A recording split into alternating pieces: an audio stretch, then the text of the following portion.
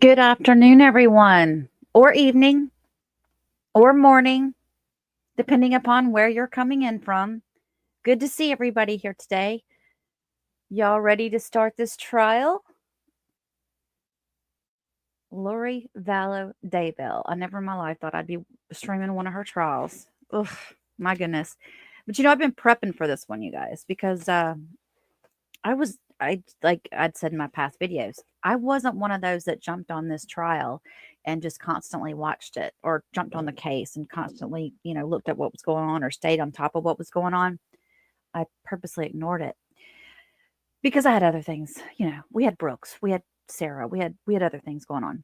So anyway, I thought what I'm going to have to do is get us all up to speed. And in the doing so, I've been doing some research, putting some clips together. So before trial starts, when we're on trial breaks, at lunch, whatever it is, I've got all kinds of stuff to fill you guys in on this case. So if you're like me and you haven't been following it from the beginning, then this is going to help you. And even if you have been following it, well, then maybe you'll be able to, something will pique your memory and you'll be like, oh yeah, I forgot that happened. Okay. So let's start with a little intro video here to get you guys all up to par. Know where the next attack might come from. For 25 years, Rich Robertson has worked as a private investigator in Arizona, but he'll be hard-pressed to ever work a case like this one again. People were dying while I was investigating. In 2019, Robertson was contacted by Brandon Boudreaux, the now ex-husband of Lori Vallow Daybell's niece. Boudreaux had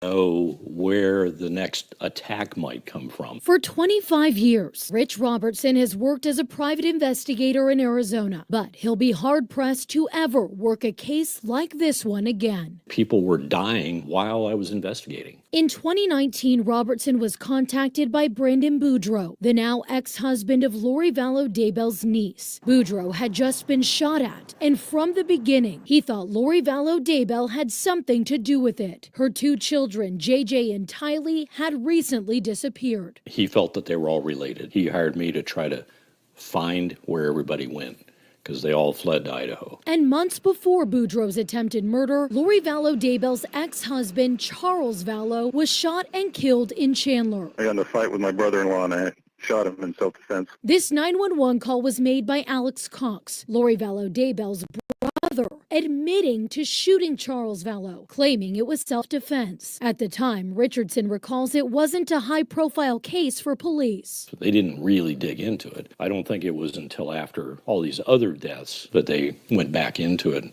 to put together the conspiracy. As more deaths continued to happen, prosecutors say that conspiracy became clear. Now, more than 5 years later, Lori Vallow Daybell has been convicted of murdering her two children, conspiring to murder the first wife of her current husband, Chad Daybell, and is serving multiple life sentences. She's now back in Arizona representing herself in court, charged with conspiracy to commit murder in the death of Charles Vallow. Someone just shot my window. That same year, in October, shots fired at the ex-husband of Lori's niece, Brandon Boudreaux. Cox later died of apparent natural causes, but prosecutors allege when it came to Charles Vallow, Lori wanted to cash in on a life insurance policy and start a new life with Doomsday author Chad Daybell in Idaho. 5 months after Charles's death, the couple's children, JJ and Tylee, went missing. Chad's first wife, Tammy, was also dead, and Chad and Lori had married. In June of 2020, the bodies of the two children were found on Chad's property. Fast forward to today, Lori is now a convicted murderer in Idaho serving life without parole for the deaths of Tammy Daybell, Tylee, and JJ. She's now back in Arizona, accused of conspiring to kill Charles and Boudreaux. The cases will be tried separately, with the first focusing on Charles's death. We finally got to watch Lori Vallow Daybell ask jurors questions. At some point, she lost her train of thought and had trouble phrasing her questions. She even told the potential jurors that they were brought here to protect her from the state.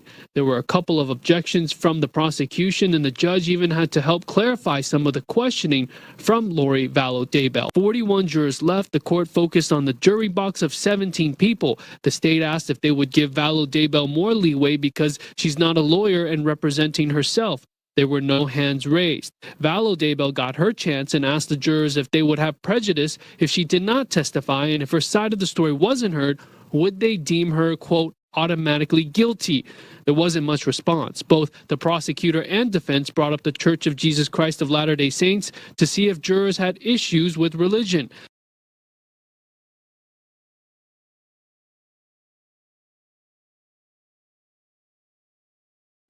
Okay, that helps a little bit, right? Kind of gets you guys up to par with it. So I put something together for you guys. Basically just kind of showing you what the schedule is going to be coming up here. It's going to be a weird one for us that are in the central and eastern time zones, I think, because it's a mountain time zone. So they technically start 30 minutes prior to the time schedules that I have up here on this. But because of the fact that the judge is requiring a 30-minute delay, we don't get to see it until when I've got it scheduled here. Does that make sense? I hope that makes sense to everybody. I'm fine with a 30-minute delay. I mean, what are we going to miss in 30 minutes? I doubt that we'll get, I mean, maybe somebody on Twitter will be putting something up, right? You never know. Also, no trial on Fridays. It might be one of those days that the judge uses for other trial stuff. So he plans on, is this supposed to take like 3 weeks, I think, maybe? I'm not sure. I'm not sure of the length of the trial. But I did go over some stuff that if you guys have not watched, if you're interested in this case and you haven't gone and watched Nate Eaton on the East Idaho News channel, you might want to go check him out. I was listening to one of his things the other day, and he basically said, here's kind of a recap and where we're at. He said that the judge is not going to allow the defense to call their expert witness after all. And he's kind of wondering if Lori's even going to have any type of, will she even have a defense? Like, what kind of defense is she going to put on if that's the case? But because she's also has a bunch of other witnesses that they can't track them down. They can't locate them to subpoena them. So, you know, we're going to have the regulars. We're going to have probably our family members. Well, I would say what's left of them, but there's really only, well, yeah, what's left of them. The jury, we have 13 men and 3 women. And the cool thing about the way they're doing it here in Arizona is that the alternates are chosen at the end of the trial by a lottery system.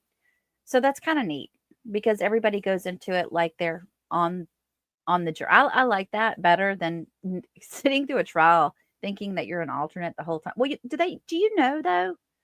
Do they ever tell you you're an alternate? I don't think they do they? Now that I think about it, maybe we know. We might know who's an alternate, but they, the jury, don't know. Anyway, they were saying that when she was questioning jurors, you know, they got a jury really quick, which surprised all of us. We expected it to last till Friday of them doing jury selection, but they had it done on Tuesday, on April Fool's Day. Imagine that. But they said that when she got up and she was questioning jurors, she seemed a little bit timid and insecure. And that doesn't surprise me because, you know, she's been in front of the judge and all them, and she's used to that. But getting up in front of a new audience and actually seeing the people that she's speaking with, I think that's a whole new thing for her. You know, she can get on the interviews and do all the interviews, but when she has to see people staring back at her, it might intimidate her a little bit, which also actually might give us a hint as to how she's going to be when she's presenting maybe like opening statements, closing arguments, stuff like that. Speaking of opening statements, that is what we are going to hear today. They should be opening trial up, or we should be getting a feed in the next 5 minutes. But let me just catch you guys up really quick. Okay, one other thing that Nate had said. He said that So they have this white noise thing that they're using because, she can't move around a lot. I think she has like a vest on or something that could shock her. So they've got her at the podium or they've got her at her table. They're putting headphones and microphones on her and I guess the prosecution to communicate with the judge when they want to do like a sidebar.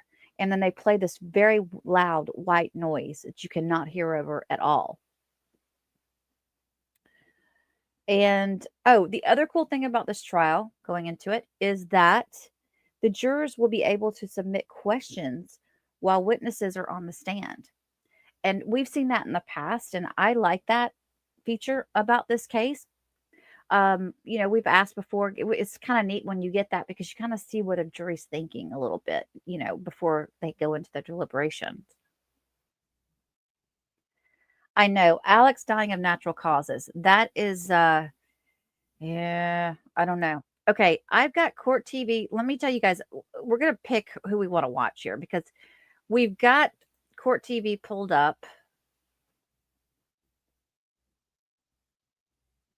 I've got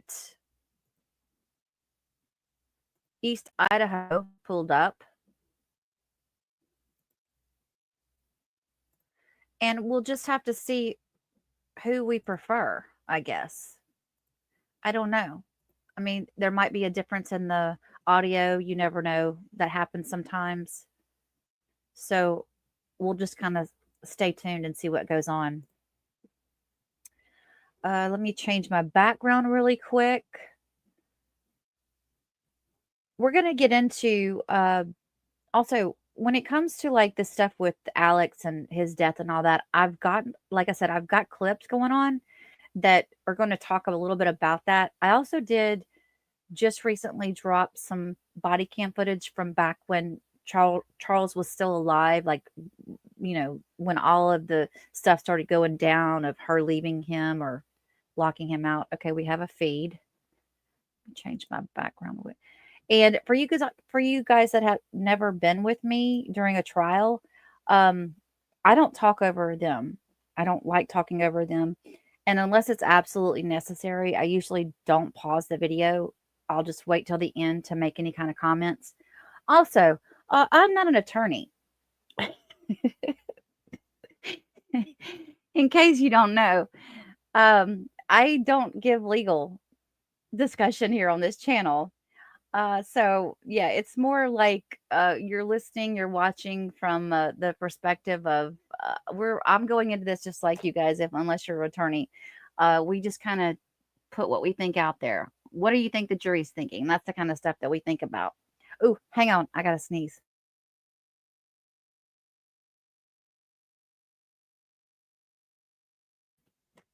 God bless me. Sorry about that. Okay. So let me make sure that I do have it on. I make sure I've got the volume on. I was looking at this picture of Charles right here on this thing.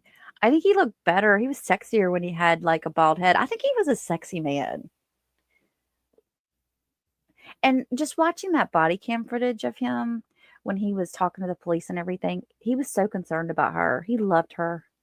And he didn't act like he was freaked out. I mean, he was freaked out, but he didn't you could tell he just was not going to act up. He wasn't going to do anything crazy. He had himself together. He was concerned, but he was very mature.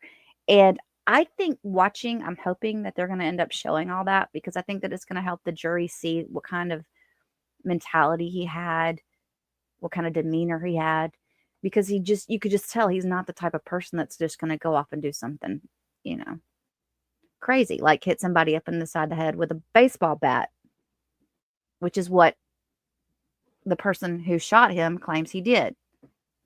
The person who shot him is Lori's brother, Alex Cox, not to be confused with another brother she has called Adam Cox.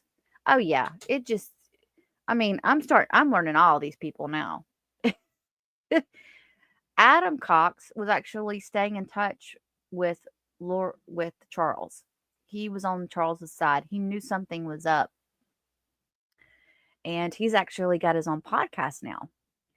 So I was kind of researching that a little bit. And yes, Alex passed away in December of 2019. He unalived Charles in June of was it June or July? Present, July the jury's not present. 2006. Okay, I'm here we gonna ask go. the state to approach and take a look at a letter from Juror 3's employer and pass it to the defendant when you're done.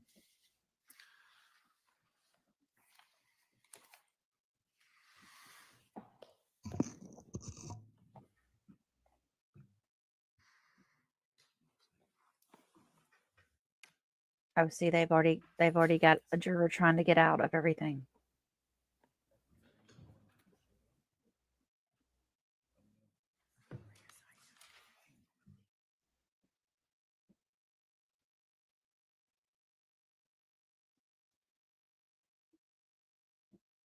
So anyway, Alex Cox, they say died of natural causes, but it's really shady. They don't know if he did or not.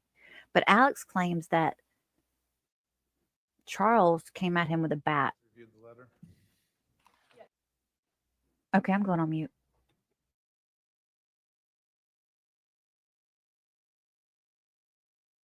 Called my staff last week after the jury was selected, and the impression I got is Juror 3 doesn't have a problem with jury service. Juror 3's employer has a problem with jury service. So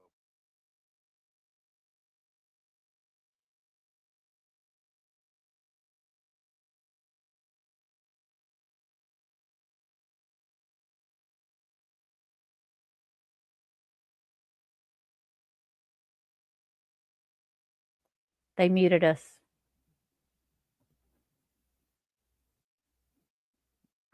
So their employer is getting them out of it. Interesting. I'm going to stay on Court TV. I think they're going to probably have a better feed.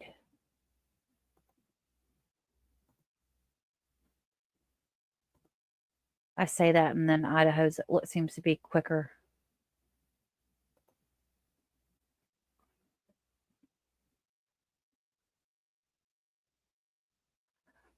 He might be one of those judges that doesn't let us hear what they talk about when the jury's not in the room, too, guys. I didn't think about that. Okay.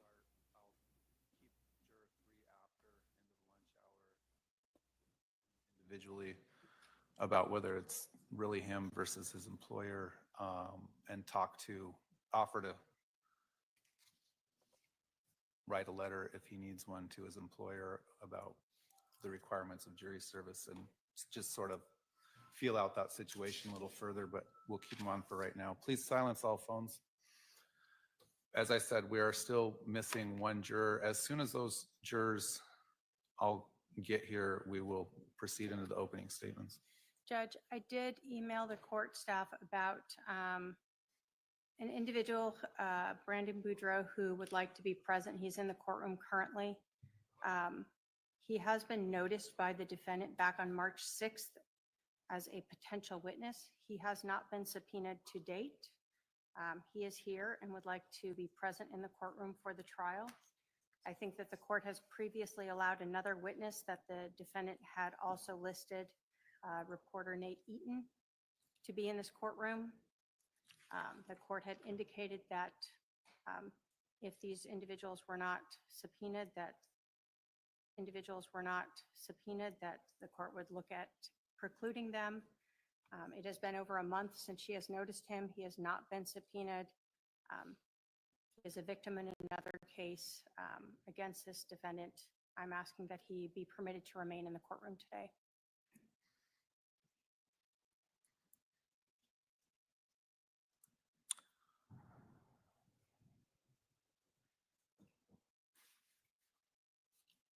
All right, let me hear from the defendant. Your Honor, our subpoenas were with OPDS, so I do not have any. We're looking for some confirmation from when those went out. Well, Is this a witness that is, first of all, have relevant information and likely to be called as a witness? Yes. What's the relevant information? There's several things, but he will be called to talk about things that he was involved with my husband during that time. Well, has the state interviewed this witness? Or potential witness? Not with regards to this case. I don't know what he will be called to talk about things means. So I would like a little more information as to what the relevance is of this witness. He has to have relevant information, which, as I've said, is testimony that makes a fact more likely or less likely that's an issue in the case. So what fact would he testify about that make it more likely or less likely? Can you give me some sort of specific information that you would expect him to testify to? Yes, Your Honor. His communications with my husband up to the date of his of this incident. What would those communications be? And how are they not hearsay? They're his communications with my husband. That's how they're not hearsay. Okay, and what type of communications? Phone calls, text messages. I meant what substance? Can you give me some idea of the relevant information that he would provide to the jury that would help them make a decision?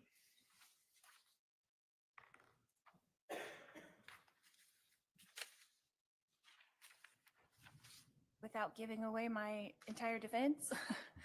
Well, we don't just get to call witnesses that,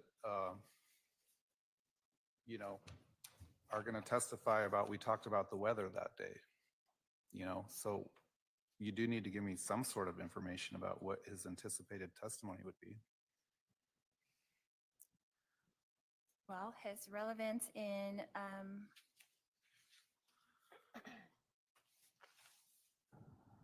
coming that day to do an intervention on me with the family. Is this witness, Mr. Bardreau, is in the courtroom? Yes, he is, Your Honor. All right.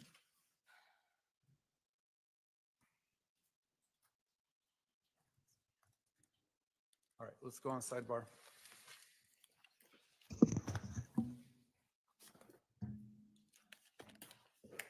While they're on sidebar, I'm going to switch over to Court TV because I think it might have better audio. But it's a different, they started at a different time. So we might listen to something twice.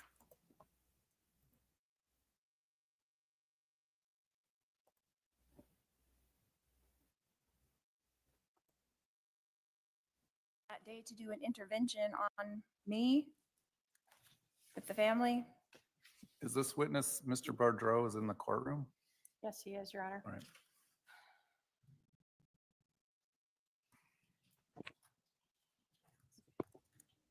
All right, let's go on sidebar.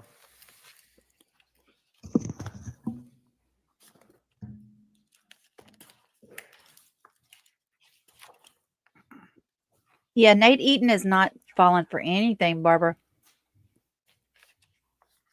He's worked his butt off on this case, you guys. He's worked so hard, and he's been the one that's gotten the scoop on everything. And she just doesn't like him because of that. And I swear, I think she's trying to keep him out of the courtroom. And that's why she wanted to have him as a witness. But the judge came back and said last week that, nope, you don't need to have him as a witness. Like, what are you going to call him for? Now she's bringing it up again. She doesn't know what she wants to say. She's like, how's your day? Hi, Nate. How are you? She is so bat shite crazy. It's good to see everybody here. Thank you guys for tuning in. I got a couple of people I've never seen before in here. Very neat. Yeah, which husband is she up for unaliving? Well, speaking of which, if you're not familiar with this, her current husband, Chad Daybell, has been sentenced to life. Actually, no, not life. He's been sentenced to death. So he's going to end up getting, I don't know when. I don't know when that would happen. You know, when they do that, they stay on death row forever, which kind of makes you wonder why they even do it. Let's see. I know that the audio is not the best. I have the audio on right now. They've got us muted. I'm going to try to stay with Court TV and keep the audio up. They usually have better audio than anybody.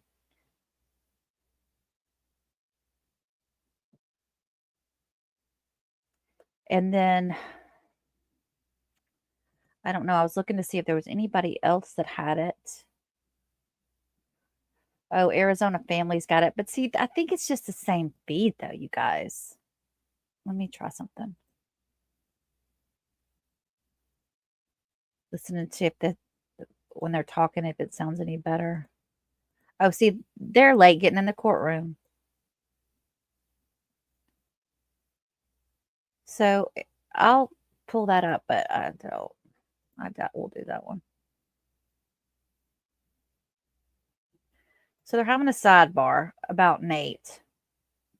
Is it about Nate or is it about Brandon? It's about Nate, right? She wants to call him still as a witness, but she didn't object to Brandon Boudreaux being in the courtroom. All of a suddenly, all of a suddenly, she's calling her. By the way, I know that's not the way you say it, guys. That's a joke. She's calling Charles her husband now. Yeah. So she's gonna make it seem like her and Charles were so in love, and how's she gonna explain that one? Will she just say we grew apart? Okay, thank you for everybody that put Brandon in the chat. What did I say? So she doesn't want Brandon Boudreaux in the courtroom at all either. Because next trial, she has one trial left after this one. And it's for the attempted homicide of Brandon Boudreaux. He is the he's the husband of her niece. A niece who she was very close with growing up. And they had separated and they were having a kind of a custody battle with the kids. And of course, Auntie Lori and Uncle Alex stepped up and said, we've done this before. We can help take care of this.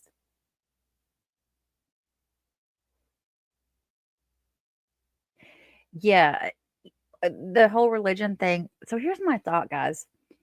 I really think that these people that are into all this, everybody but Chad, I think they truly believe this stuff. I don't think it's a put on and they're smiling, and laughing when people walk away. I don't think it's like that. I think they truly believe what they're saying about all this doomsday cultish craziness. And I think Lori does too. But she comes across as very condescending, and it rubs a lot of people the wrong way. But I do believe, I don't know. I found out when I was listening to some of these tapes, which I'm going to be playing the audio from some of the other trial for us, so that because there's stuff about Charles in there. I thought it'd be interesting to listen to. But there was a point when she used she was trying to act like she was Charles, emailing Chad Daybell to come to their house to help Charles write a book, because Charles was trying to write a book, and they would pay him.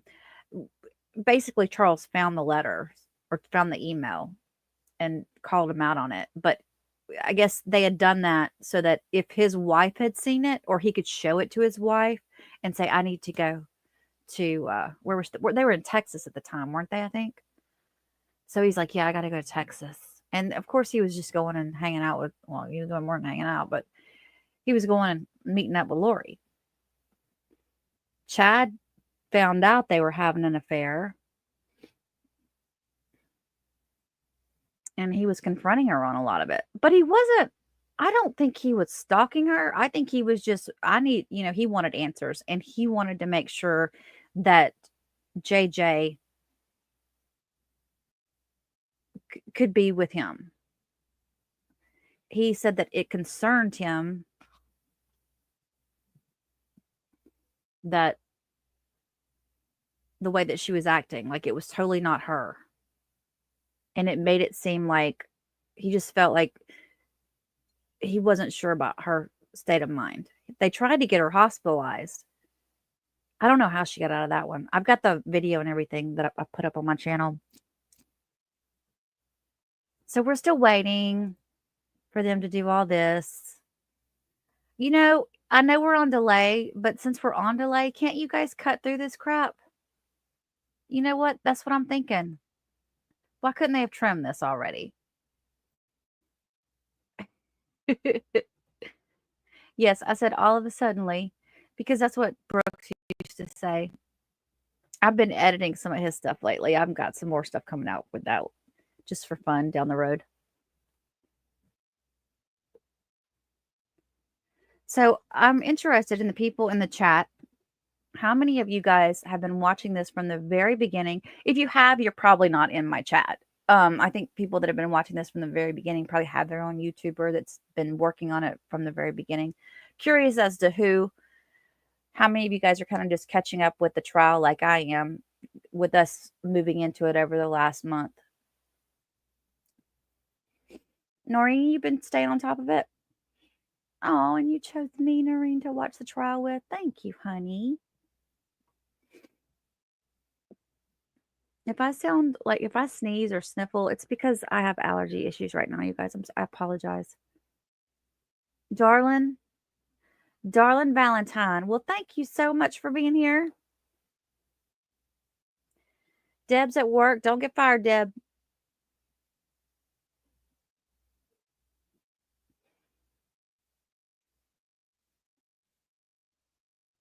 Oh, Mark, you're such a good, loyal friend. Thank you.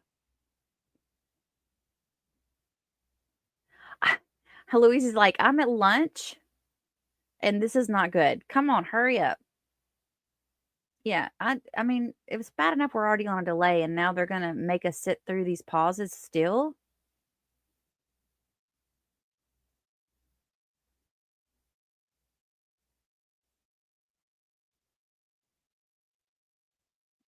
Dogmon says, I've been watching this from the very beginning when they first were arrested and given those papers to produce produce children when they were in Hawaii.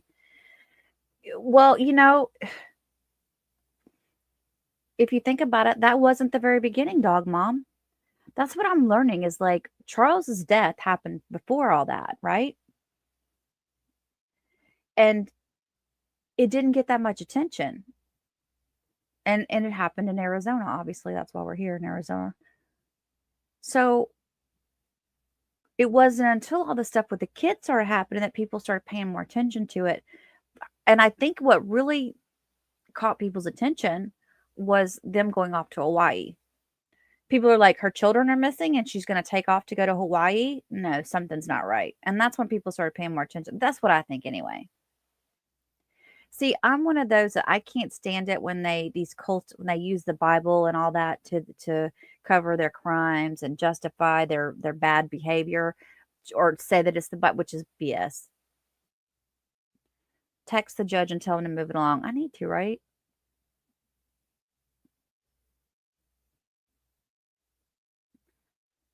Susan B says she's heard of it, but she's never watched it. Okay, well, hopefully, but the way I'm presenting it, it'll help you kind of stay on top of it. Well, you can watch tonight. The good thing is, Deb, I mean, honestly, they're only going to have like, how many out? 2 in the morning. and 3 at night. There's only 5 hours worth of trial, seriously, in this thing a day, because they're taking an hour and a half lunch. They're taking breaks in the they're taking a break in the morning and a break in the afternoon. They're only going to be in court from 10:30 to noon their time. You know, they're not starting early in the mornings.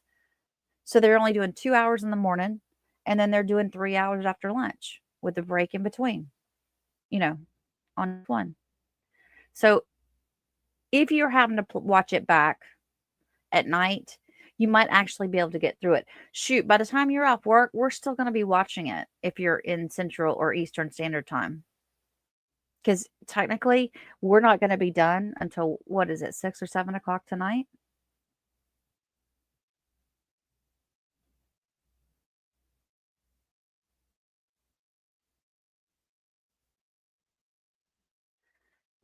So yeah, yeah, that Louise says that bugs me too. I don't, the whole church thing just really made me ugh. And you know, I think it was Chad. I can't even stand to look at him or listen to him talk, to be honest with you. I can tolerate her over him way better, just because he stands up there and acts like he's the prophet or whatever he wants to call himself.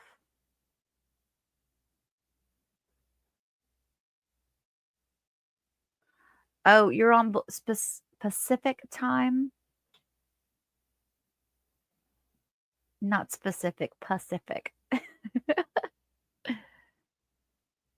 Oh, thank you for putting that playlist up. Yeah. So Bama just put the playlist for all the stuff that I've been dropping on this case over the last week or month. So you guys can go back and watch it if you want to. So what I did was, you know, they didn't have the Idaho trial. It wasn't available. It wasn't streamed. You couldn't watch it. They would do clips and stuff where you could listen in, and you know, at the end of the day, you'd have to watch the news. I hated that. I hate that type of trial. Anyway, they now though are putting out audio, or they have, I guess. The trial happened in what, June? Was it June of last year? So now they've put out the audio. And so I'm kind of clipping it in different pieces and putting it together for us to listen to, because I think that's interesting, especially with us learning what's going on. We're going to want to know more, I think, once we start getting into this. So I've got one ready to go, and I thought we could listen to it maybe during the lunch hour. It's about an hour long. But I got lots of stuff. Like, I have some clips from her sister and her mother. And her sister thinks that she was completely bamboozled, that she truly believes everything that Chad has fed her. And what I'm finding from all of what I'm picking up from everything I've been watching is that Lori was the type that when she dove in with a guy, she dove all the way in. And they could pretty much she would go there, she would change over to their religion if she had to. You know, she was the type that she would change herself to be with that person. So they kind of touched on that a little bit about how she was when she was younger. You think Chad stoked her ego. He's not attractive, though. You know, like, he's not. Yeah, Bama. He's not attractive. And I don't know, but I've never really. And he's very what's the word I'm looking for? He's very quiet. Stays to himself. He's not like a big that's the other thing I didn't understand. He let the book do all of his work for him, basically. And then they've got this new thing out with this girl who, yeah, the Chad's wife was eventually also unalived by them. We think that she was poisoned, right? Isn't that what they came up with?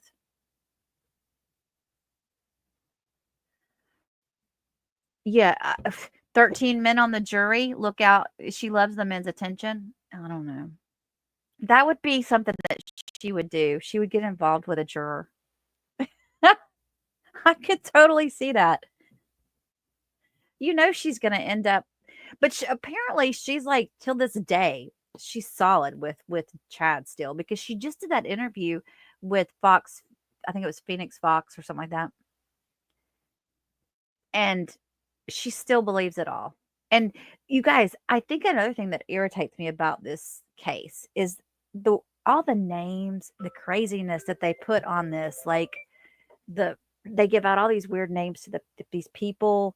They give people nicknames and there's it's like they call it I don't know, is it they're supposed to be their heavenly name or something? So sometimes it's harder to keep up with who's who. Yeah. Oh, if I'd have known this was going to last this long, I would have played one of my clips from one of the jurors. Laura's here. Hey, Laura, you have not missed a thing, honey. They've barely gotten started.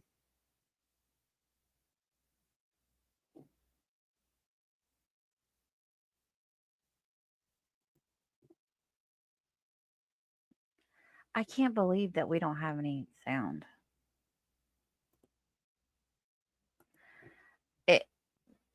This is different than well, the jury's not in the room, so I guess they are having a true sidebar. That makes sense, I guess. But I heard Lori was not allowed to actually approach the judge either, though, because she's a defendant. Well, I bet the juries find it. Well, so the jury just finds out, crap, I'm on the jury. And then they're like, oh, it's going to be a long trial. Even with Fridays off, it's going to be a long flipping trial. So, yeah, can you imagine? They're all trying to get out of it. And what's bad, it's bad to say this, but I wonder how many of them actually do go and look up stuff afterwards. Do you think they do? Do you think some people do? I bet it's 50-50, y'all.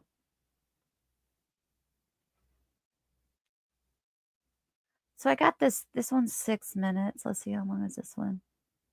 This is only 5 minutes. This is a juror. I'll keep up so we don't miss anything. But this is one of the jurors that was at her previous trial. We're going to watch real quick. Number 4 from Lori Vallow's trial, Laura.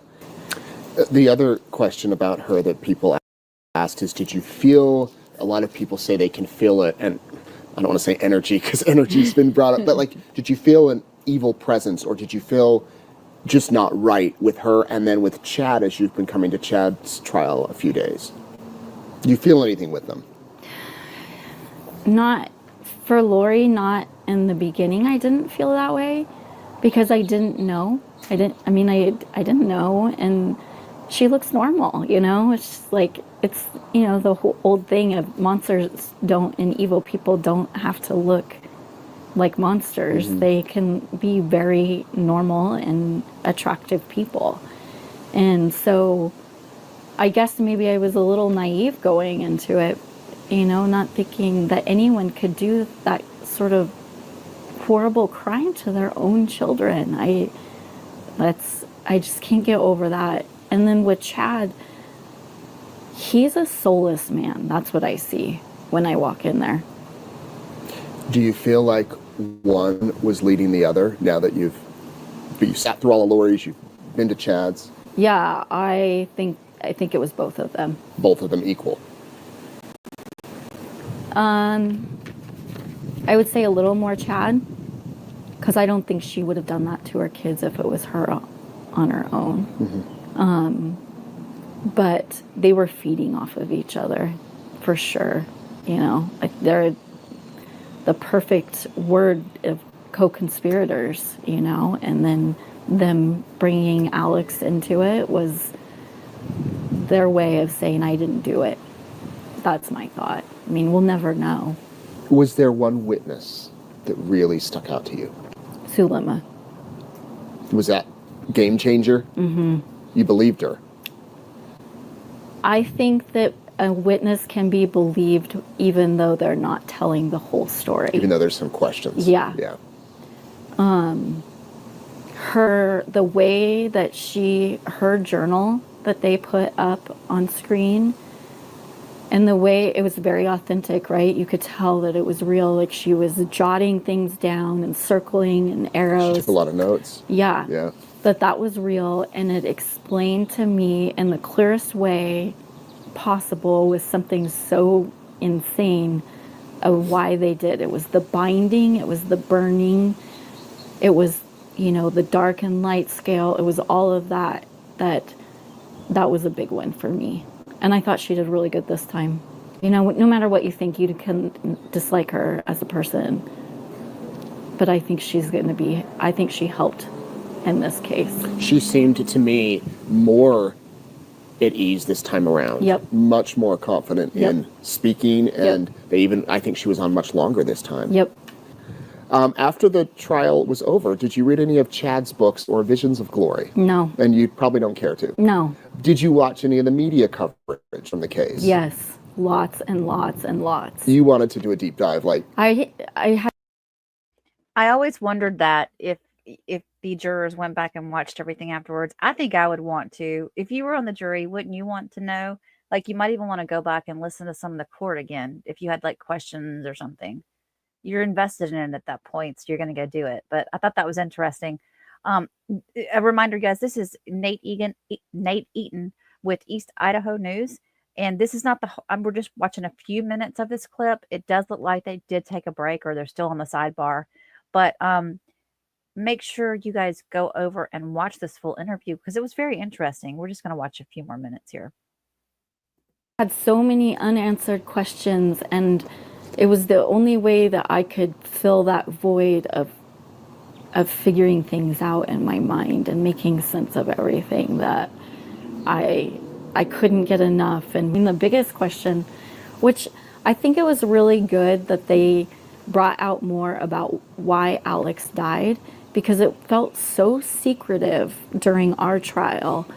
And it was such a big question that, although I don't believe that it was natural causes, I think that if they had just said, you know, he had an autopsy and it was natural causes, that it wouldn't have been such a big deal to us, you know. Do you think it really was natural causes? No, I don't. No. Do you have a theory? Well, she talked about him going to Mexico. Right. I don't know enough about different drugs to know, you know, could they cause these things to look naturally? I don't know enough to say that. So it's maybe just a gut feeling. How did you feel about Lori crying during the trial and when she asked to be dismissed and not see the autopsy photos? We didn't know that. That's right. You were all out of the courtroom. Yep. Yeah, I didn't know that till after it was all done. And what did you think when you heard it? Mad. I mean, disgusting. Do you think Lori Vallow cares about anything? Other than herself? No.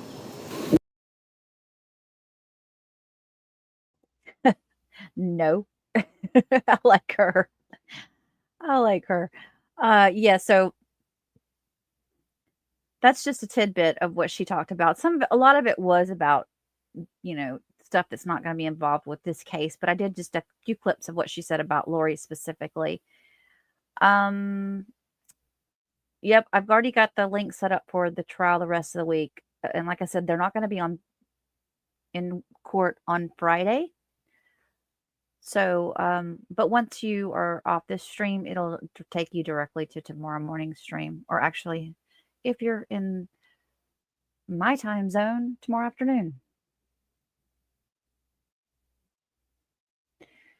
So Tammy dies of asphyxiation. Asphyxiation. Somebody had a problem the way I said that before when I said it. So that's the way that George died in Sarah Boone's trial. So could she have been suffocated? Could it have been drugs? I see a door moving. Is the judge back? They might be back.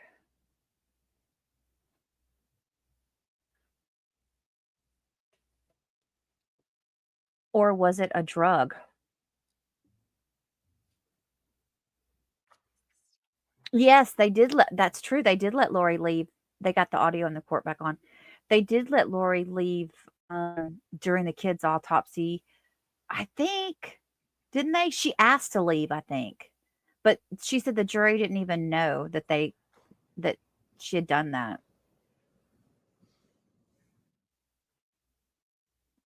Oh, and by the way, you guys, a quick update on something else. Asphyxiation is suffocation. Okay.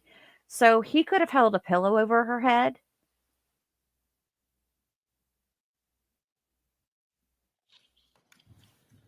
She had to stay in there and good, Melissa. She did have to stay for the autopsy reports in the last trial. Good for the kids. B Blanco, you have not missed a thing. They've been waiting. They've been having sidebars. So you haven't missed any of the trial. I agree. They should make them all sit there and sit through it all. Every bit of it. Just like when Colin, what's his name? Griffith had wanted to leave when they showed, and what was so weird, it wasn't his mom's autopsy. It wasn't his mom's pictures of her after what he'd done to her. It was, he didn't want to hear himself on the 911 call. That's what they let him leave the courtroom for. That was so stupid. I cannot believe, I'm still like so mad over that one, you guys. I've been trying to see what the jury says to see if anybody speaks out. If I was a juror, I'd want to speak out on that one. He should have stayed and he should have gone straight to prison. Do not pass go.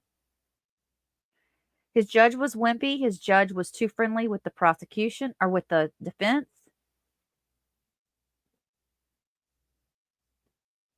Then another update I have for you guys. Anyway, I heard that on Colin Griffith that they were, I don't know if it's solid or not because I just overheard it, but that they closed the case in Oklahoma on his dad. But, he'll just do it again. So, we'll be at his grandmother's trial for when right? Name? Exactly. The other news I have for you guys is we'd previously watched the 1950s missing Martin family. When they pulled the truck out of the family truckster out of the water, the station wagon. And I saw a report that they're not going to continue trying to get anything else out of the water for that car because they feel like anything they try to pull up, it's stuck in the mud so bad that if they try to pull anything out, it's not going to come up right. So, but they were still very certain they felt that was the family's car. I still feel like that diver, somebody's going to do something to go down there and investigate. I just can't see them not. I would want to know if that was them. I mean, even if they come back and say that was the Martin's car, I would still want to know if that was my brother or that was my sister, if they were still, because the husband and the mother were still in the car. The two girls floated to the top. Oh, and there would have been one sister left too. So there was 3 people still left in the car. I would want to know.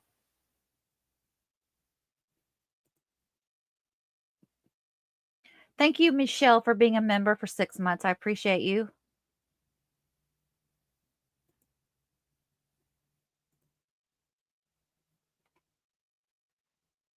So those are the updates that I had for you guys on the stuff that we were watching little bits and pieces of. Which case was that? That wasn't even a case we were watching. It was I did a video a couple weeks back. It was an unsolved case from like 1950s. This family had just disappeared. It was a husband and wife and their 3 children. Thank you, Susan, for being a member for 10 months. Bless your heart. So that's the case we're talking about. It's an interesting video. They exhumed the body. I mean, they pulled out the car. I keep saying exhumed the body. They pulled out the car, and all they got was what they call it, the base of it. So they got like the wheels and everything, but the body of the car is still down in the mud from 1950s. But we watched old footage and old news footage of people being interviewed and everything back then. It was really cool. It was different to watch something like that. I was really hoping that they'd be able to pull the whole car up though. Thank you. The frame. The frame. That's what I'm trying to say. The frame and the tires. They got that pulled out. But they didn't get the body of the car pulled out. And that was in, where was that at, y'all? Oregon? I think it was Oregon. But they think that the oldest son might have been involved, but there's no telling. He could have just literally just driven off into the water by mistake. We hear about that all the time, right?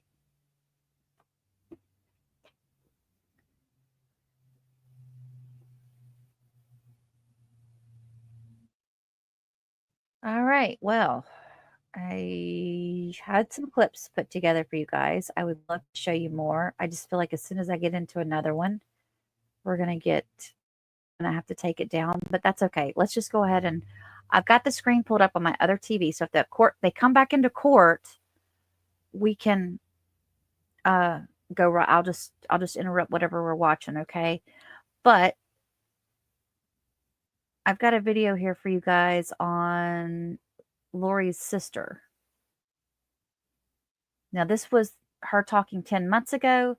And then there's also one from 2020 with her and her mom, but I have that one marked. Here you go. Was in 2020 and it did not go well, and I did not get a lot of support from because that, you stood up for Lori. I did. Lori had been arrested. The kids were still missing. You went on national TV and said she's a good mom. She wouldn't do anything to hurt her kids. Right. Your mom did too. And I knew that they weren't missing to her. She wasn't saying they were missing. She knew exactly where they were the whole time. So for me, it wasn't a matter that these kids are missing when she knows where they are. If she didn't know, then I would be like, oh my gosh, but she knew. So she's reassuring me, telling me that they're safe and that she's, you know, what kind of mother I am. And you know, I've always taken care of my kids, and I have seen her do those things. So to me, it was natural to defend her at the time. All she'd need to do was show proof that the kids are alive and are well. Can you understand why she's refusing to do that? You know, it seems simple. It did to me. Janice Cox is Lori Vallow's mother. She says she doesn't understand all of the reasons for Lori's actions. All I know is the woman that she is. I did not see any great change in Lori. Have you asked your sister where the kids are? No, I've talked to her a couple of times. Summer Shiflett is Lori's sister. She says Lori has spoken to her from jail. And she said to me, you know me. And you know I've always taken care of my kids, and I do know that. Janice and Summer say they don't believe Lori had anything to do with her late husband Charles Vallow's death. Lori's brother Alex shot and killed him last July and said it was self-defense. Alex himself died mysteriously in December. They also don't think Lori had any role in the death of her new husband Chad Daybell's former wife. She died in her sleep in October. Are you defending Lori because she's your daughter and she's your sister? Or are you defending her because you really think that she did nothing wrong? We really think that she did nothing wrong. She's had some bad judgment. She's married a few men that we didn't care for. She'll be the first to say that Yeah, she's made a lot of mistakes, and she's paid high prices for those mistakes. So what is the scenario that Tylee and JJ are still alive? Well, to us, we believe they are because we know Lori. And we have seen her dedication. Are they in a bunker somewhere? Are they with friends? Where do you think they are? We don't know. We wish we knew. We don't know. But we also don't know what Lori has been through. She was being threatened. She was being followed. Who was threatening her? Well, Kay was threatening her. And her brothers. They're very upset about Charles's death. There was a lot of threats made to Lori. Kay Woodcock is Charles Vallow's sister. She's been leading an effort to find the children and to pressure authorities to take action against Lori. Kay denies she threatened Lori, but Janice and Summer. You might be called as a witness. There we go. So far, the court can't find that Mr. Boudreau has any relevant information to this case. Therefore, Mr. Boudreau struck again without prejudice from the witness list. He can remain in the courtroom. We're going to bring the jury in. Oh, she lost again. The other matters that were raised by the defense, we'll talk about at another time when the jury's not waiting.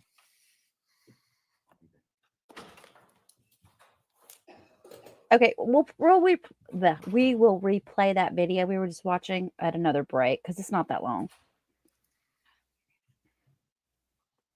Finally, we got the jury coming in. We're going to get the opening statements, and we're going to get this bad boy rolling. We're only running 45 minutes late.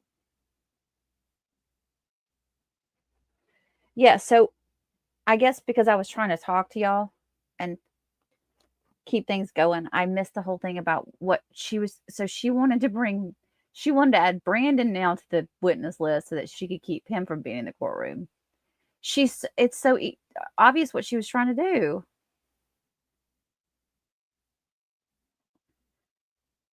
She's trying to be slick.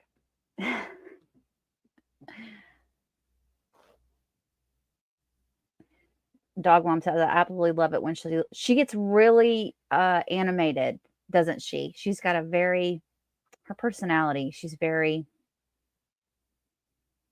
gets riled up.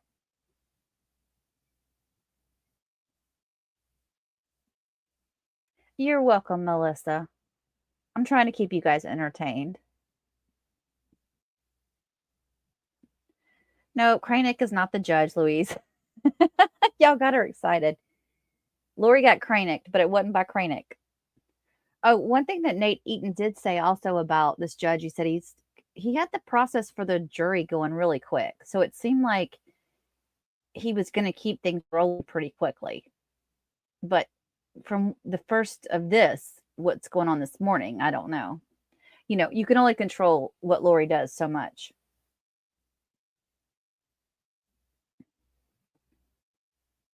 No, this is Judge, hang on. Bama did it for us. Justin Boreski of Maricopa County, Arizona. Her side attorney is Rachel Mitchell, her little assistant. I say assistant. She's helping Lori out. And just to remember, you guys, she's there to assist the court, not to assist Lori. But of course, she ends up assisting Lori. How's the volume, you guys? I mean, I know we can't hear him right this second, but he's talking to the jury, obviously.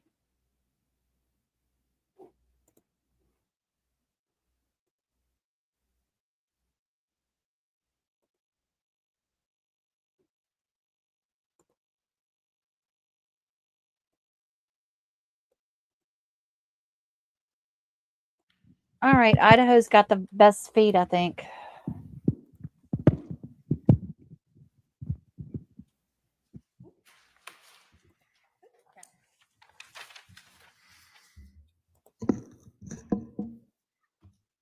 So I'm going to need you to stay close to me the next couple days. Mel, too. She can't go to Utah. They're planking some kind of intervention, but want Mel out of the way, so I'm left alone. I need to come get the stuff at your house tomorrow and secure it. Lots to do. Thanks for standing by me. It's all coming to a head this week. I will be like Nephi, I am told, and so will you. Lori Daybell, the woman seated over here, wrote this to her brother, Alex Cox, on July 9th of 2019, 2 days before they killed Charles Vallow. But to understand why this is so meaningful, why this is relevant, you have to understand the context. So let's talk about it. In July of 2019, Lori Vallow was married to Charles Vallow. Lori Vallow lived here in Arizona, Chandler. Charles Vallow lived in Texas. In July of 2019, Lori Daybell was Lori Vallow, married to Charles Vallow. In July of 2019, Lori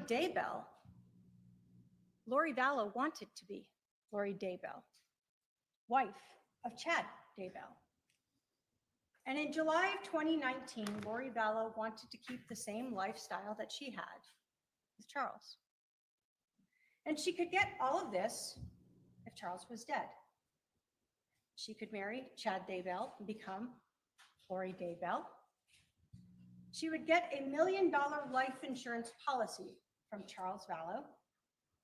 She would get Social Security for herself and their son, JJ, as a child of a dead spouse. And all of this would be true if Charles Vallow was dead. So what about Nephi? Well, Lori Vallow, Chad Daybell, and Alex Cox all believed that those who disagreed with them were dark, possessed by evil spirits, sometimes called Z's or zombies. Sometimes they had names for these evil spirits like Ned. Lori, Chad, and Alex used religion, the Church of Jesus Christ of Latter-day Saints, and a story of Nephi, a prophet, who was directed by the Holy Spirit to kill Laban, to obtain brass plates and secure the long-term prosperity of Nephi's descendants. Lori used this religion and the story of Nephi as justification to kill Charles Vallow, just like Nephi killed Laban. On July 9th of 2019, Lori Vallow invoked Nephi when she messaged Alex to provide them with that religious authority to kill Charles. After months of trying to get rid of him, they were finally ready to be like Nephi. So how did this begin? We go back to 2018. Lori Vallow met Chad Daybell. You will learn that in November of 2018, that Chad Daybell came to Arizona for a Preparing the People conference. And he and others stayed at Lori and Chad's house. Charles was actually out of town with JJ. Lori and Chad acted as if there was nothing between them, but nothing could be further from the truth. By January of 2019, Lori Vallow claimed that Charles Vallow was possessed by an evil spirit that she called Ned. You will see text messages where Lori and Alex refer to him as Ned. During this trial, you're going to hear from some women who initially were close in Lori's circle. These women will tell you they met her through the Preparing the People conference. They are spiritual women within the LDS church. And initially they found Lori's spirituality infectious. But the more they listened to Lori, the more they started to find concern with what she was saying. One of them called it red flags. Lori began saying things like she didn't need to repent, that she was beyond that. And you'll hear from these women that that goes against everything that their religion follows. Everyone must repent. You will hear from Serena Sharp that in March of 2019, she attended a girls' weekend with Lori and some other women. They went to the temple, they had lunch, they did volunteer activities, and then Lori asked them to do something a little unusual. She told them that her husband was possessed by an evil spirit, and she referred to that as Ned. She told them that Charles was no longer in his body. She asked them to come together and try to cast out this evil spirit. Serena will tell you that she didn't ask Lori what would happen to Charles if that evil spirit went. She only knew that she had said Charles was already gone. She didn't know if he would come back or his body would just die. Later that month, on March 26th of 2019, Alex Cox texted his sister, Lori Vallow, and said, quote, "Ned is still alive, just confirmed." Lori responded, "It's not Ned. It's a new one. Ned is gone. No one has seen him, right? Just talk to him, question mark." Alex said, "Correct. Charles' body is alive." "What did you learn?" ? And Lori responded, "A lot. Still working on it. We'll call you later."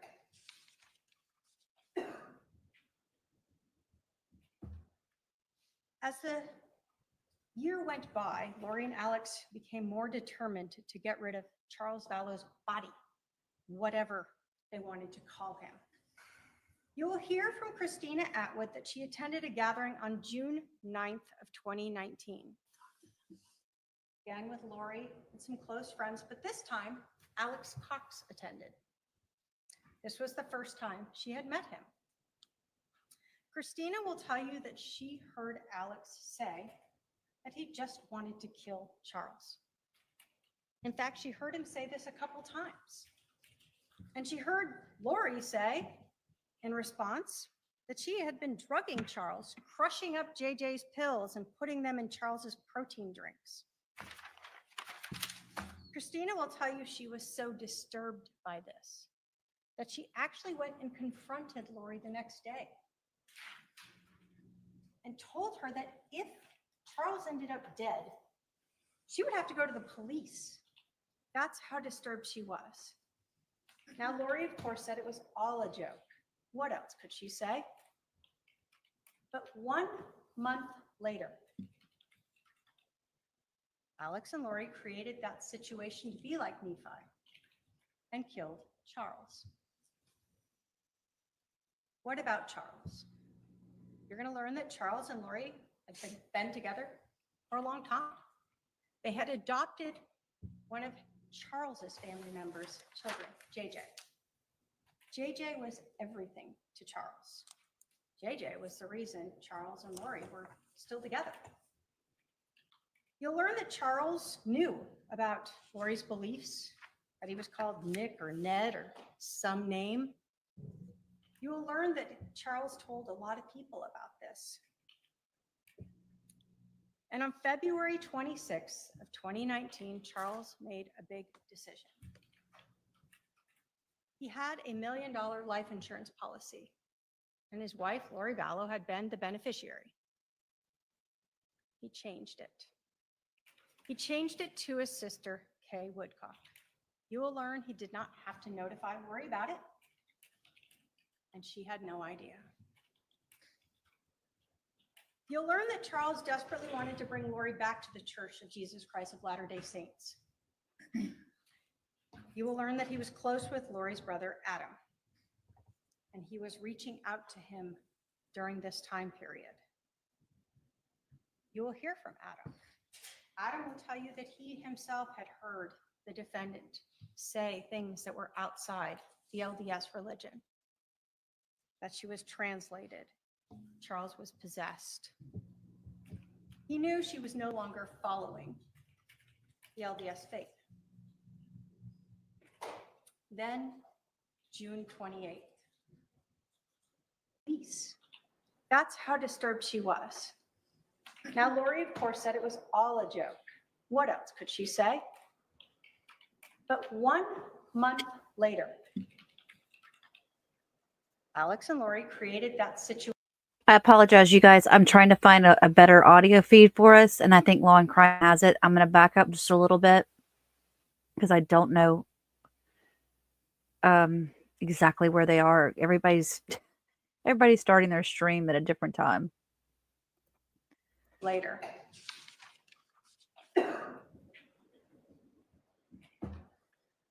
As the year went by, Lori and Alex became more determined to get rid of Charles Vallow's body, whatever they wanted to call him.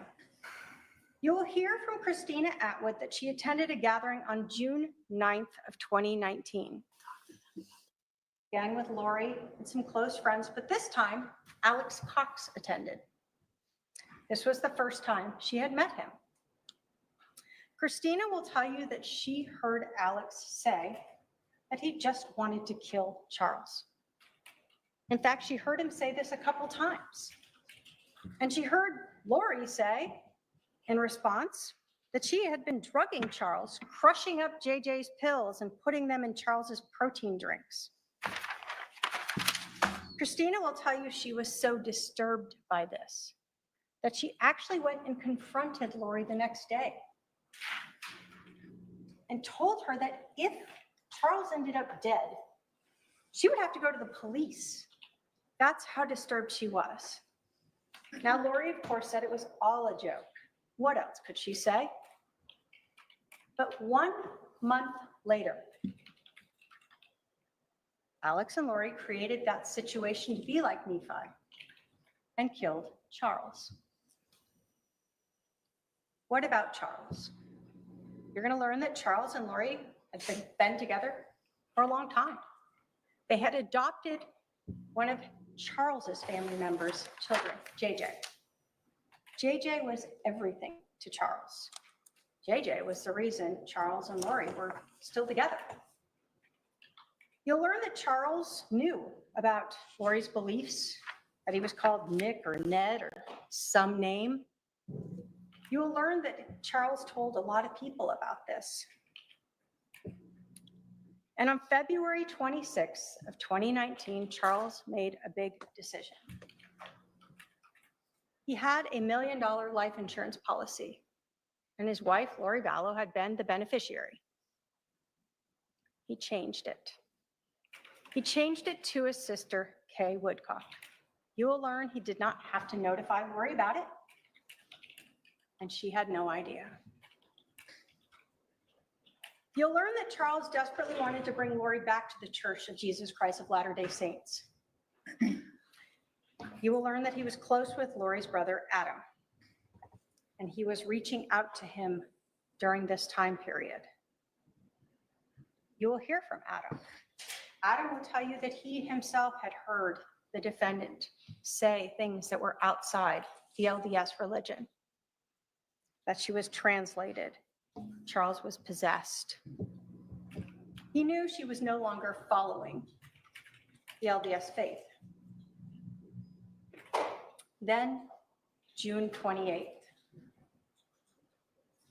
Charles found out that Lori and Chad were having an affair.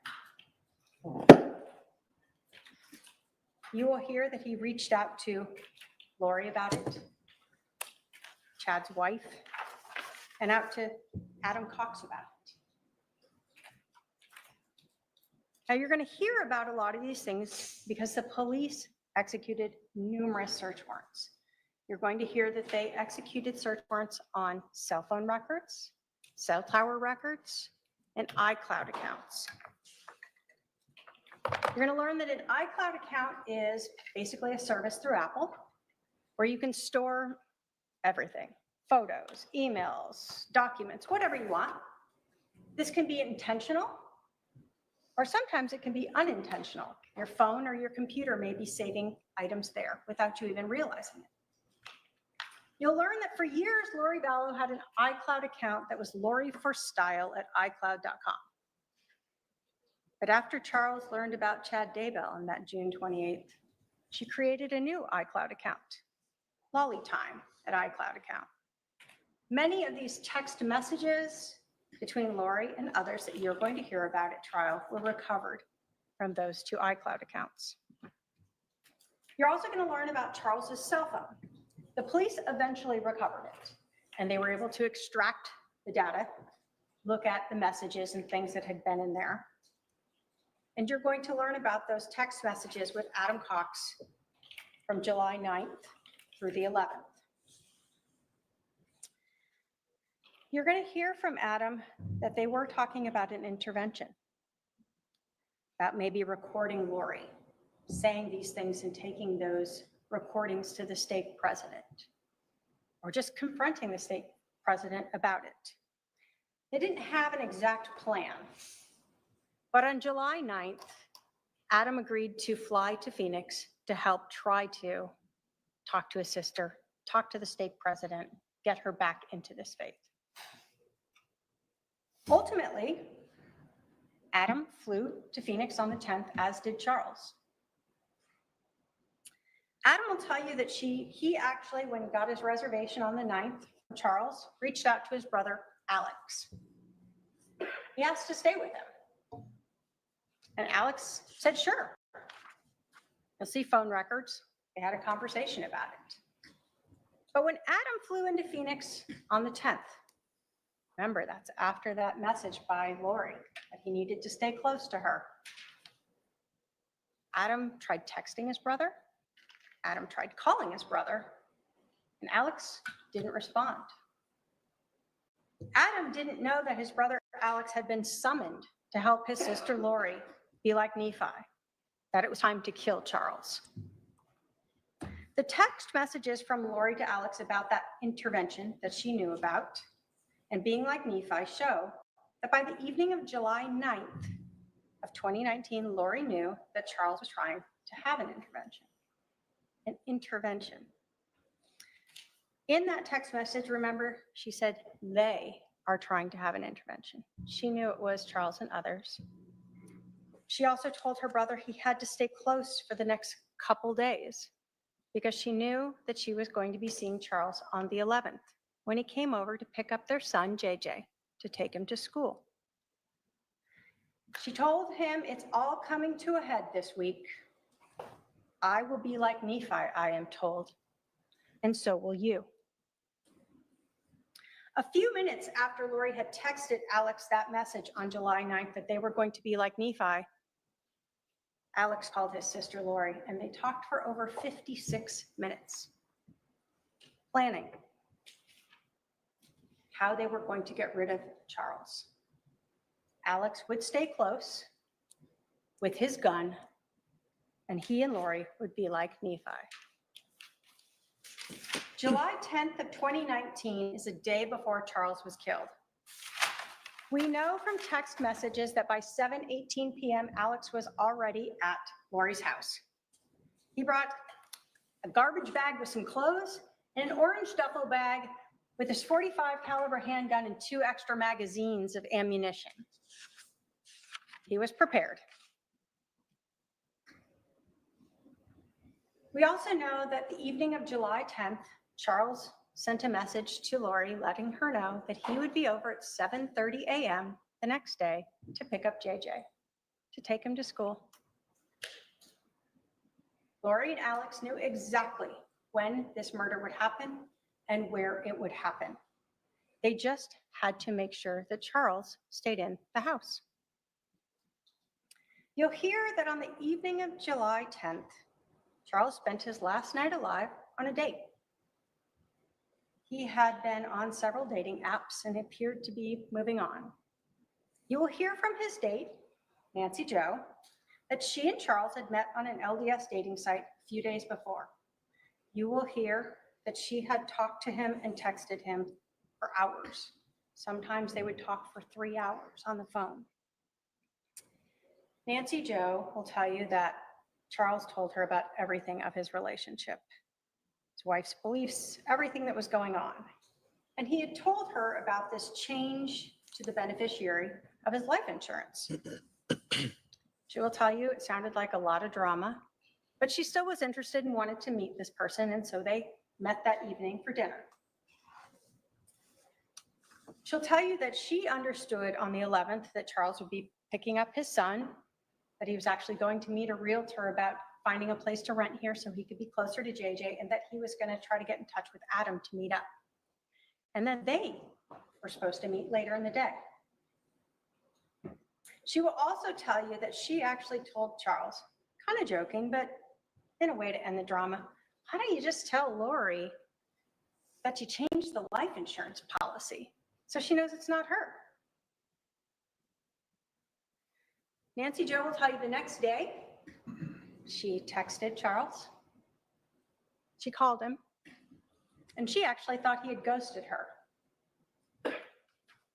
She didn't know he was dead until a few months later when she saw something on the news, photo of him, and actually learned that he had been killed on July 11th. So let's talk about July 11th. That morning, Lori Vallow was up early and she was texting with Chad Daybell. You'll learn that we do not have those text messages. They were not saved in the iCloud, but we have them from the phone records. Alex was already at Lori's house with his gun. And everyone knew that Charles was a punctual person and would be there around 7:30 to pick up JJ so he could get to school. You're going to learn that, like many people, Charles had left his GPS data locating service on his phone. So that means when his phone is moving around, it was constantly documenting with GPS the location of the phone.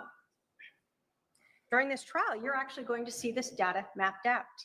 You'll be able to see Charles come to the house, and then you're going to see his phone leave with the defendant and what she does all day with it. What we know is that Charles arrived at Lori's house at about 7:35. He texted Adam Cox and told him that Alex, or Al, is here. You'll see from photos that Alex's truck was parked in the driveway. Adam responded, "Really, I wonder why he never called me back." Charles didn't respond to that. Adam then texted, "They're planning something." And Charles responded, "Absolutely." Adam told Charles, "I was supposed to spend the night at his house last night. She probably blocked that." Charles told Adam, "What you do is up to you." Adam then told Charles he was going to reach out to Alex and ask him to come get him and see what Alex would do. And in fact, he did text his brother.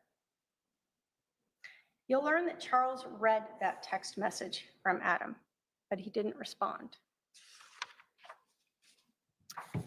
Adam sent one more text message to Charles at 7:49 a.m. on July 11th. He told him that he and his son are going to go play basketball at 8 p.m. to look for a specific church leader who was usually there and have a conversation with him. Charles Vallow never read that message, but you will learn that Lori and Alex did. Charles went to the front door of 5531 South Four Peaks Place, a house that he had rented for his wife, Lori Vallow, a house that he paid for. Charles would have had to knock on the door, alerting Lori and Alex that he was there. He got JJ, put him out in the car, and then Lori Vallow created the reason to keep Charles from just leaving with JJ. Lori Vallow wanted to stop this intervention. Lori Vallow wanted to stop Charles and Adam from trying to take her Temple Recommend away. Lori Vallow, who wanted to be Vallow Daybell, and Lori Vallow, who wanted Charles's money. So Lori took Charles's cell phone, and she refused to give it back. Lori Vallow, or Vallow Daybell, whatever name you want to call her by, is why Charles didn't just leave with JJ that morning. Lori Vallow is why Alex was able to shoot Charles. Lori Vallow is why Charles is dead.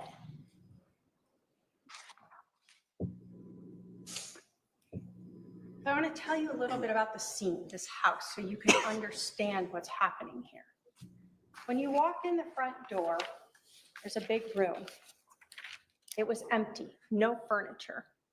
There were mirrors on 2 of the walls, windows on a 3rd wall, and the 4th wall had doorways going into the kitchen and a hallway off to the bedrooms. This is where Charles Vallow was killed. This is where Alex Cox shot him 2 times. The first shot to Charles Vallow was to his chest. It exited out his back. Charles Vallow fell to the ground. He put his left hand to this wound, and blood transferred onto it. You will hear from the medical examiner that this shot went through his heart, and that a person can take seconds to up to 2 minutes to die from that type of wound. You will hear that a person can still talk and move after they're shot in the heart. And we know Charles was able to move since he put his dominant left hand on his chest and transferred that blood to his hand. You will see that. As Charles lay on the floor of 5531 South Four Peaks Place, Alex Cox stood at his feet and fired a second shot. That shot entered his abdomen and it exited his left shoulder. The angle was significantly upward.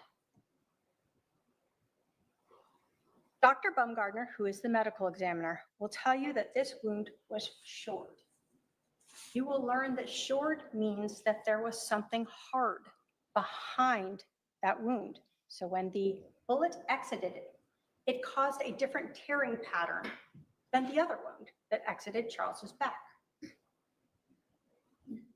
It is this shored wound, this exit on Charles's left shoulder, that shows us that there was nothing accidental about this second shot.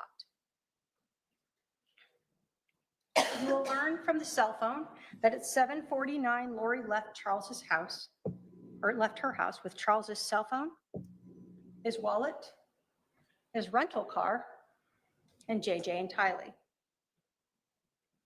She drove to Burger King, Walgreens, dropped JJ off at school before she and her daughter Tylee drove back to the house. During this time, while Lori is driving around in Charles's car with his phone, she spoke with her brother Alex twice. The first call was at 7:52 a.m., 3 minutes after she left. The second call was at 8:06 a.m., 17 minutes after she left. You will hear that when Alex and Lori are talking, neither of them had called 911 yet. In fact, you will hear that Alex didn't call 911 until 47 minutes after Lori left. Charles Vallow lay dead on the floor of that house for 47 minutes before he called 911. During this 47 minutes, Alex began staging the scene and making mistakes. You're going to learn that the police found a bat that was located on the right side of Charles to the north of his head. Like he had been holding it, and when he was shot and fell, it dropped, it rolled up against one of the walls that had mirrors on it.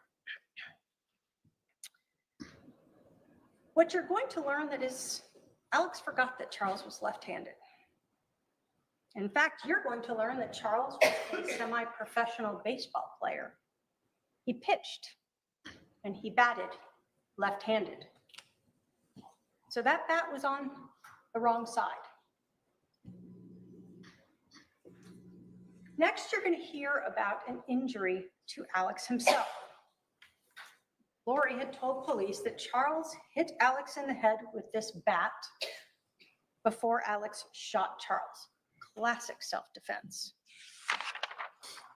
But in all cases, we must look at the physical evidence because it doesn't lie. And the physical evidence doesn't have a bias or a memory loss. Sometimes it's the lack of physical evidence that doesn't lie.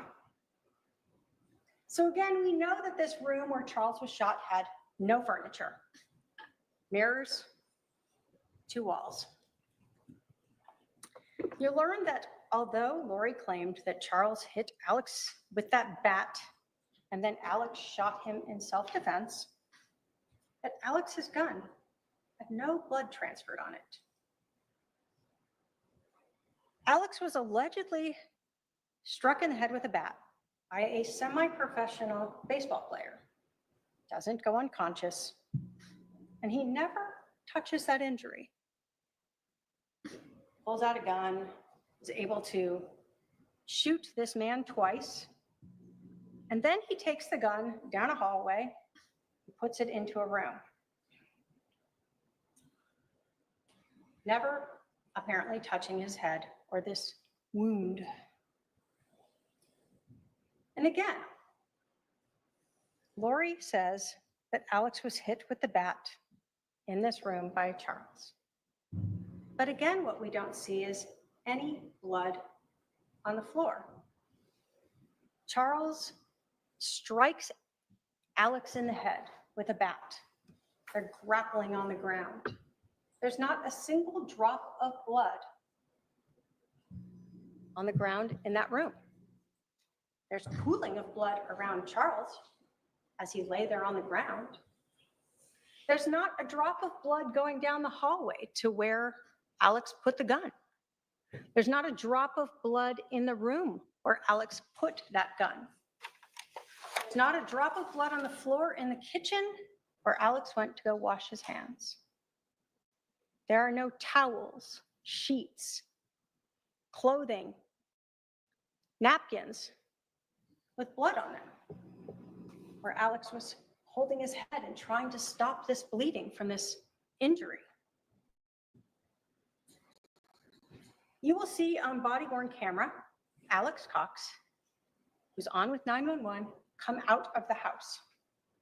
He will have a phone in one hand and his other hand up, and you will notice that he actually has a pair of sunglasses resting on the top of his head. You will see at some point, Alex sits down, and they ask him to move to another location. They talk to him for a while, and then you'll see him eventually touch his head a few times, and then he obtains a napkin or towel, something, and you'll see him at times rubbing his head, patting it. That is the only bloody item you will see. Those sunglasses on Alex's head. He is struck in the head by a baseball player while grappling on the ground. He then pulls out a gun and shoots his brother, puts away this gun, deals with his injury, and yet those sunglasses are still right there on the top of his head. No blood on the floors, no blood on the gun, no damage to the mirrors, bat on the wrong side. The lack of physical evidence to help support this self-defense claim. Next, trajectory. The medical examiner will talk to you about the trajectory through Charles's body. The detectives are going to talk to you about the trajectory through the room. Dr. Baumgartner will tell you that the trajectory of that first shot to Charles, the one that went through his chest, through his heart, and out his back, was front to back. It will be less than. The bullet from that shot, actually, as it exited Charles's back, ended up across the room in the baseboard. They pulled it out and recovered it. Both of them will say that this shot is consistent with Charles being standing upright with a person in front of him. The gun could be slightly down, or his hand could cause that little bit of downward angle. Dr. Baumgartner will tell you that that second shot that entered Charles's abdomen and exited his left shoulder, that the trajectory of that shot was front to back and significantly upward, 13 inches upward.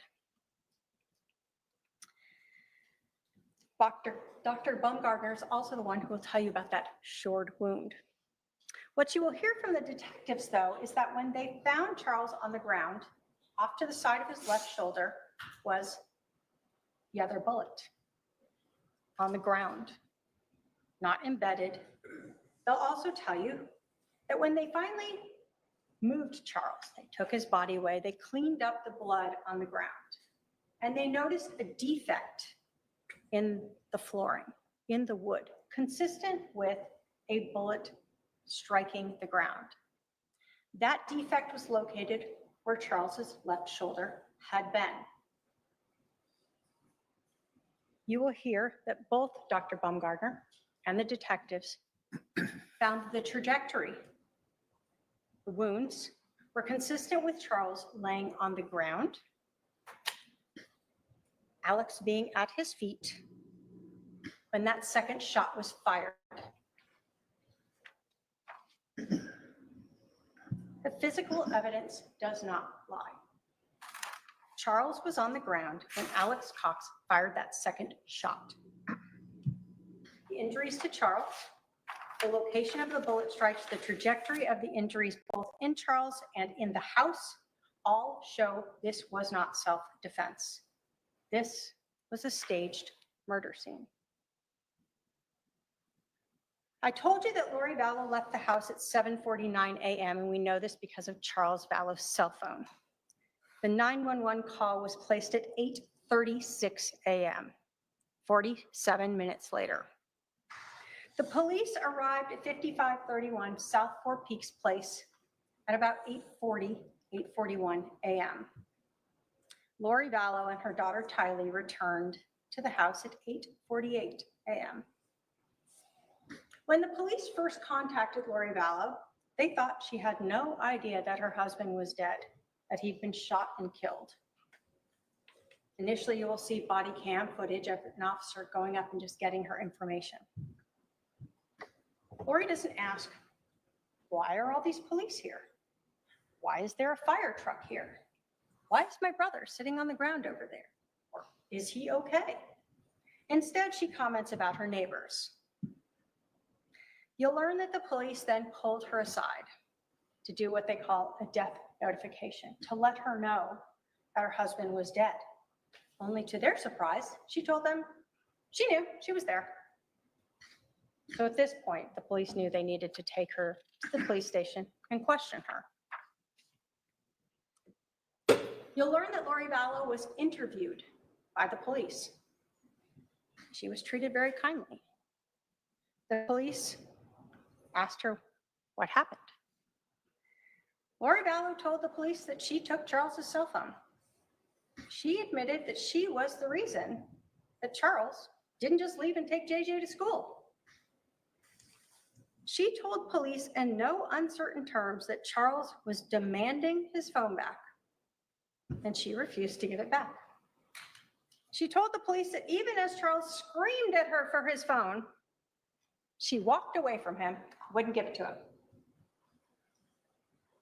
No matter what happened or what Charles said or did, she would not give his phone back to him.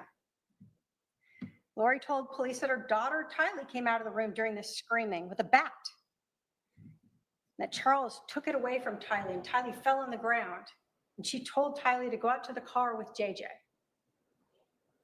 She still didn't return the phone. She told police that Alex came out, that he and Charles got into this scuffle with the bat, that Charles hit him in the head with the bat.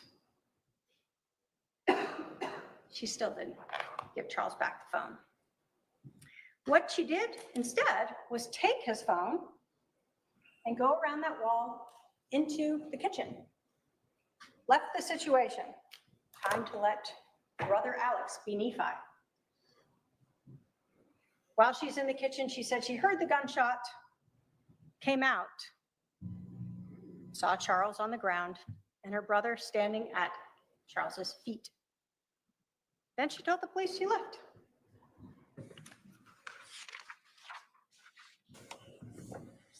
You'll learn that the police actually had no idea that Lori still had Charles's phone. Even when they're interviewing her, she still had it. Police are processing the house, looking for it. Where is it? I can't find it. Later in the afternoon, you'll hear that the police actually called Lori and Alex and asked them to come back to the scene. And when Lori arrived, they asked her, told her they couldn't find Charles's phone. And she told the detective that she found the phone in the car. Found it in the car. She gave Charles's phone to Detective Enplan and then provided her with Charles's PIN number to get into the phone.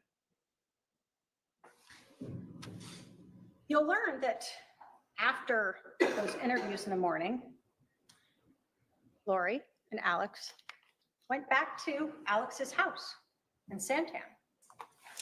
And there they went through Charles's phone. You'll learn that Alex actually took photos of some of the messages between Charles and Adam, including Adam's flight reservations. And he later sent those to his sister, Lori. July 11th. Lori didn't tell any of Charles's family he was dead. She didn't tell Adam that Charles was dead. She certainly knows they'd been talking. The next day, Lori texted Charles's sons from his prior marriage and told them, "Your dad is dead." Charles's sons reached out to their Aunt Kay about this, and you'll learn that Kay and her husband had to Google this, see if it was true. They found out that Charles had been shot.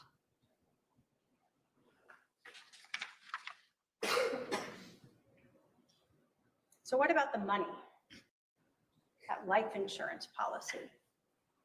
Charles Vallow had $1 million life insurance policy. When he got it, his wife, Lori Vallow, was the beneficiary. We know that Charles died on a Thursday, July 11th. That next Monday, July 15th, Lori Vallow called Banner Life Insurance. The call was recorded and you will hear it. She told the agent that Charles had been accidentally shot. It was an accident. And that she was the beneficiary.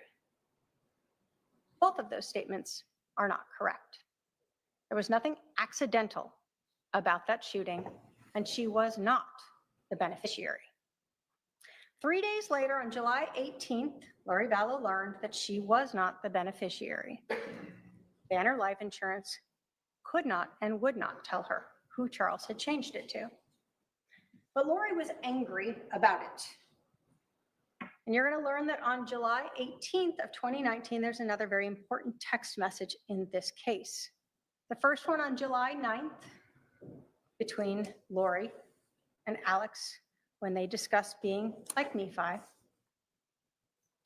And on July 18th, 7 days after Lori and Alex killed Charles and Lori learned she is not getting $1 million life insurance policy, she sends a message to Chad Daybell. Quote, "So I talked to the insurance company. He changed it in March. So it was probably Ned before we got rid of him. You can't tell me who, of course, but it's done. I'll still get $4,000 a month from SS." In this text message, Lori tells Chad that it was probably Ned, that evil spirit inhabiting Charles's body, that changed the life insurance policy before they got rid of him, before they killed him. After Lori found out that she was not the beneficiary, she was so angry that she actually went through Charles's laptop, found the beneficiary change form, sent photos of that to Chad. She also confronted Kay about it. The $1 million she had expected to get was gone. But as Lori told Chad on the 18th, she was still going to get money from the death of Charles.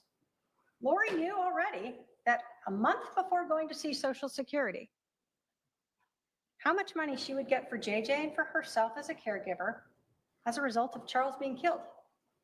$4,000 a month. Ladies and gentlemen, the evidence in this case is going to show you that Lori Vallow Daybell conspired with her brother Alex Cox to kill her husband, Charles Vallow. When Charles let Lori know he was coming into town, she quickly got the pieces into place. Alex came to her house with a gun. Lori created the way to keep Charles inside the house so that Alex and she could be like Nephi, to kill Charles Vallow to better at least her life so she could be with Chad and she could live off that life insurance policy. As we go through this trial, you will see photos of Charles's injury, photos of the crime scene, and hear testimony that will prove that this was not self-defense. As we go through this trial, you'll be provided with phone calls, emails, text messages, and hear testimony that lays out the motive for this murder, money, and Chad Daybell. You will see text messages and hear from people who Lori trusted and who were later pushed away, people who really don't want to be part of this trial, but were pulled into it by this defendant and her desire to get rid of Charles to be with Chad. People who heard Lori for months saying Charles was gone, possessed, people who will establish that this murder was premeditated.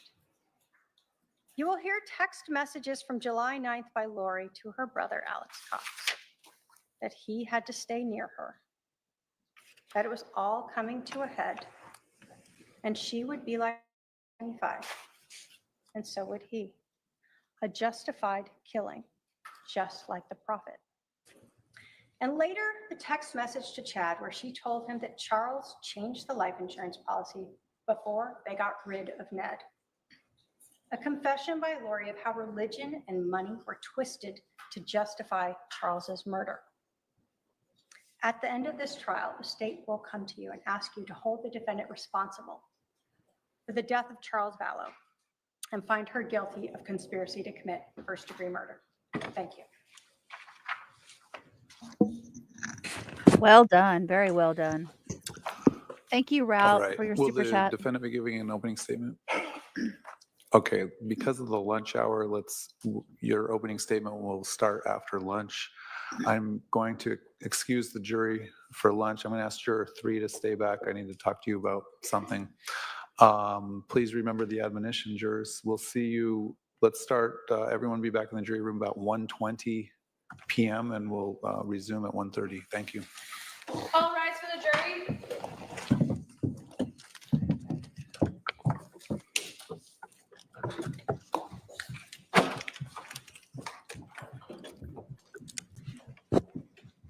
So yes, thank you, Route, for that super chat. That was very sweet of you. You're so kind. Much, much appreciated. I wonder what she said to him. I wonder if she said yes, or if she's going to wait until the defense or to the prosecution rests before she does her opening. Something tells me she is, but I could be wrong. Juror number 3 is definitely going to timeout. Juror number 3 is getting off the hook, I think. Because when an employer doesn't agree with the time off, I don't think they can put that person in jeopardy of losing their job. I think they have to kind of let them go. So let's go back to watching what we were watching earlier. I've got some clips for you guys to watch during the lunch hour.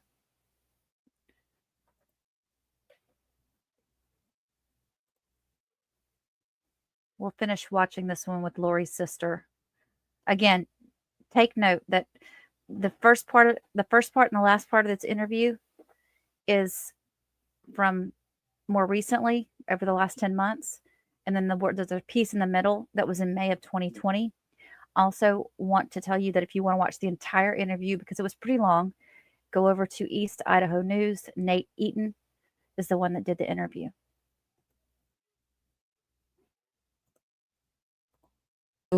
Was in 2020 and it did not go well and I did not get a lot of support. Because you stood up for Lori. I did. Lori had been arrested. The kids were still missing. You went on national TV and said, she's a good mom. She wouldn't do anything to hurt her kids. Right. Your mom did too. And I knew that they weren't missing to her.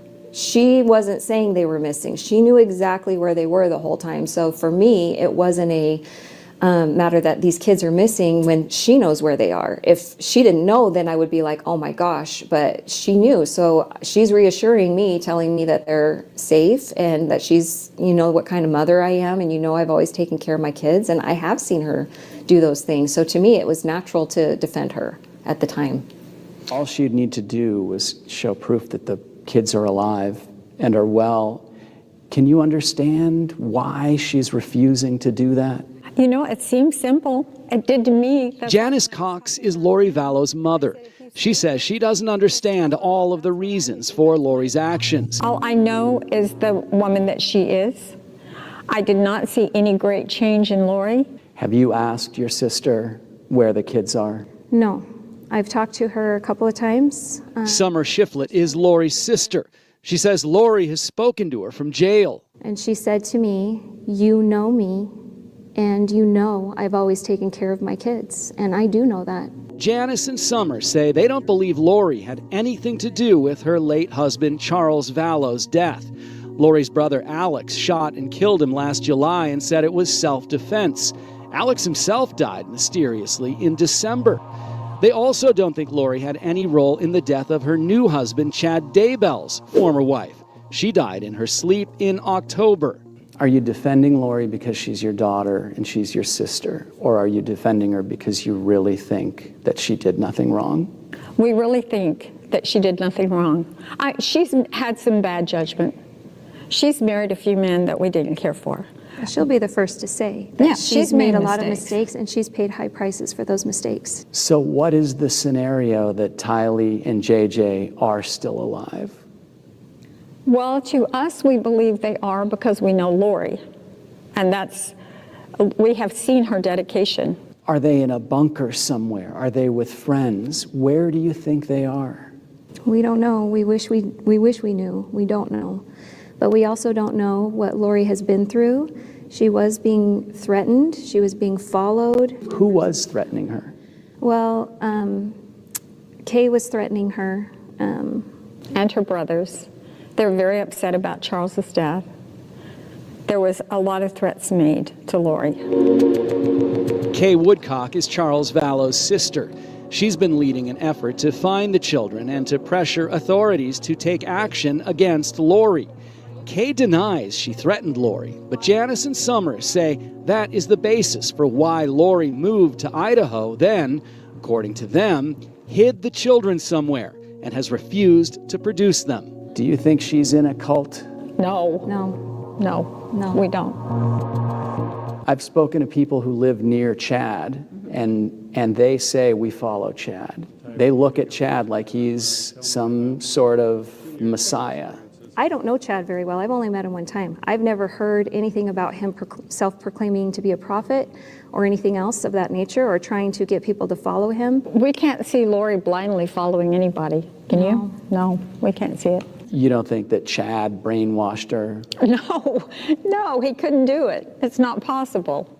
These two say they think Lori really believes she is protecting her children, but they say they wish she would bring them forward. It's been devastating not to see Tylee and JJ in such a long time. We love them so much. And it's been devastating not to see Lori. Is there any part of the dark recesses of your minds that say, maybe she cracked and maybe this is not going to end up well? We have gone through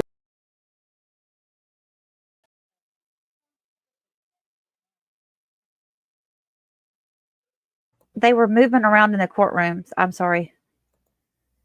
probably 100 times. Something has happened to those children. It is not by her doing. And it's not by her permission. She couldn't crack enough to do harm to her children. Lori Vallow's family believe her, and they believe that the children are safe. They say that she has reason not to trust police or to trust the legal system, and that is one of the reasons she's hidden the children. I know that the last interview, I know a lot of people were upset because they thought my mom and I lied for Lori and said that we talked to JJ on October 1st, but I'll just explain that really quickly. We were in the interview, we were in a total state of shock the entire time, and we're trying to just get through it the best we can. We had no preparation. We didn't know what we were going to say ahead of time. We just went in and just answered the questions, and they asked us when the last time we had spoken with Lori was. And we were like looking at each other like, I don't know, was it October? Was it September? We couldn't really remember. But we knew it was in that time frame. And we had remembered some of the calls. JJ had gotten on the phone with my mom a few times, and I had heard him in the background on a few of my calls. And I was positive it was him in the background of them. This was early September. And so we were just talking about that. And then when we got home, the station called and asked us for the phone records to show like when our calls were. And the most recent, like the last call my mom had with Lori was on October 1st, and it was about an hour long. So, you know, it seemed reasonable that that was the time she spoke with JJ, but she didn't really remember talking to him specifically on that day. And she wasn't trying to say, I talked to him on that day. Right. You know, it was just, we think it was around this time. Well, I think that this sister is going to end up coming back and testifying in her sister's defense. What do you guys think? I can hear it. I don't know. I don't see how Lori would allow her sister, which, by the way, if you look at them side by side, they look so much alike. But I don't think that Lori would allow her to get up and talk bad about Chad Daybell. even to get herself off this case, because she's got three life sentences. Okay, it doesn't matter. So, but I don't know who she's going to end up calling in the defense. I don't, other than family members that aren't mad at her. I mean, who does she have? She doesn't have hardly anybody. Okay, so you guys have heard us talking about Alex Cox and whatnot. That's a 2-hour video. Hang on, I'm gonna see what we got here for you guys.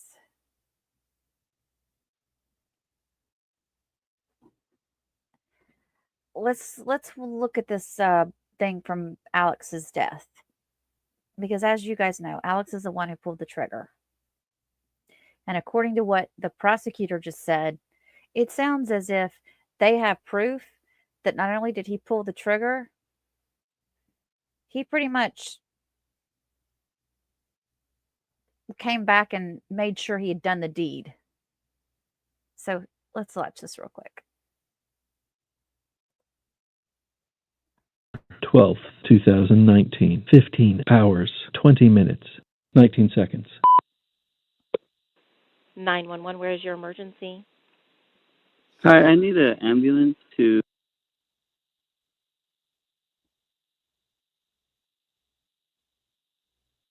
Yes. Why do you need an ambulance? I have a older male, a middle-aged male. He is breathing? Yes, he's breathing, but very, very highly breathing. Okay, let me transfer you to the medics. Do not hang up. Is this due to a Fire and medical, what is the address of your emergency? Go over with it. Caller, are you on the line? Hello, is Hello? anyone there? Yes, this is... I'm here. Okay, you're at Yes, that's correct. Okay, what is the emergency? I have a older male here named Alex. He just passed out here on my bathroom. Okay, is he awake right now? I think he's passed out. Okay, you think he's unconscious? Yes. Okay. Is he breathing normally, like you can see his chest rising and falling?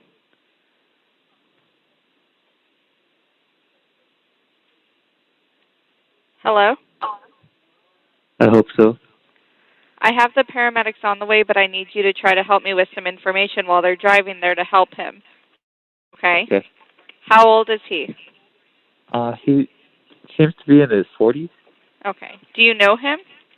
No, it's my mother's boyfriend. Okay. And how old are you? I'm 25. Okay. I have the paramedics on the way, so he's in the restroom right now. Correct. Gilbert, can we get you started? I'm already en route. All right, thank you. Okay. Is he on his back or on his stomach? Where is he at? He's on his side. Okay. Can you lay him flat on his back on the ground? I'll try. It's just there's feces there, and I'm trying to just keep cool right now. You said he's what? There's feces on the ground. Okay. I know that's gross, but if we can just go ahead and get him flat on his back, I want to make sure he's breathing, because if he's not, we're going to do a few things. Gotcha. Did you say he's cool, like cold?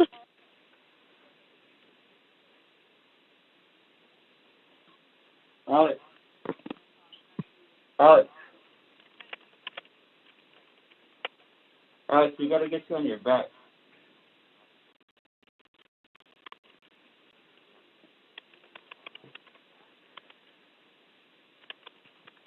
Does he seem more awake or more asleep? He's more passed out. Okay. Is he opening his eyes or moving at all? He's breathing. Okay. Is he breathing normally, like his chest is rising and falling? He's not making any weird sounds? Yeah, he's making a very exhale sound like... Okay. If he's doing that, we need to start CPR, so I need you to get him flat on his back on the ground. Okay. I'll do that. Let me know when he's flat on his back, and we're going to give you instructions, okay? Okay. What is your first name?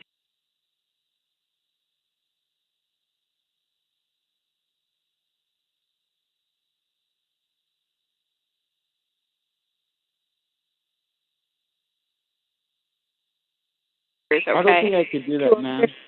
I know this is difficult, but you're My only mother's helping on her him, way. okay? I know, the I paramedics. don't think I could What do is it. your I have name? anxiety and depression. Okay, what's your Anxiety name? and depression. I can't. What is your name? My name's Joseph. Joseph? Okay, Joseph. The best thing for us to do for him right now is to...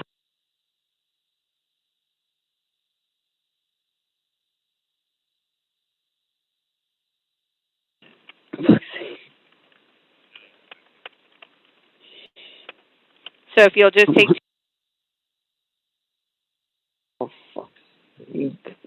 I know it's not ideal, but you're doing a really good job by helping him if you can do that, okay?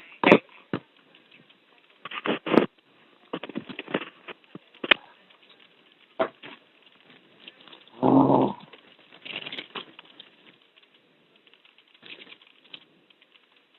Yo, Alex. Alex. He's not breathing. No. No, he's too big. Okay, just try to get him on his back so we can do chest compression. My mother just got here. Okay, give her the phone then.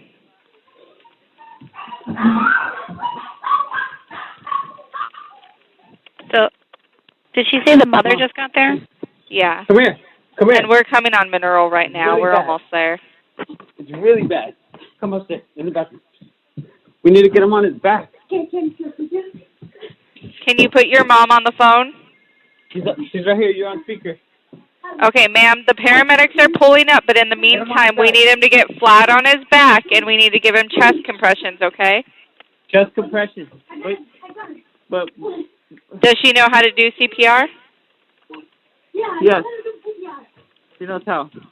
Okay. How far are you? We're pulling up out front right now, so they're grabbing their equipment and they're coming in. Are you on the first floor or the second? We're on the second floor. Second floor in the bathroom? Yes. Okay, and the door is unlocked? Yes. Yes. Okay, do you see the paramedics now? Yes. Okay, Joseph, you did a good job. I know that was really scary, but thank you for your help, okay? Joseph, Okay, before you thank hang up, Joseph, before you hang up, I need your last name. Okay. Joseph, let the paramedics do their business and tell me what your last name is. Lopez. Joseph, what's your last name? Lopez. Okay. And what's your date of birth, Joseph?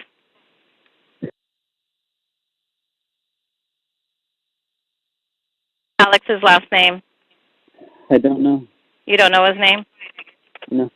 Okay. All right. Do you let the officer in? Yes. Okay. Sounds good. I'm going to let you go. Bye-bye.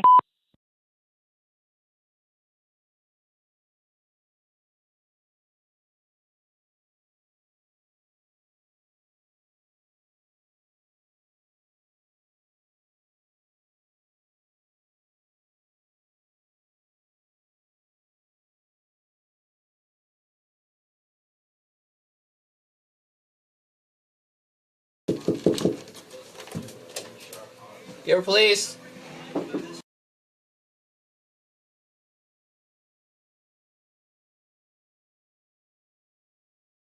If you have all your stuff ready to go, You have entitled or legal stuff? entitled on that. So you come over here and you let me know, and we'll go ahead and swap out for you.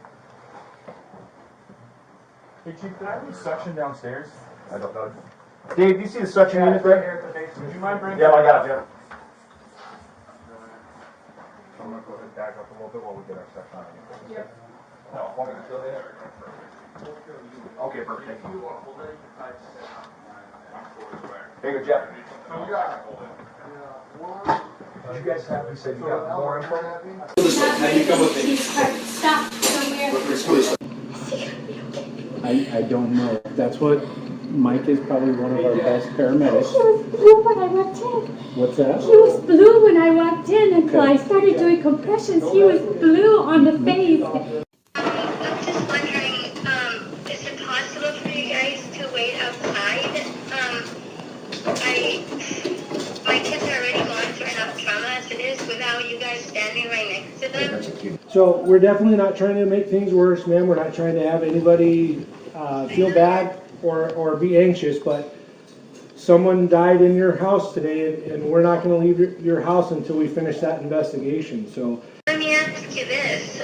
So why are you saying that someone died in the house when he wasn't even pronounced dead until he was in the hospital? well, the incident started here. I get that he was pronounced deceased at the hospital, but all of that started here. It didn't start in the hospital. It started in this house. Hoping that they would let me say goodbye to him because they took me away from, the detective took me out of the room.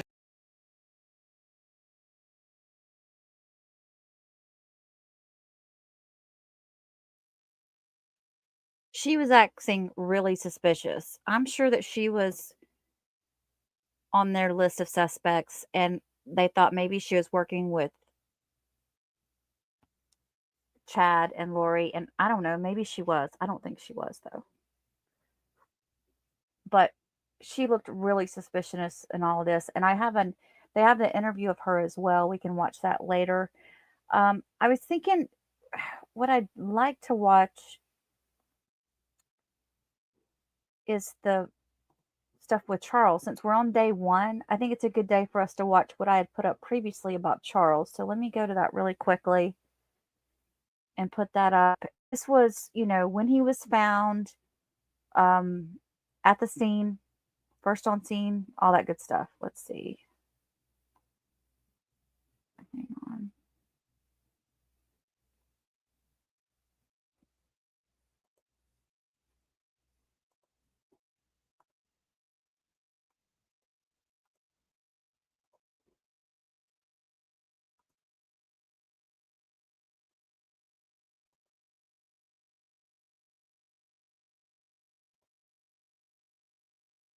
December 12th, 2019, 15.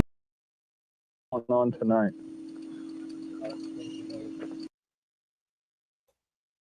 Okay, there we go.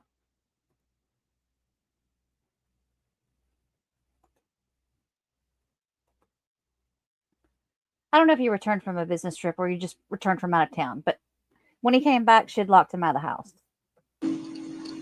So what's going on tonight? I can't get in touch with my kids. How old are your kids? 6.5 and 16. Okay. How long have you been trying? 2 days. Okay. But she's lost her mind. I don't know how to say it. We're LDS. She thinks she's a resurrected being and a god, and remember the 144,000. For those of you who don't know, this is Charles Vallow speaking. Jesus is coming next year. She took all the money out of her bank account today. My truck has gone from the airport. She went to the airport and got it. I just flew in from Dallas.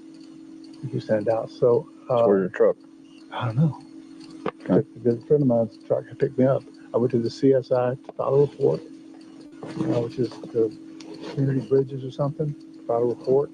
So you did the petition? Yeah, they ordered a pickup. Okay. What time did you do that? Hour and a half ago. Okay. So what makes her a danger to herself and to others? She threatened me, murder me, kill me. She threatened to murder you? Yes. And she said, how did she do that? My bishop right there is in the car. He was on the phone with me today when she said, "I will have you destroyed." That's what she said there. Okay, that's not a threat to kill you. Yesterday was a threat to kill me. Okay. What did she say yesterday? She said, "You're not Charles. I don't know who you are, what you did with Charles, but I can murder you now with my powers." Okay. Okay. All right. So I'm gonna kill you too. Yesterday was. So she's speaking as a spiritual being. She's not here. She's lost her reality. Is this just all recent, or? Has it been going on? Been going on for about 4 or 5 years. It's gotten really, really bad lately. She goes to the temple every day and speaks with Moroni and Jesus Christ. And they tell her what to do. And now she came to her today, and last couple of days she says, I'm not Charles. You're not Charles. You're Nick Schneider. I don't know where she gets his names from. She got all this stuff from these people in Utah who tell her how many past lives she's had and probation she's had. And she's was married to Moroni way back when. And So when you came back, why didn't you just go to the home? Because she told me not to come near it. All my stuff is gone. Okay. I'm not stupid. She could have done anything. Okay. I thought this would be the best way to do it. With what she's gone through and what Gabe witnessed with me on the phone today, I thought it was best to have her. She's psychologically, she's gone. Something's happened to her. How old is she? 45. 45. So if we talk to her, is she going to be able to have a rational conversation with us? Oh, she will. I'm sure she will. Okay. Yeah, she's just. She'll probably tell me I'm crazy, huh? Is that what you suspect? Probably. Okay. You're a dark spirit. That's what she's going to tell you. Okay. I'm a dark spirit. Gabe's going to be, he's our bishop. He's going to be a dark spirit. Whatever that means. You're evil. And you said this has been going on for like 4 years? Well, it's to an extent, but it's gotten really bad the last several months. And I've been trying to ignore it because hoping it'll get better. Is she on any medications? No. She won't do medications. Has she been to the doctor? No, she won't go to the doctor because she's a translated being, and they would find out that she's translated. She cannot be killed. She cannot die. And that's what she thinks? Yes. Okay. Has she made any statements about wanting to hurt the children or anything? Today she said with Gabe on the phone, come take the kids. I don't care what happens to them. Come take them. Okay, but she didn't make a direct threat towards the kids. No. Okay. So what I want to tell you guys, go watch that. I've got it on my channel. Do you see how calm he is? Do you see his demeanor? He's just, he's not the type that's going to blow up. Like, I just don't see that. In this video that I just played, there's two different times that they have him on body cam. And I just wanted you guys to kind of give me your thoughts on what you think. He just doesn't come across to me as somebody that's going to lose his head and do something insane, crazy. All right. The next thing I'd like to show you guys. Now, this is actually an audio. So since it is lunch, you guys can listen while you work, or you can listen while you go do some stuff around the house. But I have a video here of the audio of it's Detective Duncan, who is speaking at Lori's trial. And it's very interesting what's said here about just, the back and forth with her and Charles. They look at her, I think, text messages, her made up emails, all kinds of stuff. So this is really good for us to hear. I have a feeling we might hear from the same detective in this trial, but we might get ahead of the game by listening to this. Again, this is all audio from the Idaho trial. All right, good morning. We're back on the record on case CR 22-21-1624, State of Idaho versus Lori Noreen Vallow. This is continuation of the jury trial with the state in its case in chief. All right, Detective Duncan was testifying yesterday. Is there going to be continued examination of that witness this morning? Yes, Your Honor. Detective Duncan, yesterday, you may recall, we were talking about some of the investigative work that you did in January of 2020. Yes, I do. And I think you talked about going through some cellular data. Correct. Did you go through cellular data from Charles Vallow's cell phone? Yes, I did. Did you also look at an iCloud account associated with Charles Vallow? I did. In going through those, were there particular things that you were looking for? As I indicated, the information that we had, I was aware in January of a multitude of crimes that had taken place, both Charles Vallow's death, the disappearance of Tylee and JJ, the death of Tammy Daybell as well. So when I'm going through those records, I'm looking for anything of particular that would assist us in our case with Charles in Arizona, as well as looking at anything that might be helpful to those investigators in Idaho as well. Were you aware of an attempted shooting of Brandon Boudreaux as well? Yes, I was. Were you paying attention for anything that may be helpful in that investigation as well? Correct. Was your main focus on Charles Vallow homicide still at that point? The main focus on Charles was on Charles from the Arizona point, but in the same sense is we were working together with Idaho, really with the main goal in trying to find JJ and Tylee at that time, but at the same time trying to keep in the back of my head evidence needed for the Charles case. Yes. And as you went through Charles' phone, did you pull out particular things in fact stand out to you? Yes, they did. Detective Duncan, do you recognize the message in front of you? I do. And do you recall what email this was associated with? This was an email associated with kkwalker75@yahoo.com. Was a copy of this located on Charles Vallow's device? Yes, it was. Could you read that for the jury? It could be possible to have a hard copy to look at, too. If the court will allow it, I do have a hard copy available. Yes, that's fine as long as it comports with what's being displayed on the screen. And I will indicate for the record, the printout that the detective is being handed was printed directly from the PowerPoint. Okay. With that in mind then, and obviously we can follow along with what's on the screen, I'll allow him to have that printed copy and review from that. Thank you. So the email reads as follows. Hello, Chad. I hope you are doing well.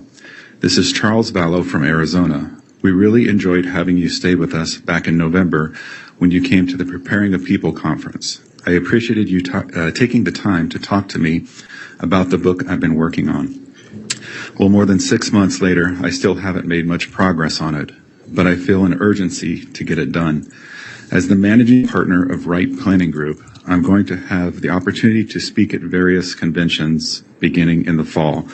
But everyone says I need to have a book available that summarized my life and shares the principles I follow.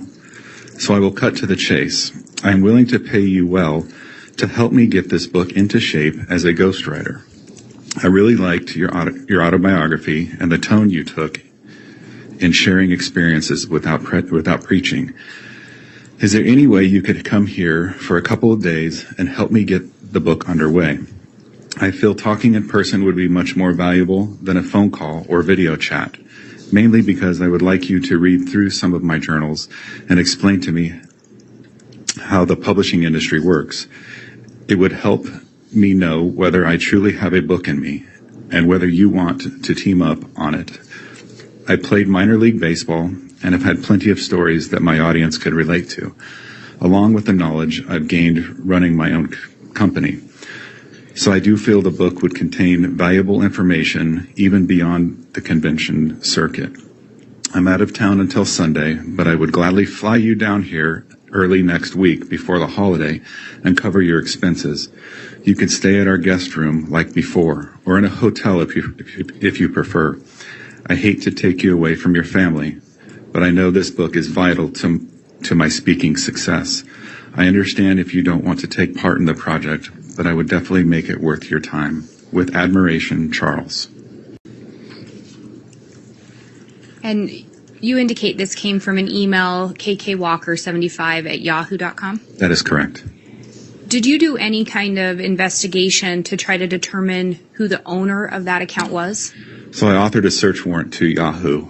I was able to obtain the subscriber information for this account of kkwalker75@yahoo.com. The name associated with the account was Karen Walker. The IP address or the internet provider address associated with the account came back to Katy, an area of Katy, Texas. Also, the phone number associated with the account came back to Lori Vallow. The date of birth on the account came back to a variation of Lori Vallow's date of birth. Was there any indication that this email account was linked to Charles Vallow? There is no indication. In going through Charles' phone further, did you locate anything regarding whether or not Charles actually sent that email? There's nothing to indicate that Charles sent this email to or from his device, KK Walker. However, he did forward this email to Adam Lori's brother, as well as discuss the email with Lori through text messages. And looking at the next page there, Yes. are these some of the messages that you were referring to? Yes. Charles had discovered this email on June 29th of 2019. He then forwarded it to Adam and then confronted Lori about this email that was sent. Based on my observations of Charles's email or his accounts that were analyzed, like I said, there's no indication that this came from Charles' account, was created by Charles or sent to Chad. To the best of my knowledge, looking through Charles's information, he had no relationship with Chad Daybell at all. And if you could, would you read the messages on those and just indicate who they are coming to and going? Yes. They are being sent to? The first one is Charles to Lori. It was time-stamped June 29th, 2019 at 5:51 a.m. The UTC is a universal coordinated time, and the -7 is done to show that would be Arizona time. So at 5:51 on June 29th, 2019, it says, "Is he with whom you're having an affair? He did not stay with us in Arizona in November. Who are you lying to now? Trying to destroy another family? You're evil, period. I may take JJ back to Houston unless you have a great explanation for all of this. I will not let him be a party to your apostasy."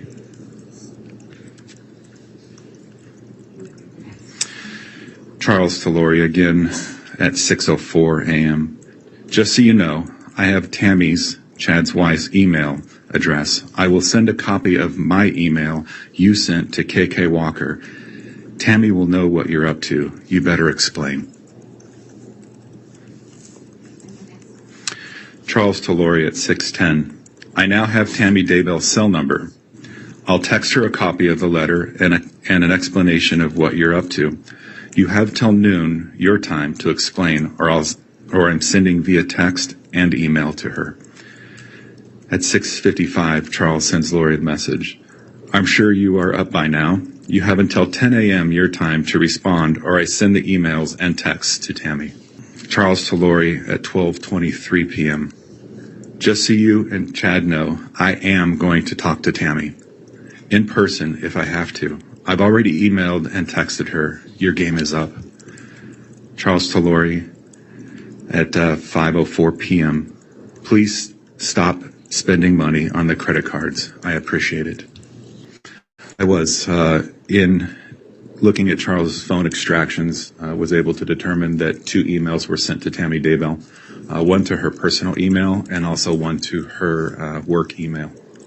Your Honor, I apologize. I'm having trouble hearing counsel. If she could just move the mic a little bit closer. I had actually muted it, so I apologize. Thank you for saying that. Looking at that next page there, are those the emails that you were referring to? Yes, they are. And would you read those into the record? The email from Charles Vallow to Tammy Daybell at the tdaybell@sugarsalem.com would be her work email on June 29, 2019 at 9:16. "Tammy, my name is Charles Vallow. I have some vital and disturbing information regarding your husband and my wife, Lori. This is your work email, so I'll wait to send you the evidence that is very disturbing. You may call or email me from the address where you can receive the information. I apologize to be the one sending this, but something has to be done. I feel it's best if I shed some light on this issue. Regards, Charles Vallow." He sends a second email from his Charles at Right Planning Group email address to tammy.daybell@gmail.com on June 30th at 2019 at 10:16 a.m. The subject line in the email is "Your husband and my wife," and the body of the email reading, "Are having an affair. Her name is Lori Vallow. I've got definitive proof if you care to see it. Contact me and I'll share it with you. It's devastating, I know, but the truth needs to be shown. Charles Vallow." And from your review of the device, were you able to determine whether or not Tammy Daybell would have actually read these emails? I did contact at least Sugar Salem School District and asked if those were read. There's no indication that they were. They said they could have been deleted, read and deleted, or just deleted, but there's no indication. They do show on Chad's part to be sent, though. And you said Chad's part. I'm sorry, on Charles's part. Apologies. Were you able to determine whether or not there was any communication from Charles Vallow to Chad Daybell? Yes, on the 29th of June, 2009, the PowerPoint actually is 209, should be 2009, at 9:32 a.m. Charles sends Chad Daybell a message at chad.daybell@gmail.com. The message reads, "Chad, I'm Lori's husband, but I gathered you already knew this. She sent an email yesterday, supposedly written by me to KK Walker, inviting you to Arizona next week and to ghostwrite a book I'm supposed to be working on, or supposedly working on. It's preposterous. I happened to run across it as she left her computer at our Houston home. I am not paying anybody for anything and I'm not writing a book. Either you or Lori need to tell me what's going on, or this will be exposed for all to see. Regards, Charles Vallow." And again leaves the number 714-853-5005. Goes on to read, "And does your wife know you have several of Lori's dance videos? Explain how that is any way appropriate. She sent them to you at your request in January, Charles." Were you able to locate any response from Chad Daybell to Charles' email? There was no response. Did you also locate messages from Charles to Lori? Yes, there were many messages between Charles and Lori on the 29th arguing about this particular letter that was sent. Do you also recall the next slide locating that message on the phone? Yes, I do. And could you read that message? The message from Charles to Lori on June 30th, I believe that should be 2019, of 0842. "Lori, I know you don't care how I feel, but just imagine this. How could my actions or breaking your heart result in what you've done? You accuse me of infidelity, but it's you who have been having an affair. It just keeps killing me. Maybe that's your goal. How can you live with yourself destroying our life, Mel and Brandon's? Probably Mel and Brandon too. Now add Chad Daybell family, and you've got a home run. The fact you will continue to go to the temple after all you've done shocks me. There really is something wrong with you. I really don't want to do what I have to do, but you have to be exposed for what you really are. You won't even deny it or talk to me as to your reasons. That's what's amazing to me. You could ally some of what's about to happen, but I don't think you will. Lying has become second nature to you. You have been impressive in blaming me for all that's happened. You have destroyed me. I've never been lower in my life. It's you that has done it. Please tell me why, please. I will slow or minimize what's about to happen. It's you who has caused it. We have a son to raise, but that's all we have in common. I will work with you in his best interest and will be there Monday evening. You owe me an apology for all the false accusations you've made. You know, I've been entirely faithful to you since the first day we met. I deserve an apology from you. Please respect that much." And you indicated that message when you located it would have been sent on June 30th of 2019? Correct. From your review of Charles' phone, did he appear to be trying to work on his relationship with Lori? In reviewing Charles's phone, there was a lot of, obviously, frustration and anger that he would start with, but then he would come back to a loving, gentle side and wanting to work things out and be more reasonable, if you would. Was Lori always responsive to his messages? Not always. In this particular case, there was I didn't see any denial or acceptance of the particular email that was sent, but they would still converse with each other. And looking at the next page there, are those also additional messages that were located? Yes. The additional messages going into July 1st, 2019 at 10:31. Charles to Lori, I'm going to Idaho first to meet with Tammy Daybell. Lori responds to Charles a minute later. She won't see you. She is my friend. She won't listen to you. Go ahead. You are ridiculous.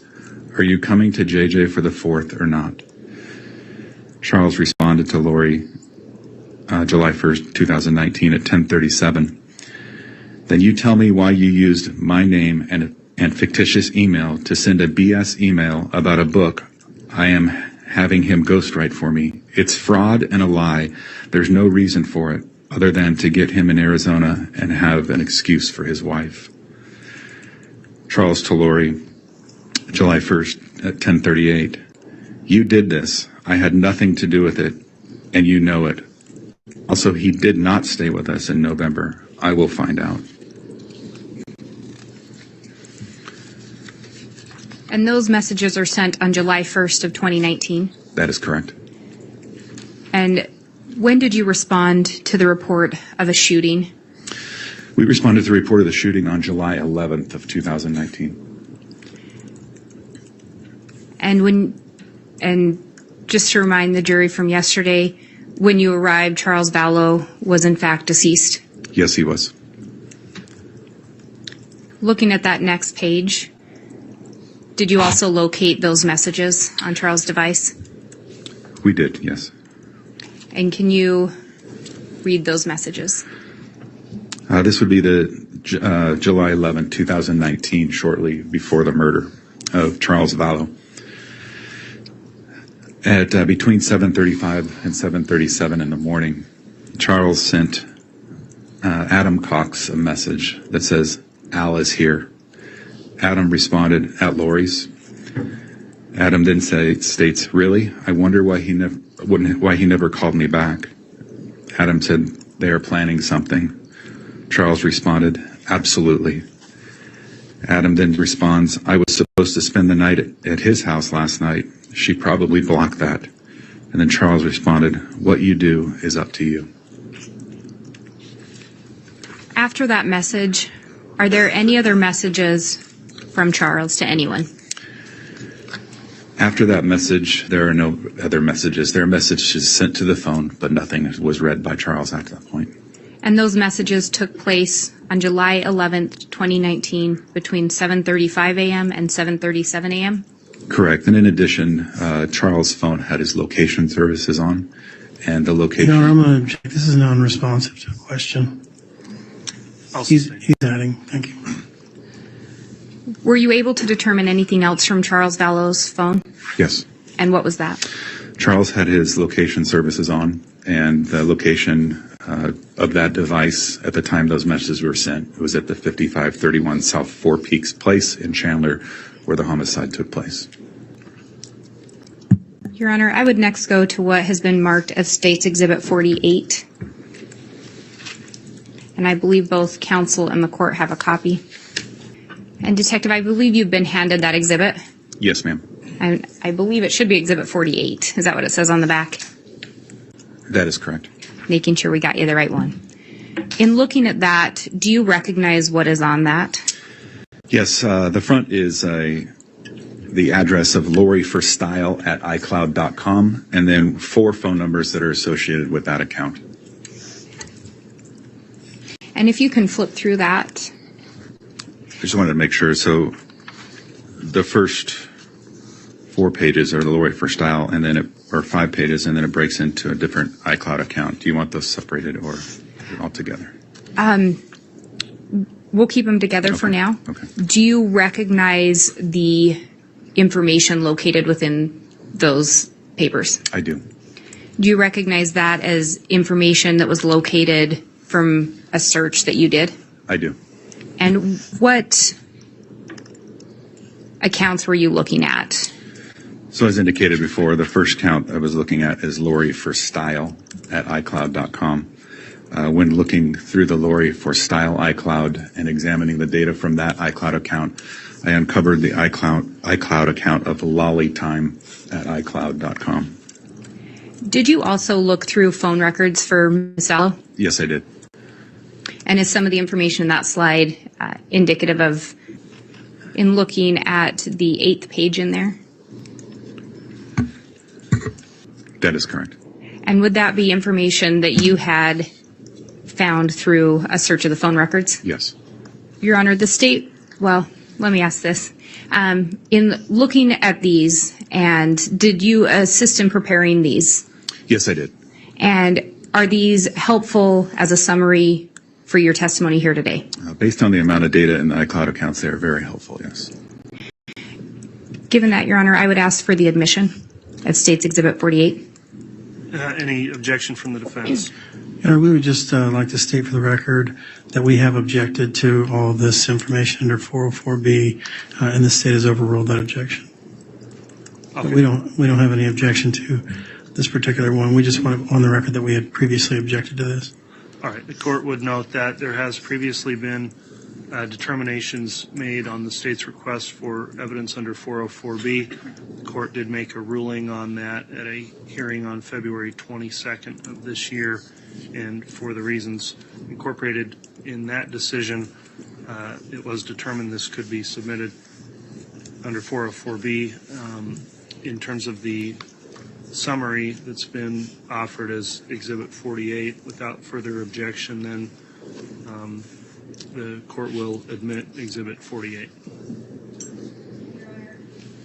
Your Honor, similar to the last exhibit, there also is a electronic PowerPoint presentation that has been put on a jump drive. We will also mark that and submit it to the court, but we would ask to be able to publish it to the jury at this time. Okay. With it being admitted, then it can be published, and we'll keep the actual exhibit will be the PowerPoint digital file on the jump drive. Detective Duncan, you talked about looking at the Lori for Style at iCloud. Yes. When you start looking at that account, does it provide identifying information?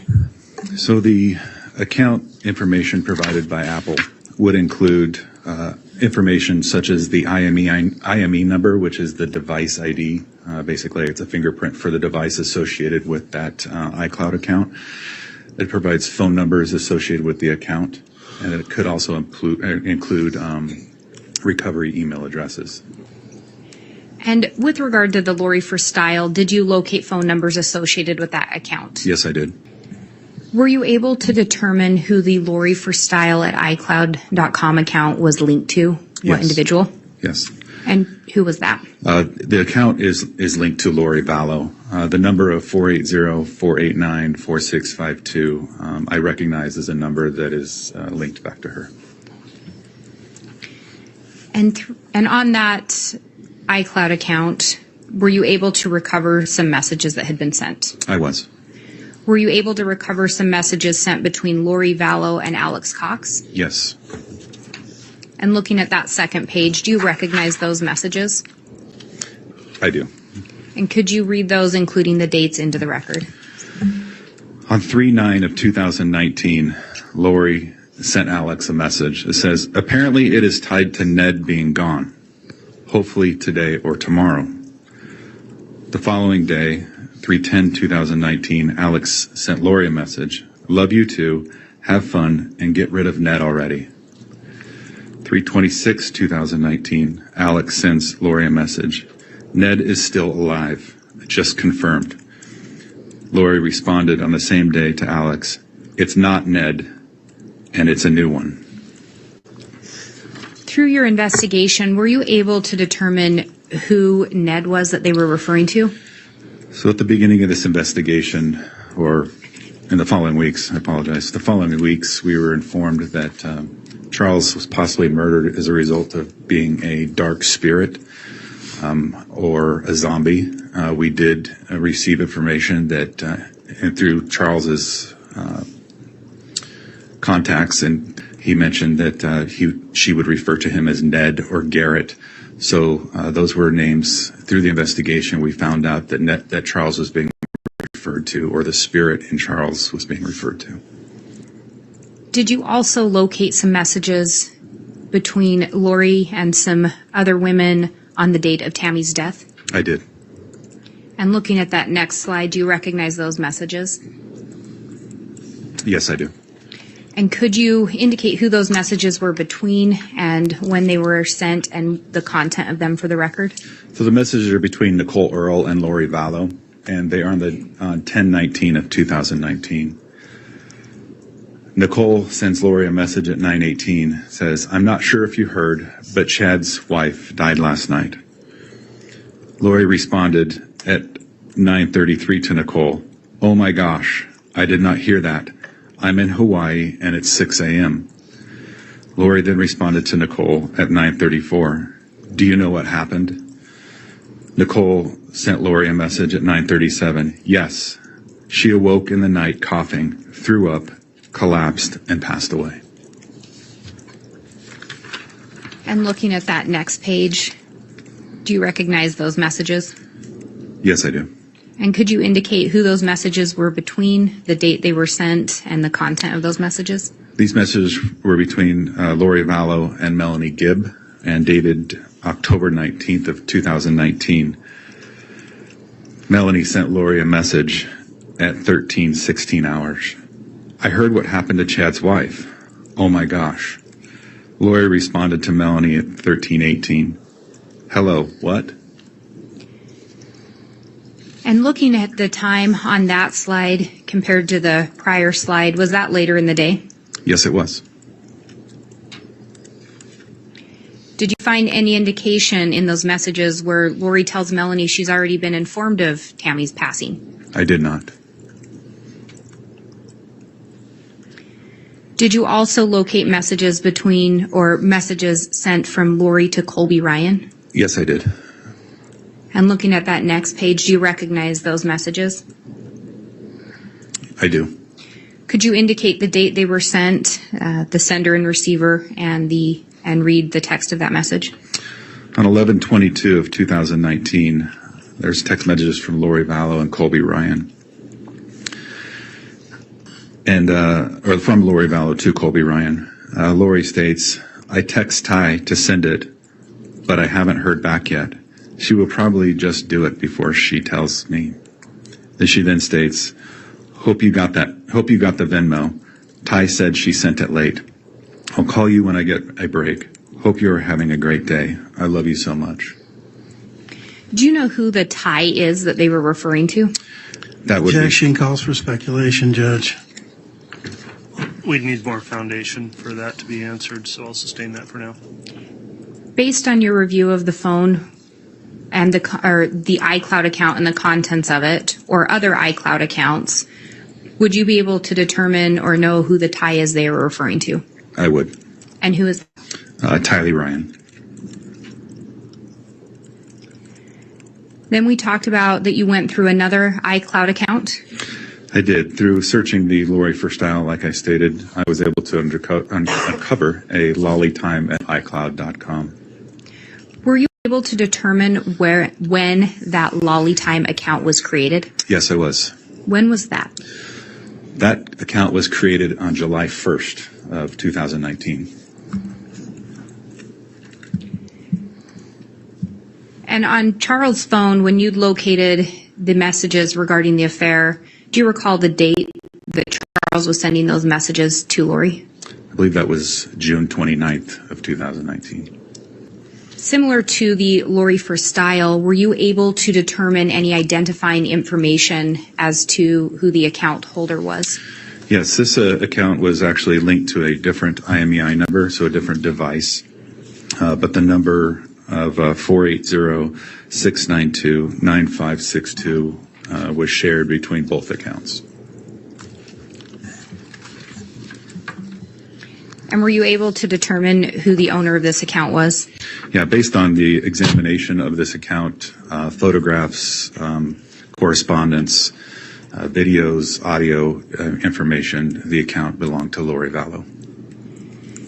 And in this account, were you able to locate messages between Lori and Alex? I was.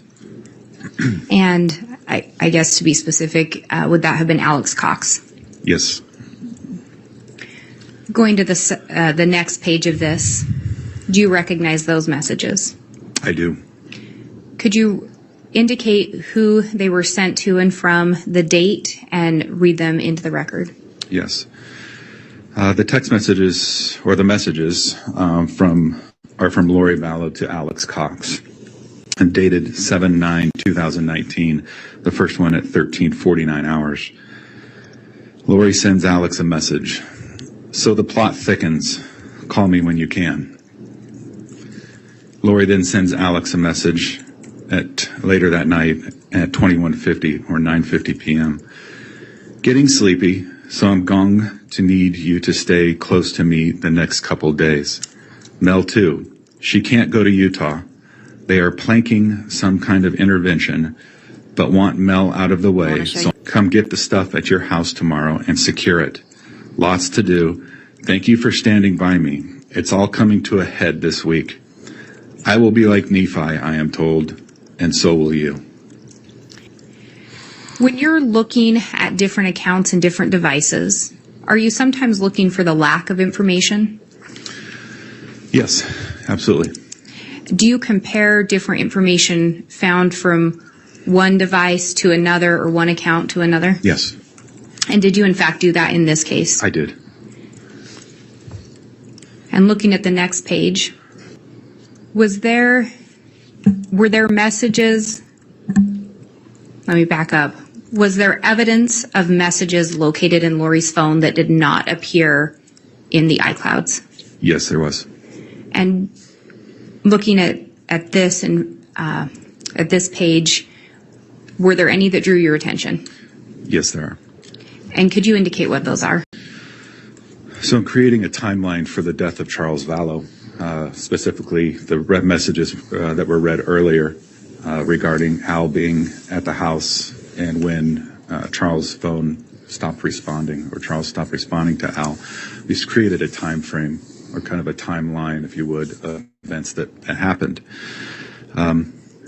There were several messages on Lori's phone, her actual physical phone, not the messages itself, but an indication that a text message was sent that was not located on the iCloud, which is not uncommon. The messages were important to us in our investigation, as they are text messages that between Lori and Chad that occurred right before the murder of Charles Vallow. Did you also locate additional communications between Lori and Chad on that iCloud account? Yes, I did. And looking at the next page, do you recognize those messages?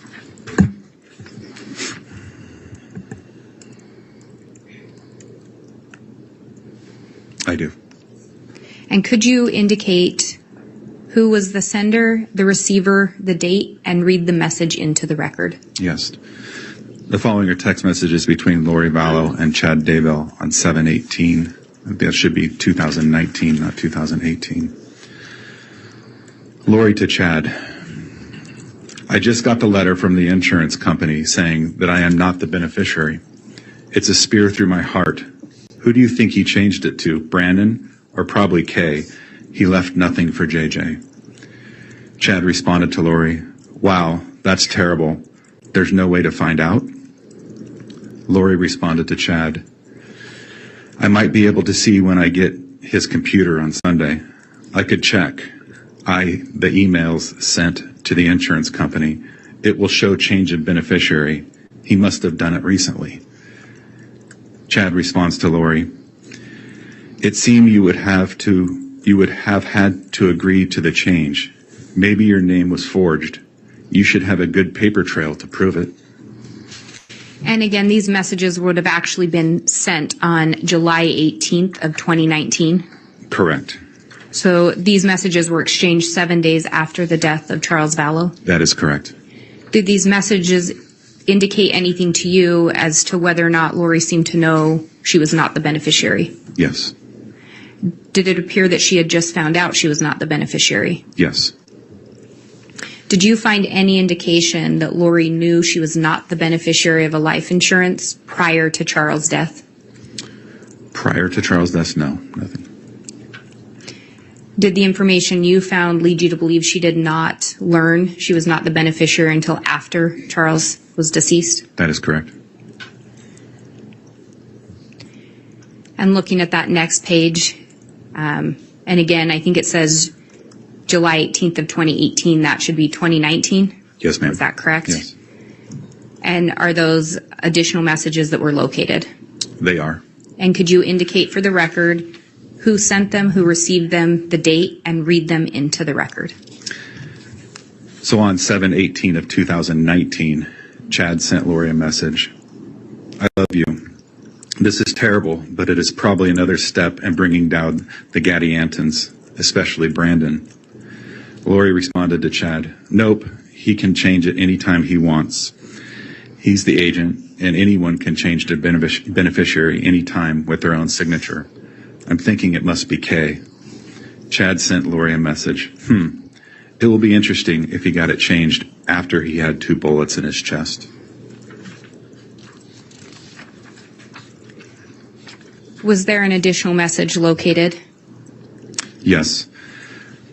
On 7/18/2019 at 12:19 hours, Lori sent Chad a message. So I talked to the insurance company. He changed it in March. So it was probably Ned before we got rid of him.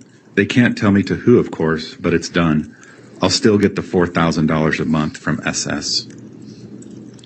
Your Honor, I'm going to object to the actual form of what he just read.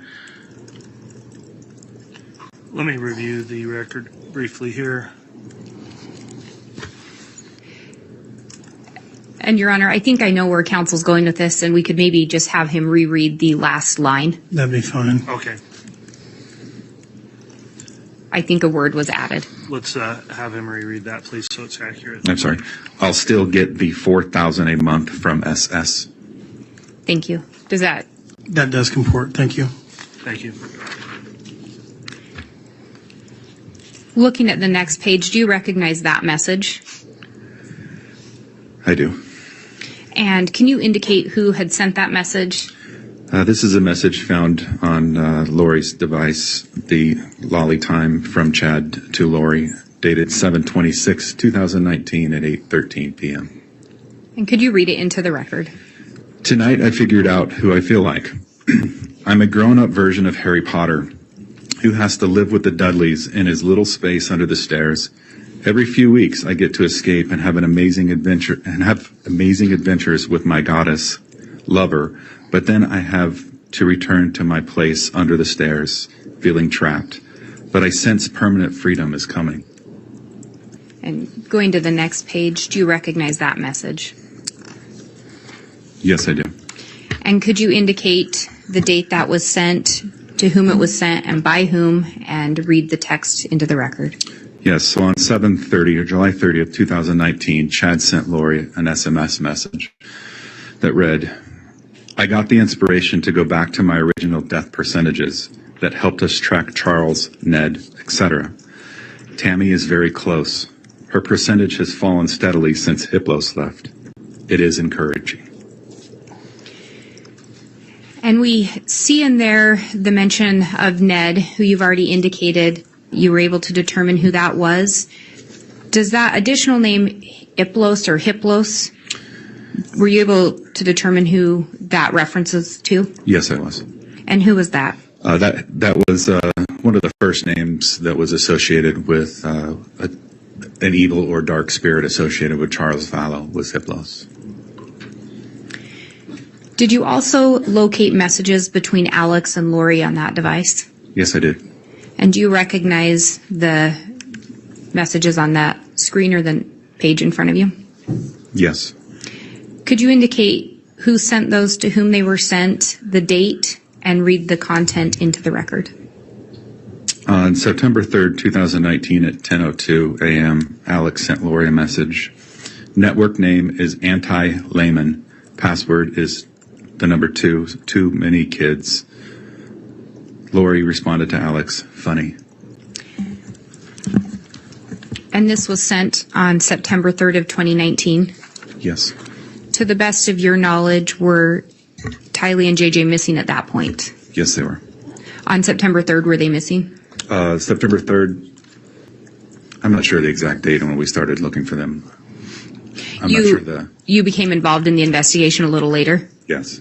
Would it have surprised you to learn that they were last seen later in September, Tylee on September 9th and JJ on September 22nd?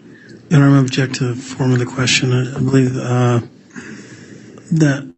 well, you know what, I'll just withdraw it. Okay. You know, I'm not sure the exact day that they went missing in this case, but like I said, I did pick up this investigation later on in January.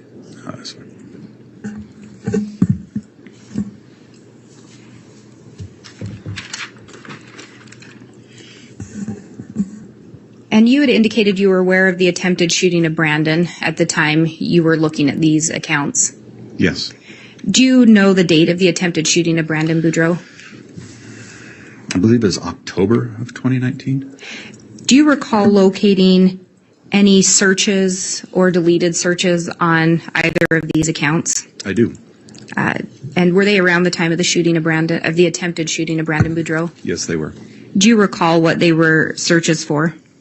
So on that day, there was some deleted cookies on her account, and a majority of those searches were for news stations in Arizona. And were those deleted cookies from October 2nd of 2019? That sounds about right, yes. As part of your investigation, did you also review phone data from an individual named Zulema Pastenis' phone? Yes, I did. Did you locate messages on that phone? I did. And I believe you've already indicated that you also looked at an iCloud account associated with Charles Vallow? Yes, I did. Your Honor, I would ask to have the witness shown what's marked as State's Exhibit 51. I believe the court and counsel should have a copy. And to keep the record clear on that last Exhibit 48, we will mark the jump drive with an exhibit sticker and submit it to the court as well. All right. Thank you, Ms. Blake. And if you would look through those pages. Okay. Do you recognize those? I do. And are those, in fact, messages that you located during your search of Zulema Pastenis' phone and Charles Vallow's iCloud account? That is correct. And did you go over that exhibit with the state? I did, yes. And did you do that in preparation for your testimony here today? Yes, I did. Did you assist in creating those pages? Yes. And would it be helpful in your testimony today? Yes, it would. Your Honor, with that, I would ask that the exhibit be admitted. Any objection to admission of Exhibit 51? Your Honor, we would like to put on the record that we have objected to this particular exhibit and all the information contained therein under 404B, and we understand that our objection was overruled in February. All right. Thank you, Mr. Thomas. So the court has previously made a ruling under the 404B rule that this evidence is admissible for purposes of trial. The exhibit, then, without further objection from the defense, Exhibit 51 is admitted. Your Honor, I would ask to be allowed to publish Exhibit 51. You can publish it. Detective, do you recognize the messages on the screen or on the paper in front of you? I do. And do you recall if those were located from a phone extraction on a device belonging to Zulema Pastenis? Yes, they are. Could you read could you indicate who sent the message, who received it, the date, and then read the content of the message into the record? Yes, the first message from Lori Vallow to Zulema Pastenis, dated May 29th, 2019 at 10:32 a.m. Perfect. I found out there are 4. One is a level 4 entity. His name is Hiplos. The H is silent. The other 3 are level 3s. Let's do this. Message from Lori Vallow to Zulema Pastenis on June 2nd, 2019 at 11:54 a.m. Yes, it does. Let's put some fire energy towards Hiplos now. He is driving now, and today is the day. I can do it spiritually. Let's go to him and hover over the truck till we do it. Are you ready? And again, and Judge, can we take a brief recess? Yes. And I think the state is ready to proceed if the court is ready. Yes, thank you, Ms. I apologize for that. We had a power issue. I think you already indicated, but did you determine who Hiplos was referring to? Yes, Hiplos was the name of the entity within Charles Vallow. Do you recognize the messages on the next slide? I do. Could you indicate who the sender was, the receiver, the date, and read the content into the record? Yes, the message from Zulema Pastenis to Lori Vallow, July 2nd, 2019 at 7:52 p.m. Also, I was given instructions today to rip, tear, or burn the aura of Hiplos to let the body energy out so he can't re-enter. The next message is from Chad Daybell to Zulema Pastenis on July 2nd, 2019 at 8:35 p.m. I am very happy to find out these estates. You and Lolo have doing amazing work. Mother Earth is so grateful to you both. Thank you as well for your help with Hiplos. He is so very close. Chad Daybell message to Zulema Pastenis, July 13th, 2019 at 9:57 a.m. Hi, Zulema. Yes, I would be happy to give you a blessing, possibly this evening or tomorrow. It is crazy about Charles, but such a relief. And in that second message, through your review of accounts and phone records, were you able to determine who Lolo would be referring to? Yes, I was. And who was that? Lolo was a nickname for Lori Vallow. And that last message was sent on July 13th of 2019? Yes, it was. And Charles would have already passed away at that point? That is correct. Do you recognize the messages on the next slide? I do. And could you indicate who they were sent from, to whom, the date, and read them into the record?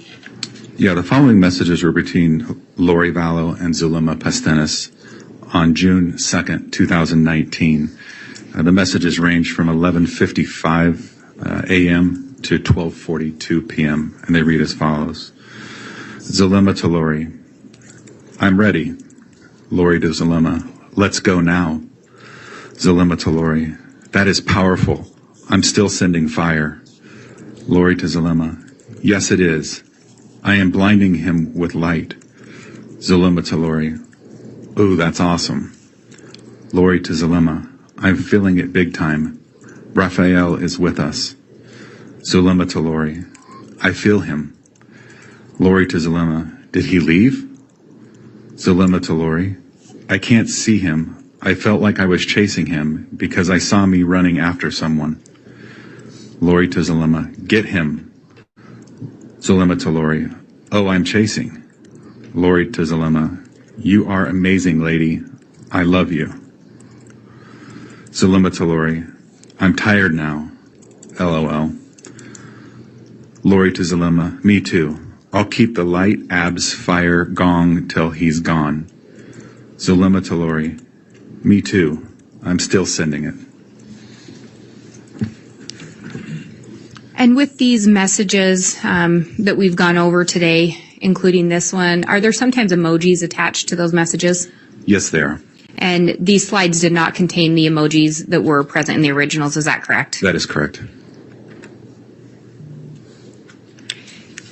We'd talked previously about the email account kkwalker75@yahoo.com. Did you locate additional messages linked to that email? I did, yes.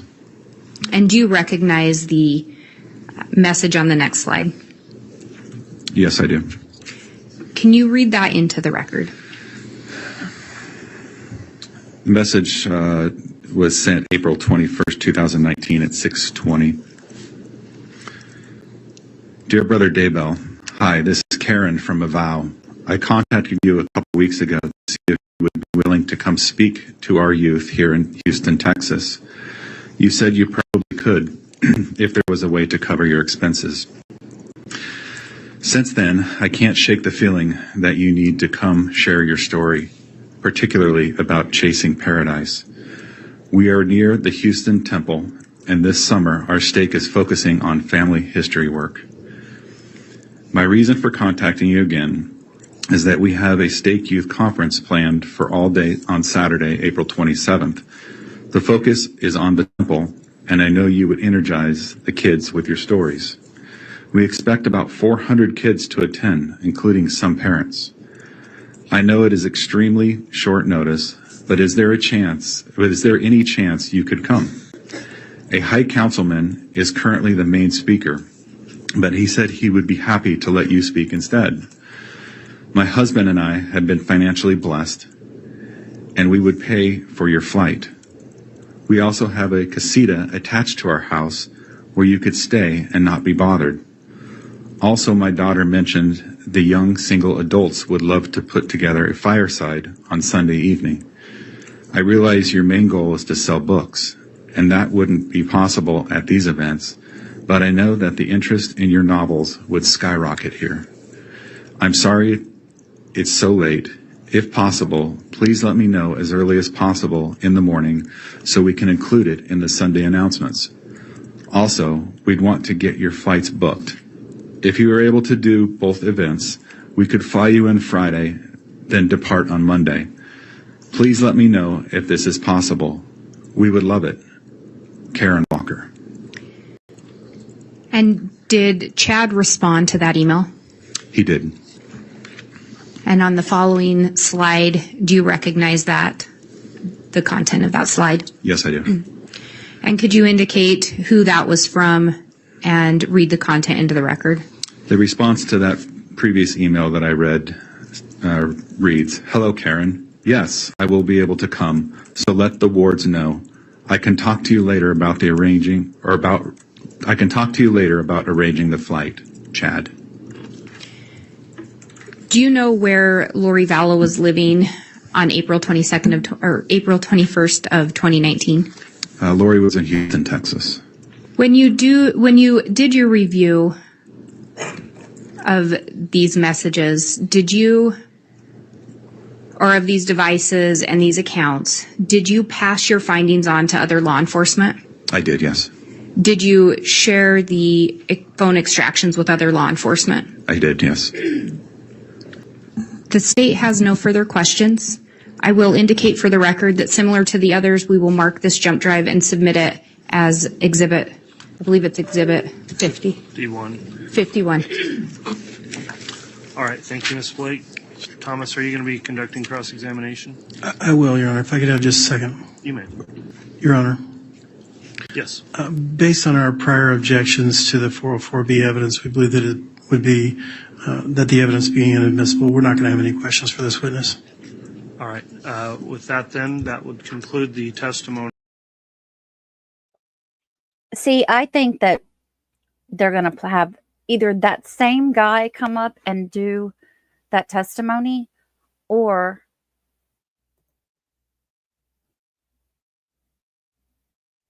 they're going to have a different investigator come up. I'm trying to figure out which one did we want?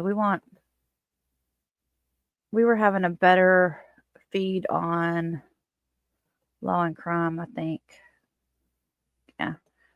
They're just now getting back in.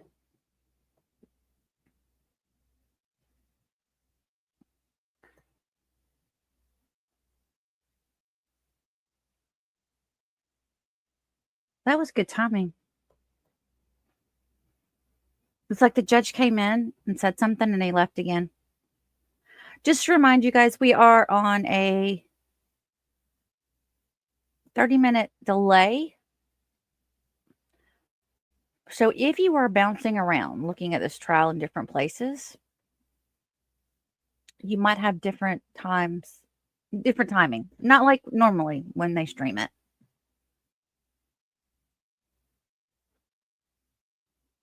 Let's see. Probably just looking to see what they were going to do there. They should be coming back from lunch any minute, though.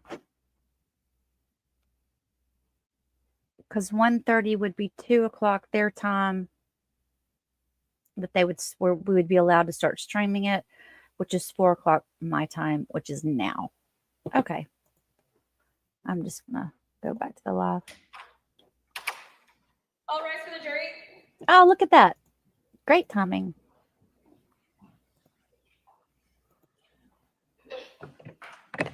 Now we get to hear Lori.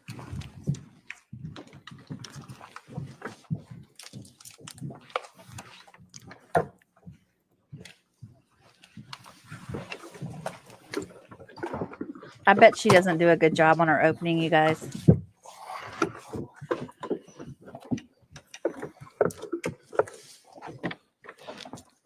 All right, the jury is now present. Please be seated.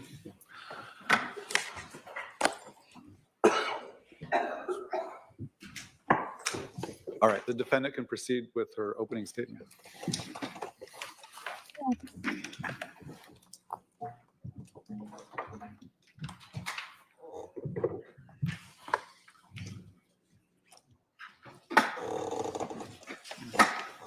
Ladies and gentlemen of the jury, I have been charged with a crime, a serious crime.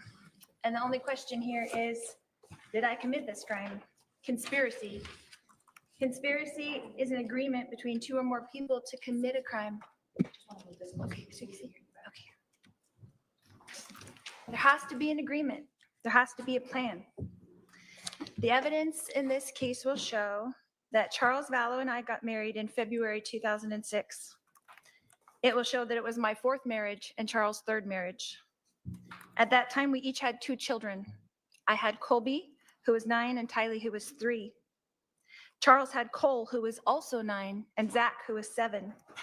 The evidence will show that our family moved from Austin, Texas to Chandler, Arizona in 2009. The evidence will show that Charles and I adopted our great nephew, JJ, who was born in 2012. It will also show that Charles and I were married for over 13 years and were raising 5 children. The evidence will show that I was a licensed cosmetologist and worked as a hairstylist for 20 years while we lived in Austin, Texas. The evidence will show that Charles was a licensed life insurance salesman and worked as an independent contractor, selling life insurance policies and annuities, and owned his own business. The evidence will show that Charles and I purchased life insurance policies early in our marriage, and Charles had them issued to the maximum amount possible to each of us. The evidence will show that Charles was 17 years older than me, and that because of Charles' age and an issue that he had with high blood pressure, the maximum amount of life insurance that could be approved for Charles was $1 million. The maximum amount of life insurance that I could be approved for because of my age and my health was $2 million. The evidence will show that throughout our 13-year marriage, that we always had life insurance policies. When a 10-year policy lapsed, Charles would shop for another company who would approve us for the maximum amount of life insurance.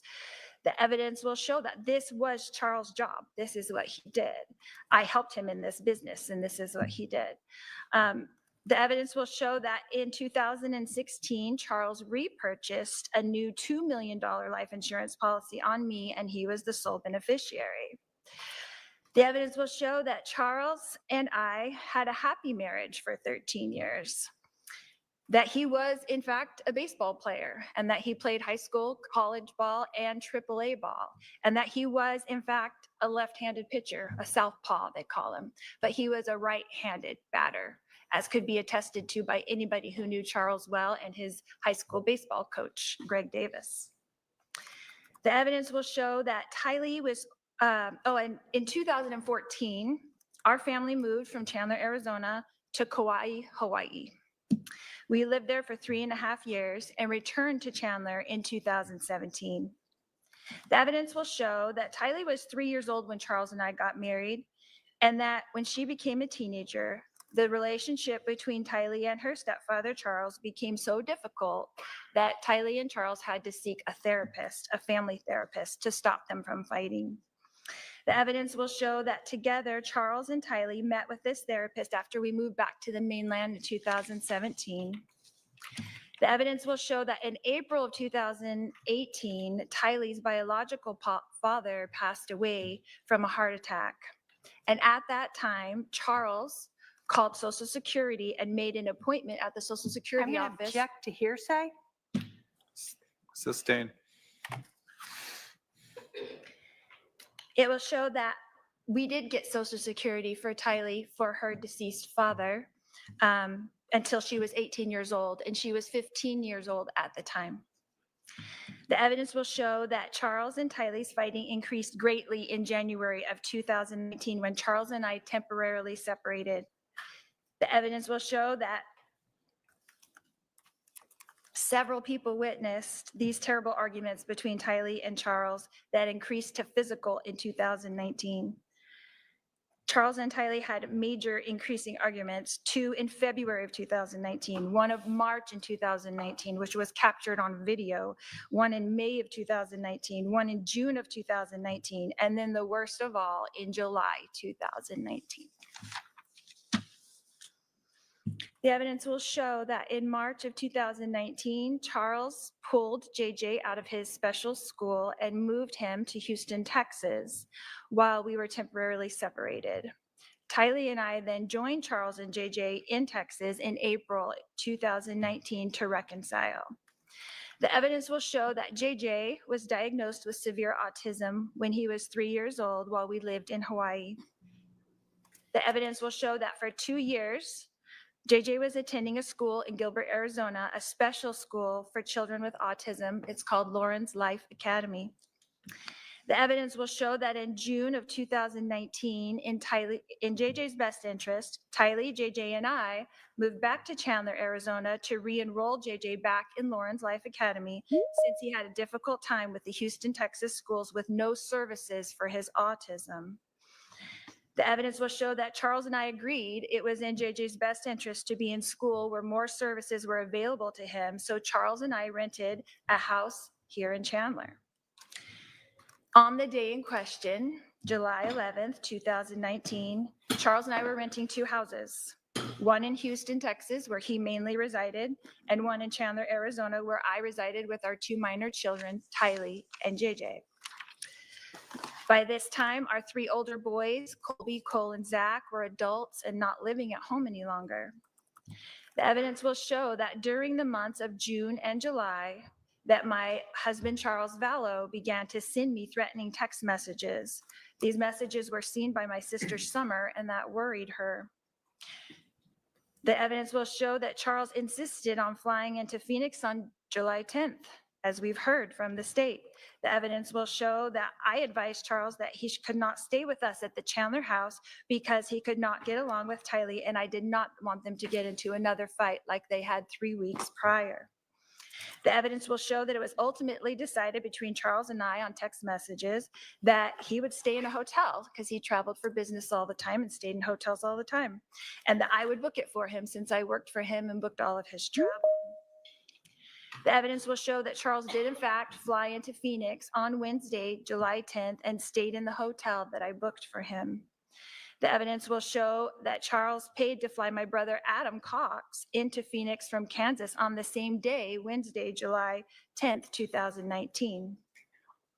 The evidence will show that Charles planned to come to our Chandler home and pick up JJ and drive him to school on Thursday morning, July 11th, 2019.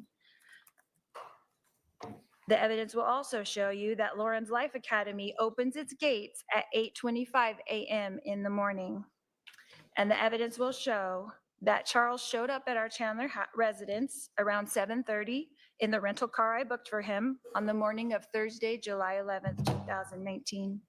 The evidence will show that Charles began texting with my brother, Adam Cox, before he entered our residence, and that Charles and Adam were discussing in their text communications that my other brother, Alex Cox, was at the residence. The evidence will show that on the morning of July 11th, that Tylee was asleep in her room and my brother Alex was asleep in the guest room. The evidence will show that when Charles entered the house, only JJ and I were awake and present. The evidence will show that after we put JJ in the rental car, that Charles came back into the residence to receive his phone, leaving JJ in the front seat of the rental car with the engine running. He was 7 years old. The evidence will show that Charles began to scream at me when I refused to hand him his phone. The evidence will show that Charles' screaming woke up Tylee and Alex. The evidence will show that Tylee came out of her room with a bat to protect me, her mother, from her stepfather, Charles Vallow.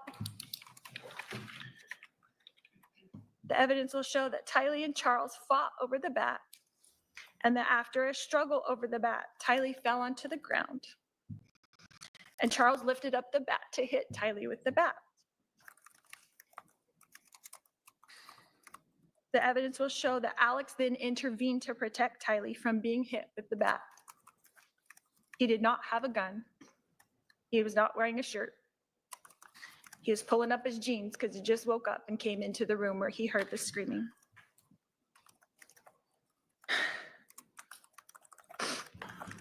The evidence will show that Alex and Charles got into a physical struggle for the bat and fell onto the ground. The evidence will show that Tylee, who was on the ground, was lifted up by me and sent outside to get away from the struggle and to protect JJ, who was still in the running car, in the rental car in the driveway.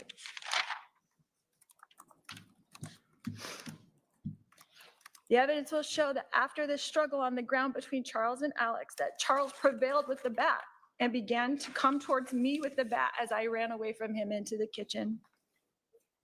The evidence will show that at some point while I was running away from Charles, who was chasing me with the bat, that Alex apparently retrieved his gun.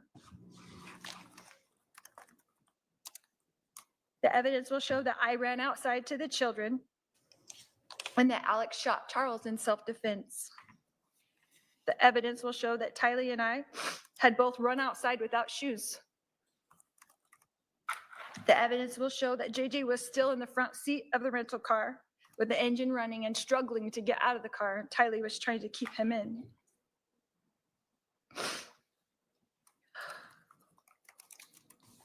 The evidence will show that Tylee and I got into the rental car with JJ and drove away.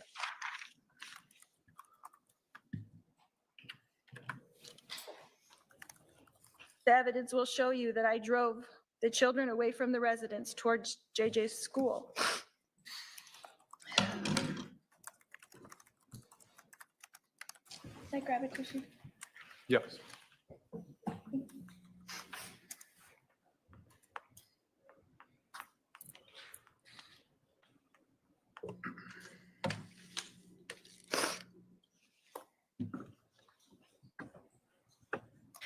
The evidence will show that I drove the children through the Burger King drive-thru that Charles had promised JJ.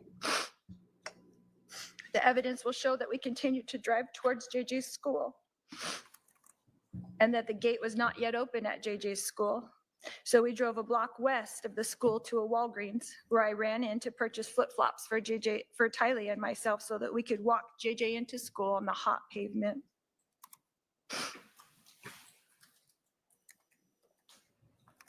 The evidence will show that Tylee and I returned directly to our residence where we met with police in our driveway.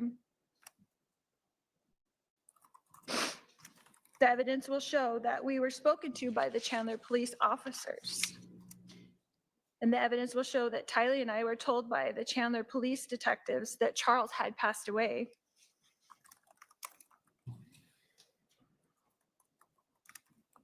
The evidence will show that we were put into a police van and driven to the Chandler Police Department. The evidence will show that Alex was taken by police in a police car to the Chandler Police Department, and that we were all three separated into interrogation rooms and we were each interviewed. The evidence will show that next, Tylee and I were brought back together into a room at the Chandler Police Department and were introduced to a victim's advocate who was very kind to us. The evidence will show that after speaking to the victim's advocate, that Tylee, Alex, and myself were put back into the police van and driven back to our residence. We were directed by the Chandler detectives to take the rental car and return later to the residence after we picked up JJ from school. The evidence will show that we did as instructed by the Chandler detectives. The evidence will show that we drove to Alex's residence where we attended to the wound on the back of his head. The evidence will show that Alex was then contacted by the Chandler detectives to return to the residence so that Alex could walk them through the events that occurred with the detectives at the residence. The evidence will show that Alex, Tylee, and I did return to the residence as instructed. And the evidence will show that Alex entered into the residence with Detective Moffett, but that Tylee and I were met by Detective Inkland in the front yard. The evidence will show that at the time, Detective Inkland asked Tylee and myself if we had Charles' cell phone. Tylee retrieved Charles' cell phone from the rental car and gave it to Detective Inkland at 3:11 p.m. on July 11th, 2019. And at that time, Charles' phone was placed in the custody of Chandler Police detectives. The evidence will show that Detective Inkland asked us if we knew the passcode on Charles' phone, which Tylee proceeded to give to Detective Inkland. The evidence will show that Tylee and I left the residence to pick up JJ from school, while Alex remained at the residence with the detectives. The evidence will show that by the time Tylee, JJ, and I returned to the residence, that all police, EMS, CSI, and detectives were gone from the residence and only Alex remained. The evidence will show that the next day, I contacted Chandler Police to inform them that Charles' belongings were still at the hotel. I asked the detective if I should go get them, and I was told that they would take care of it. The evidence will show that I asked the detectives, what should we do next? And they directed us that they would contact us in about 3 weeks after their supervisor passed off their reports and Alex could go to the police station and retrieve his gun. The evidence will show that the last thing I heard from Chandler Police Department until June of 2021, 2 years later, when I received a grand jury indictment from them for this alleged crime. The evidence will show that Chandler Police treated this incident as self-defense. And object to that. The objection sustained. The jury should disregard that last statement. The evidence will show you that my brother, Alex Cox, passed away on December 12th, 2019, almost exactly 5 months to the day after Charles, my husband, passed away. The evidence will show that Alex passed away from a blood clot in his lung. Objection again. I'll sustain the objection. It's not relevant for this matter. The evidence will show you that I am the only person being charged with this crime. I would object to the relevance of that. Sustained. As the state has mentioned, they're alleging that insurance money was my motive. Social Security was my motive. Spouses having insurance policies is not a crime. Collecting Social Security is not a crime. Self-defense is not a crime. A family tragedy is not a crime. It's a tragedy. Thank you. All right, the state can call its first witness. Thank you. If I may go get him. I think they should give the control shock thing for her shock bra to the prosecutor. And every time she wants to say object, she just pushes the button. Ah.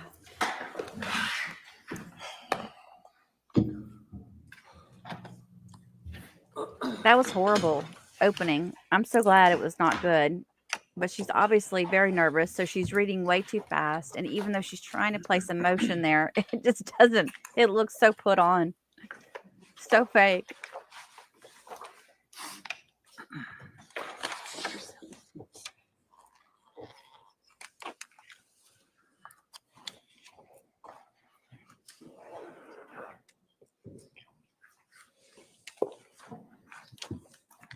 Up talk, that's called up talk, the way she talks. She raises her voice at the end.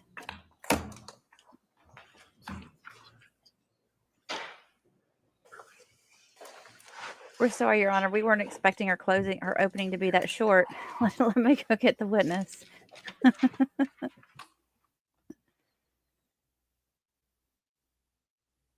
He's a cute judge.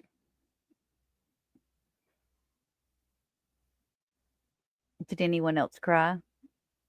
Did you feel all her pain, Yaki? I know. Poor Lori. All right, sir, you're going to come up right here. My clerk will swear you in right here. All right, I'm muting.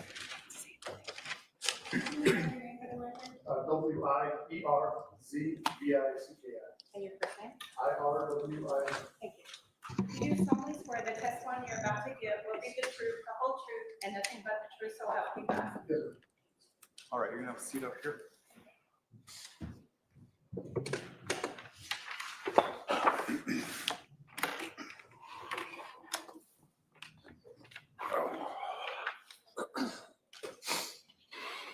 Sir, would you please tell the jury your name? My name's Sergeant Erwin Worsbicky. I work for the Chandler Police Department. How long have you worked for the Chandler Police Department? June will be 10 years. Did you have any prior law enforcement experience? I had 10 years in Illinois. Back on July 11th of 2019, what were your duties at that time? I was working as a patrol officer, I believe in Beat 18. And what were your hours? 0600 to 1600. Is that 6 a.m.? 6 a.m. to 4 p.m. Yes. Thank you. Were you dispatched to a residence at 5531 South Four Peaks Place in Chandler, Maricopa County, Arizona? Yes, ma'am. And what were you dispatched for? It was a shooting. Were you the first on the scene when you arrived? I What was, did you ma'am. see? Okay. What were you wearing at the time? I was in full patrol uniform. Does the Chandler Police Department back then, did they have body-worn camera? They did. And can you describe where that was and how that works? I believe back then I wore it on my left shoulder. Okay. And how does it get activated? You have to press a button and it'll turn it on. Does it normally record audio? Yes. And did you have that on and did you activate it when you arrived to this scene? Yes, ma'am. Were there other officers on scene at some point when you got there? After I arrived, yes.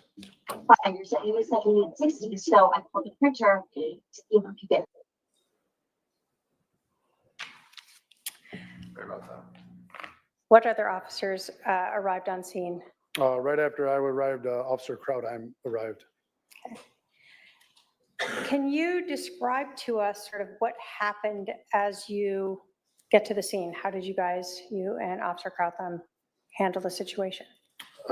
When I was getting out of the car, I believe the gentleman that called in was still on the phone, and we advised dispatch to tell him to come out with nothing in his hands except his phone. As he opened up or came out the front door, I started giving him commands. That was what I wanted him to do. So you're talking with dispatch. Is that the same as 911? Yeah, it's the same dispatch center. So is the person who's talking to the 911 person then just relaying information to you? Yes. Okay. So you're able to tell that person, tell dispatch to tell the person to come out? Yes. Did you and Officer Krautheim have someone come out? Yes. Can you describe for us the person's demeanor as they're first exiting? He was very nonchalant, very compliant with us. Okay. You said he still had his phone? Yes. Do you recall if his other hand was up? I do not recall. Okay. Do you recall where he came out of from the house? He came out the front door. Okay. When he exited the house, what did you guys have him do? I gave him commands to come towards us and then have a seat on the curb. Okay. So there's just two of you officers still at this point? Yes. What did you do at this point? I decided to go check for anybody that was injured inside and clear the house, make sure there was nobody else in there. Okay. What did Officer Krautheim do? I believe he started speaking to the gentleman that we had come out the house. So he stayed outside Yes. and you went into the house? Yes, ma'am. When you talk about clearing the house, can you tell us what that means? What do you do? We just wanted to make sure that if anyone needed aid rendered to them, we could render aid to them, or if there are any more suspects in the residence, that we could try to apprehend them. Does that mean that you walked through the entire house? I believe so, yes. Okay. And all that's when your body cam is on? Yes, ma'am. When you first entered that house, can you describe for us what you saw when you walked in that front door? Yeah, initially when I walked in, it opened up into like a day room or something like that. And just off to the right, I saw somebody laying on the ground, motionless. Did you notice anything about that room? It was empty. So no furniture? No furniture. Yeah, it was just an empty room. The person that you saw to the right, male or female? Male. And can you describe how you saw him laying on the ground? Yeah, he was laying on his back, I believe with both of his hands to his side, motionless. And then I went over to him to check his pulse. Is that standard for police to check the welfare of any potential victims? Yes. When you checked the pulse, did you find one? No. Did you notice anything else about this victim? Yeah, I noticed that there were 2 apparent gunshot wounds to his chest area, and there was blood pooling in like his kind of like neck collar area. Did he appear to still be alive to you? No. As part of your job, both with your prior experience in Illinois and your experience here in Arizona, have you seen deceased people before? Yes, ma'am. Did you think this person was dead? Yes, ma'am. If you didn't think he was dead, are police trained to do CPR? Yes, ma'am. We're all certified to. Would you have done that if you believed that would have helped him? Absolutely. So even though a person appears deceased to you, is fire still called out to check on them? Yes. Why is that? They go through their own process and procedures, and I believe they usually give the official time of death. Okay. Did you notice anything else in that room where that male was lying? I can't think of anything right now, no. Do you recall seeing any projectiles on the ground near the victim? Objection, leading. It's a yes or no question. I believe I did, yes. Okay.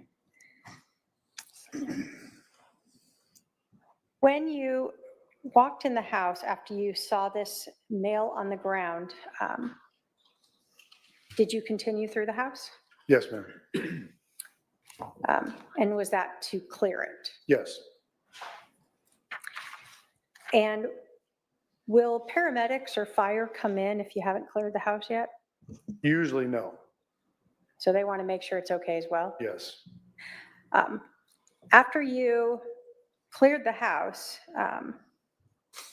did you, or as you were clearing the house, did you ever locate any weapons? Yes, I believe we located a firearm in one of the back bedrooms. Okay. Did you touch that in any way? I don't recall. Okay. After you cleared the house, did fire enter? Yes, ma'am. And what did fire do? They began to try to render aid to the victim. By the time fire came in, were other officers now on scene? Yes. Were you still wearing and recording with your body cam? Yes, ma'am.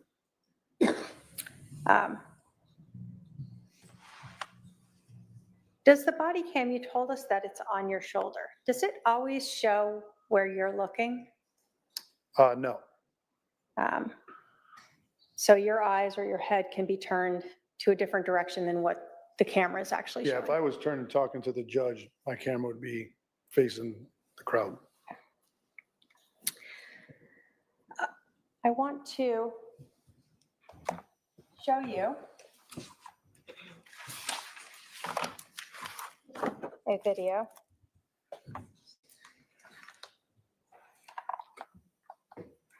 And if I can have my paralegal bring that up and have him identify it.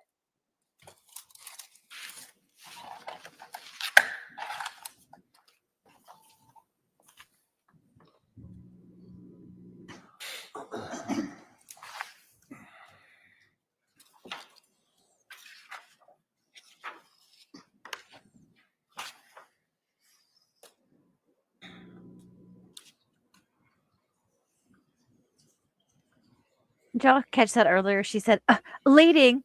And the judge says, it was a yes or no answer.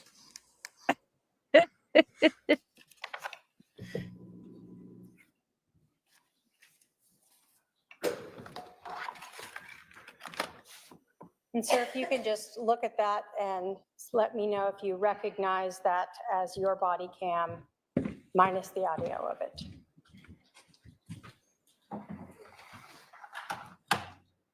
Yeah, that's my body cam. Do you recognize that as you in it? Yes, ma'am. And you have previously watched that? Yes, ma'am.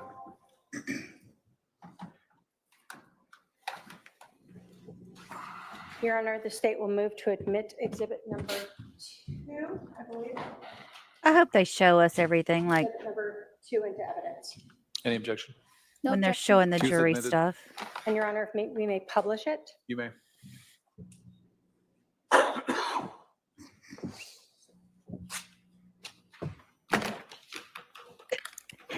Mark.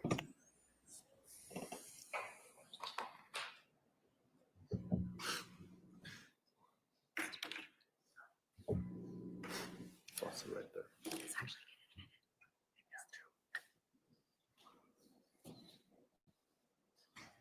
I agree, Cass. I couldn't either. Oh, good, they are showing it. So this is the house you're walking up to, correct? Yes, ma'am. As you're talking to dispatch? Yes.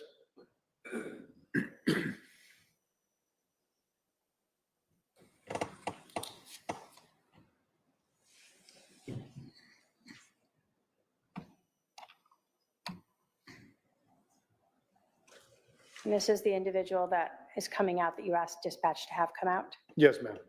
And is that Officer Krautheim in the back? It is.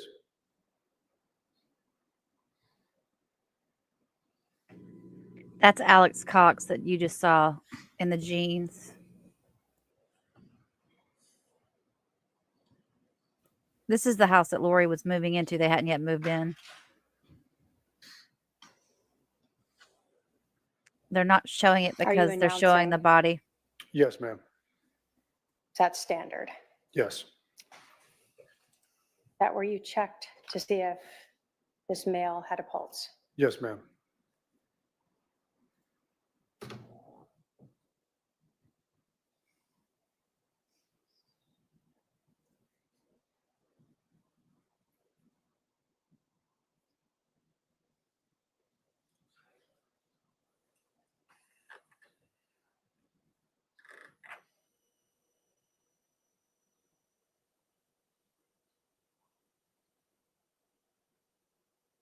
That the weapon that you told us that you found? Yes, ma'am.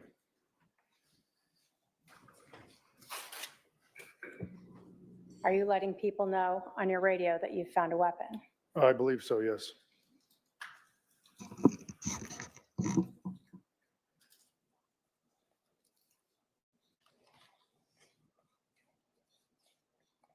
You told us that other officers were arriving? Yes, ma'am.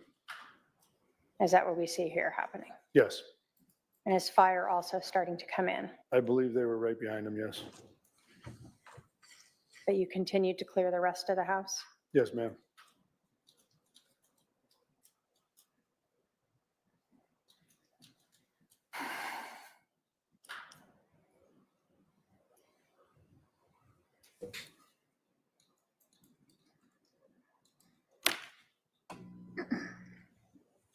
So what do we see there? It appears that the fire is rendering aid to the victim, or attempting to. Were you walking around trying to find identification for the individual on the ground? Yes, ma'am. Were you able to ever find an identification for him? I was not.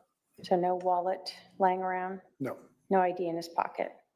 I didn't check his pockets, but no, I don't think fire found one. So you're kind of talking with them to let them know who this is as well? Yes.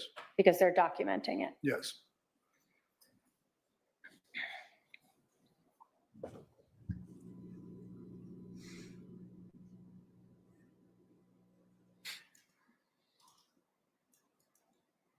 And is that the individual who came out with the phone from the house? Yes, ma'am. One that dispatch and 911 told to come out? Yes.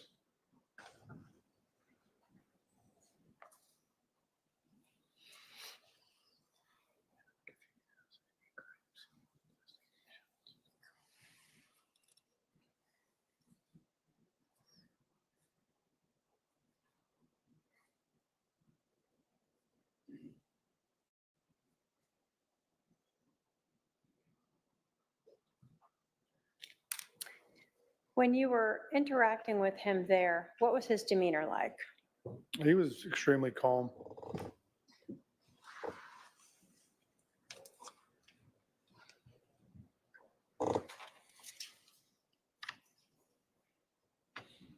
He was unusually calm and he was joking with one of the cops.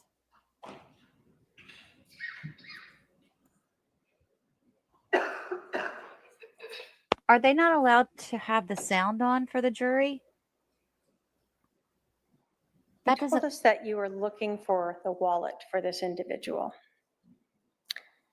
Did it seem unusual to you that you couldn't find one?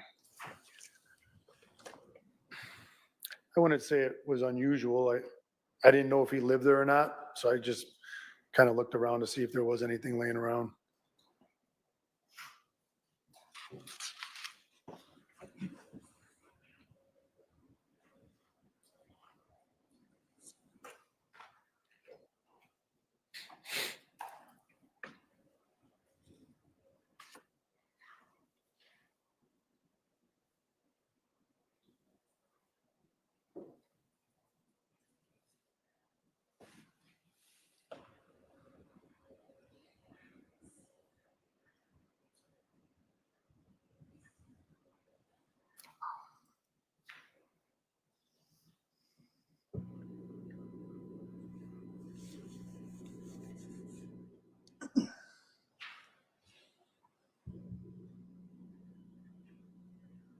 Is this you still trying to see if there's anything in the residence that might be related to that individual?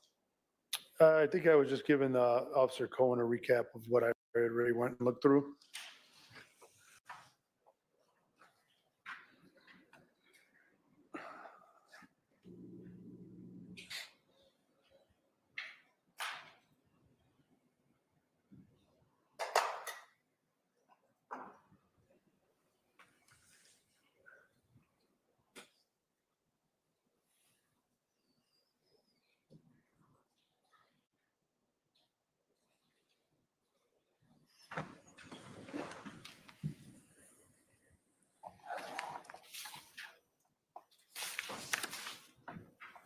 And I've shown defense counsel or defendant exhibits 3 and 4. I have a paralegal and goes up to the officer to review as well.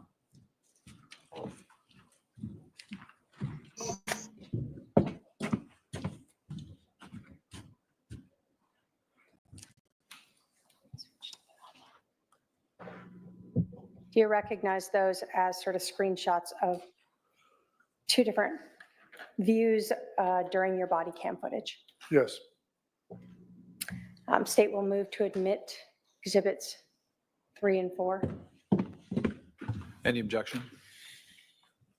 No objection. 3 and 4 admitted. And if I may publish them.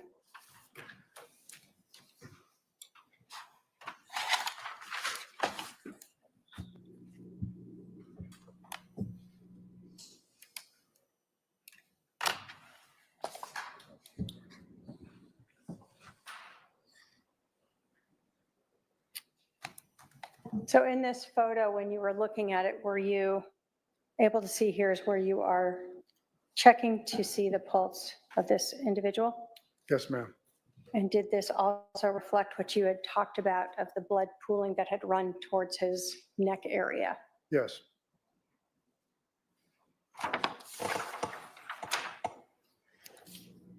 Exhibit 4.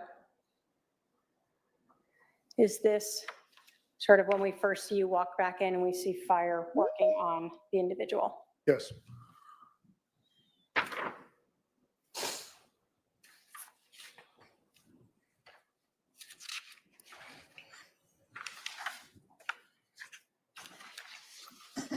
You told us that when that individual who was on the call with 911 came out, that you observed the phone with him. He was kind of holding it. Yeah. Did you ever see any other phone in the house as you were looking around? Anything obvious laying around? I don't recall, no. I don't believe I did. No phone on the ground near the deceased male? Not that I recall, no. After you had cleared the house, allowed fire to enter, and other officers were arriving, were you tasked with going out to put up some crime scene tape? Yes, ma'am. What does that mean? It's just tape that keeps the general public out, keeps the media out, so we have a secure scene, and it doesn't get tainted by anybody or anything. So that included both the house and some of the street. Yes, ma'am. Did that sort of end your involvement? Yes. Thank you. I have no other questions. All right, cross-examination.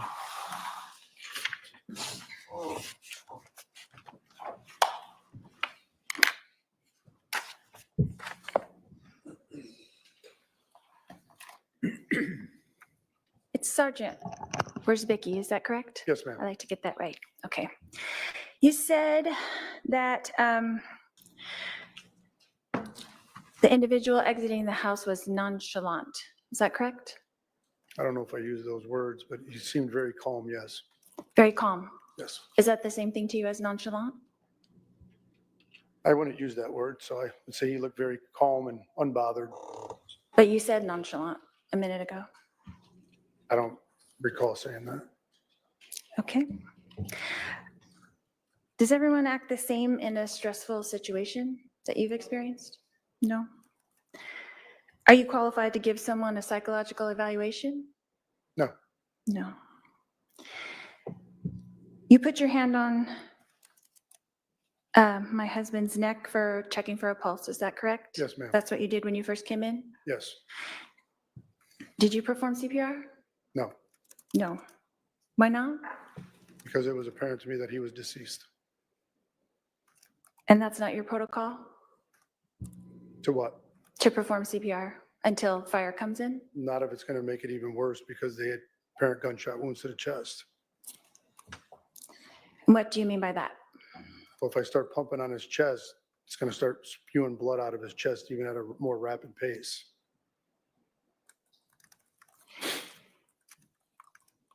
So when the 911 operator was telling my brother to do that, that same thing would happen? All depends on when the call came into dispatch.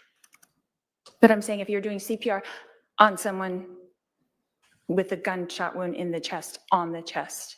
Could, yes. Yeah, okay.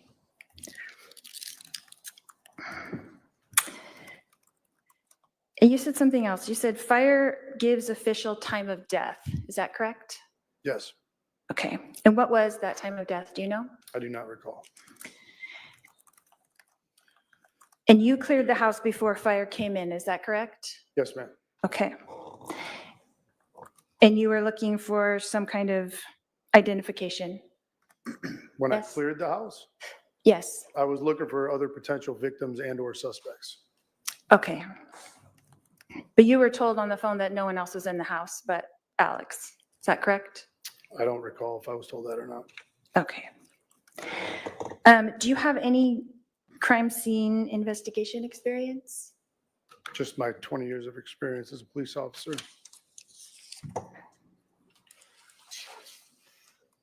She is not good at And you this. said something about, and this is just for me to understand, you said something about the casings being to the left of him or to the right of him? I didn't say they were to the left or to the right. Oh, did you say west or east? No. Oh, sorry, that was my interpretation. Can you tell me what the weapon was that you found? It was a handgun. Was it a 45? Don't recall. Okay. Could you tell what direction the bullet came from? Based off the way the body was laying, I could assume it came from where his feet were at. Near the feet? Mhm. Did you see the projectile that was in the baseboard? I don't recall if I saw that or not.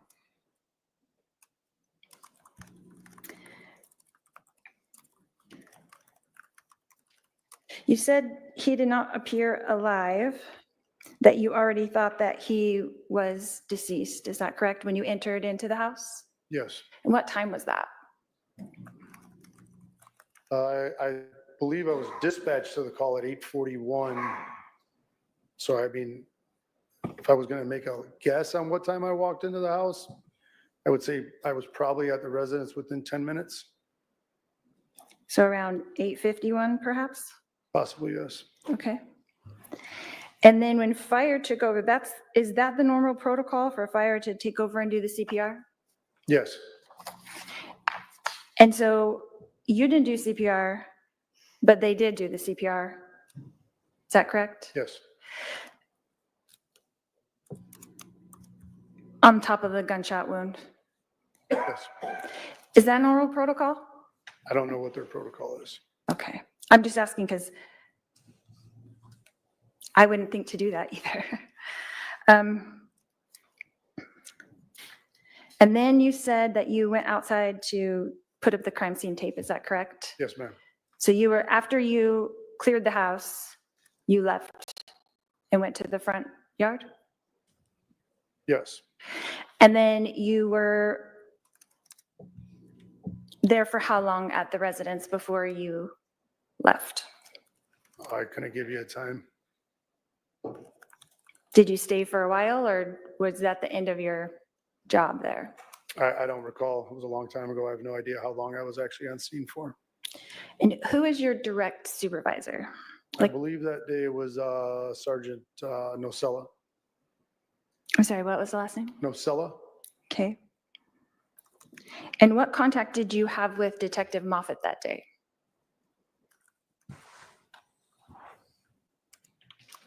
I don't know if I had any with him on scene. Okay, what about Detective England, perhaps? I may have briefly spoke to her while I was on scene. Okay, 1 time, 2 times, 3 times? I couldn't tell you a number. Okay. And then when you have to report to your superior before you left the scene? He was on scene, I would imagine. Nocella? Is Yes. that what you said? Okay. And then you don't know what time you left, but you arrived at approximately 8:51? Give or take, yes. And then did you see me arrive at the scene? I think as I was leaving, yes. So approximately around the time that I arrived, you were leaving? I don't know if I left when you arrived, but I was on my way out of the crime scene as far as I know. Okay. And then you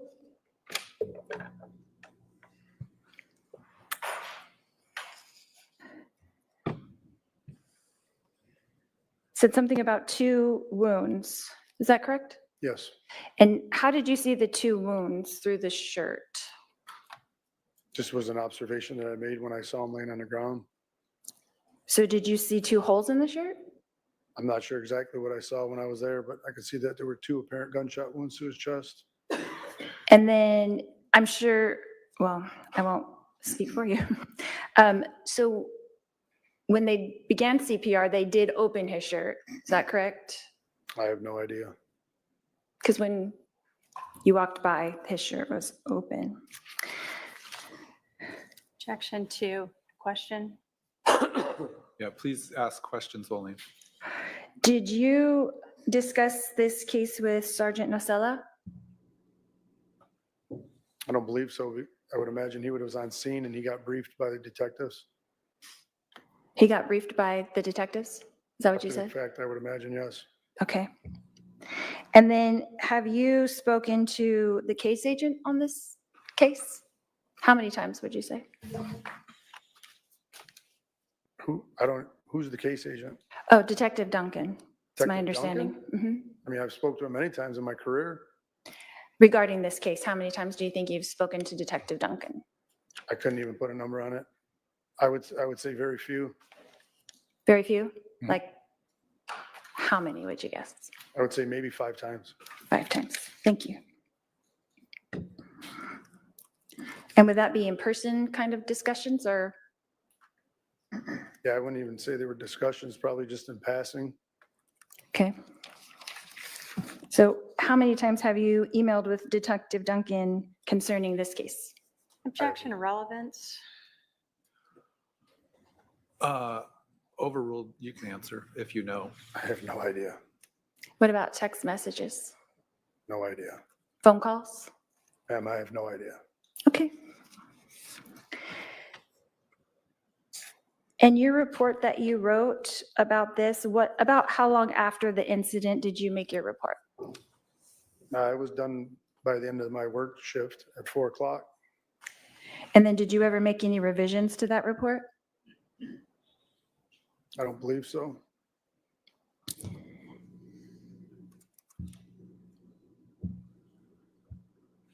So you left the scene approximately sometime in the morning, and by 4 o'clock that day you had written your report.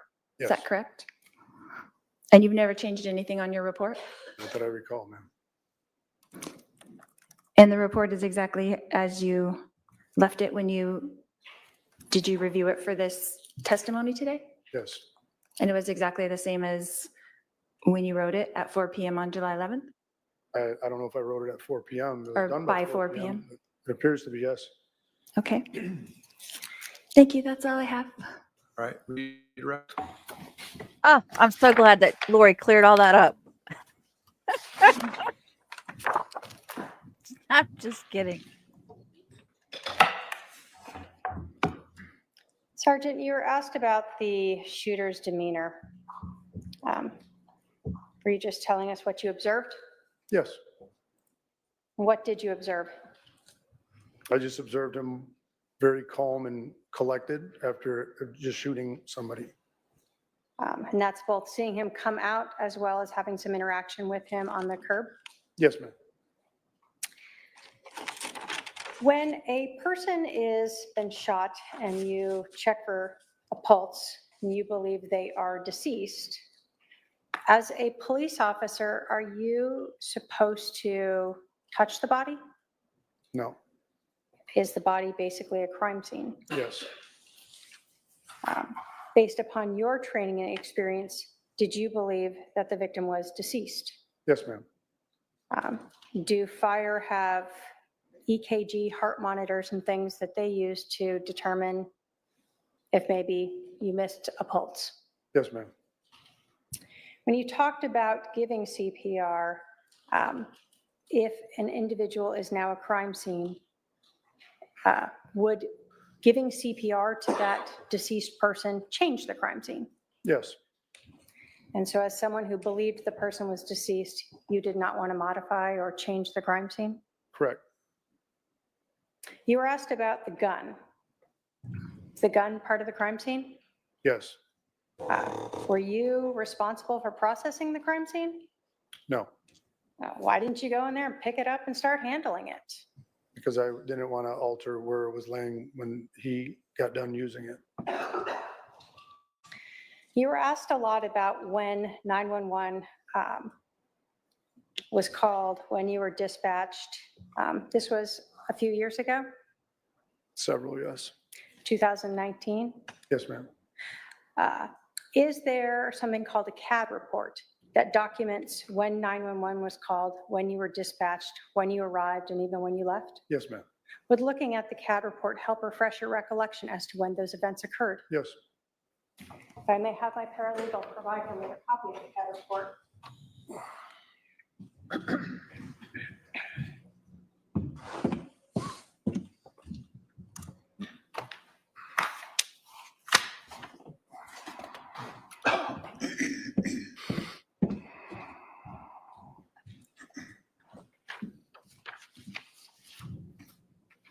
You want me to? Starting, does looking at the CAD report help refresh your recollection as to when the 911 call was received? Yes, ma'am. When was that? It was received at 8:36. Does looking at the CAD report help refresh your recollection as to when you were dispatched? It appears it was dispatched at 8:37.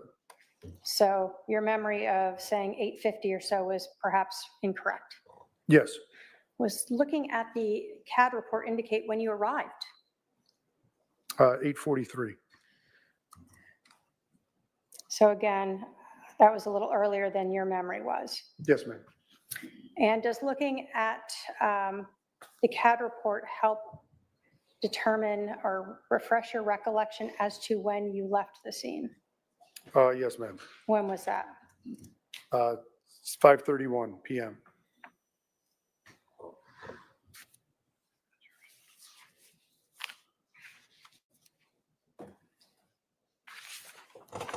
As a police officer who is one of the first on scene, do you provide briefing or information to your sergeant or the detectives on scene as to what you saw, observed, and did?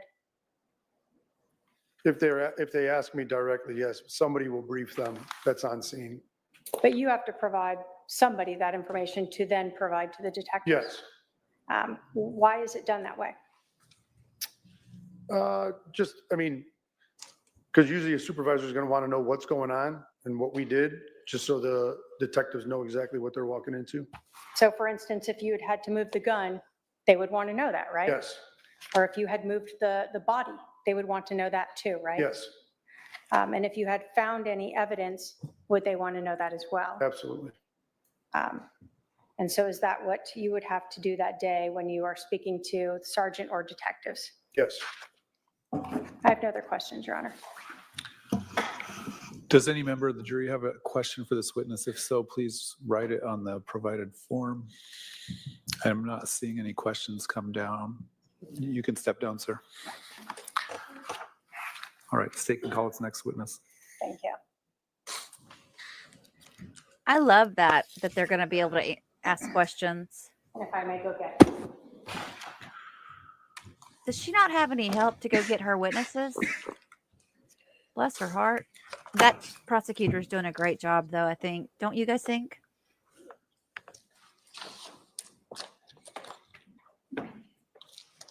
Lori better get better at the questioning because that was bad. And if we have to sit through her doing this every time, it's going to be a long trial. I was just trying to be funny, Mark.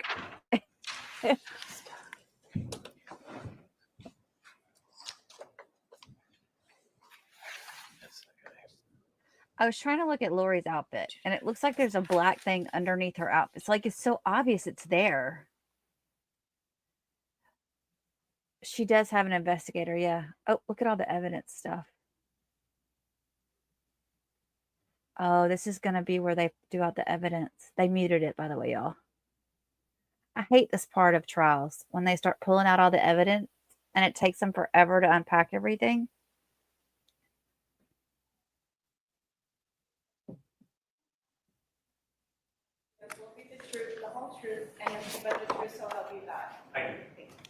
All right, go ahead and have a seat over here to my left. Yeah, I don't like the prosecutor doesn't have anybody to help her. Sir, would you please introduce yourself to the jury? I'm Robert Krautheim. And where do you currently work? I currently work at the Sandra Day O'Connor Federal Courthouse Back in 2019, where were you working? as a Chandler police officer in Chandler, Arizona. How long did you work for the Chandler Police Department? 25 years. When did you retire? About 3 years ago, February. When you were working there in July of 2019, what were your duties at that time? I was a patrol officer. I was responding to calls for service. Okay. And do you recall what your shift was at that time? It was a day shift. I think I start my shift at 6 and end at 4. Were you working patrol for Chandler Police Department on July 11th of 2019 at about 8:36 a.m.? I was. Were you dispatched to 5531 South Four Peaks Place in Chandler, Maricopa County, Arizona? Yes. What were you dispatched for? A shooting that had just occurred. Based upon the information that was, well, let me ask you this. When you are arriving to a scene, do you get information relayed to you about this call? I do. Why is that? The call taker is asking the person on the phone what's going on, where it is, who's there, just basic information. And then dispatch relays that information to me as I'm driving to the call for service. Is that so you have a better idea about what you're walking into? Yes, it's on a computer, but verbally, the stuff that's really pertinent before I arrive is just verbally done over the air. So when you were arriving on the scene, did you think this shooting had just occurred? I did. When you got to this 5531 South Four Peaks, were there any other officers on scene yet? Yeah, Officer Wiz was there. Is that Officer Wiersbe? Yes, I'm sorry, I apologize. What were you wearing? Patrol outfit, basically a patrol uniform, police uniform, body worn camera. And back then, where was your body worn camera? At the time, it was a lipstick camera, so part of it was here, but the camera's actually on my right shoulder. Okay. And was that on and recording as you sort of arrived on scene and while you were present there? Yeah, I started recording while I was driving there. Okay. When you arrived, did you know whether or not the 911 caller was still on the phone? Yeah, she was still on the phone. And when you are talking with dispatch, did you arrange to have this person come out, or did Officer Wiersbe do that? Yes, dispatch advised him to come out of the home without anything and hands up in the air. That's kind of standard. And did he comply with that? He did. What exit did he come out of? At the front door. Okay. Can you describe sort of his appearance and demeanor as you observed him coming out of the house? His clothes were clean. He was calm, not emotional at all. Different than what I would have anticipated. When he first exited, did you notice any injuries to him? He was holding, it was a white rag at the time. It was just kind of red and white. He was holding on the back of his head. When he first exited or later? As he's coming out of the house. Did you notice any difficulty walking or talking when you first had contact with him? No. Any difficulty sitting or standing? No. Did you learn the name of this person? I did. What was his name? Alex Cox. Did you observe him sweating at all when he first came out? No. Any type of jitters? No. Any uneven or broken voice as he's talking to you? No. At some point, did you notice an injury to him? I did. And where was it? On the back of his head, towards his right side. And what did you see? I articulated my written report as about an inch laceration, a small like knot, and it was bleeding a little bit. That is not me, y'all.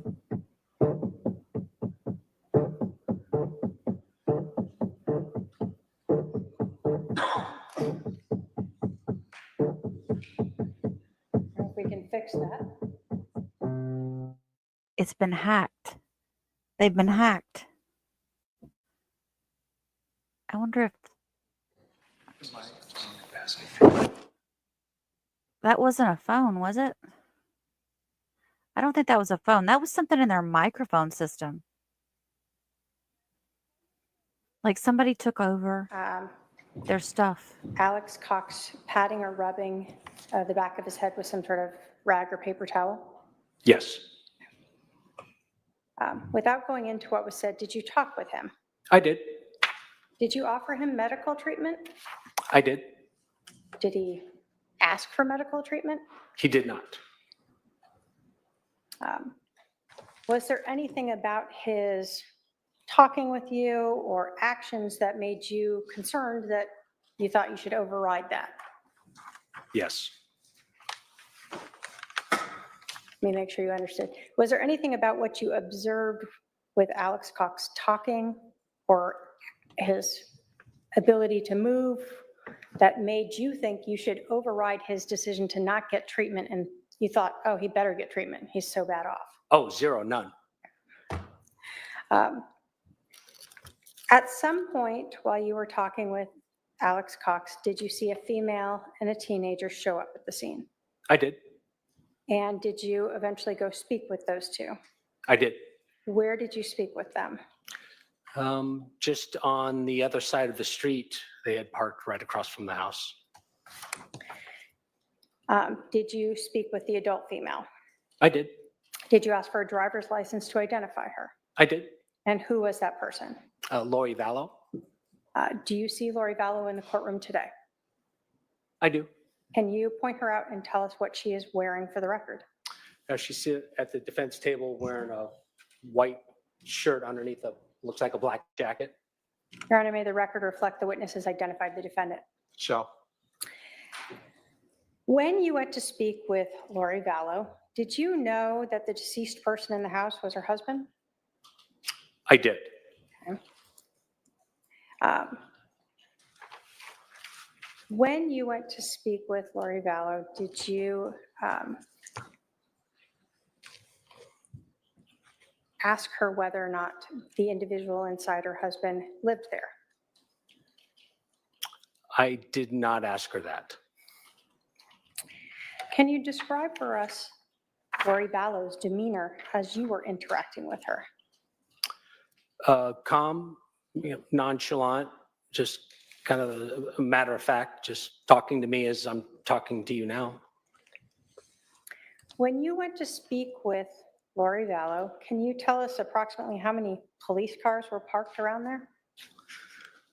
Well, I don't know either myself. I know there was at least mine and Officer Wiz's. There's a fire truck there. I think there was an ambulance there, and I think there may have been another police car. I can't remember, but there was a lot of emergency vehicles just near the home itself. And was her brother Alex Cox sitting sort of in view of her? Literally across the street, like the desk of the prosecutor would be her car. This is the street, and I had Alex seated right on the sidewalk. When she first arrived, did she actually walk up to where you were with Alex Cox? Yes, she did. And you asked her to go back to the other side of the street? I did. Did she ever ask you how her brother was doing? No. Did she ever ask you if her brother needed medical attention from being hit by a bat? No. Did she ever ask you why there were so many police cars around the neighborhood? No. Did she ask you why there was a fire truck parked in front of her house? No. So other than gathering basic information, did you really talk to her about anything else? No. And were you wearing that body-worn camera when you had contact with her? I did. After you talked with Lori Vallow, did you go back and stand near Alex Cox again? Yes.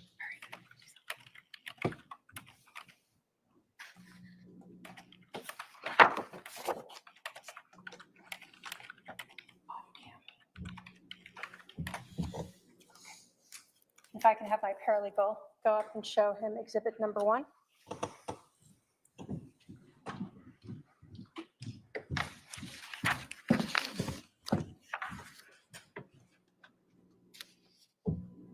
Do you recognize exhibit number 1? I do. Is that a copy of your body cam footage from July 11th, 2019? It is. Is it missing the audio other than during your interaction with Lori Vallow? Correct, yes. And did you initially identify that previously as your body cam? I did. State will move to admit exhibit number 1. Any objection to exhibit number 1? Any No objection to No objection. exhibit 1's admitted? And if we could publish it. Go ahead.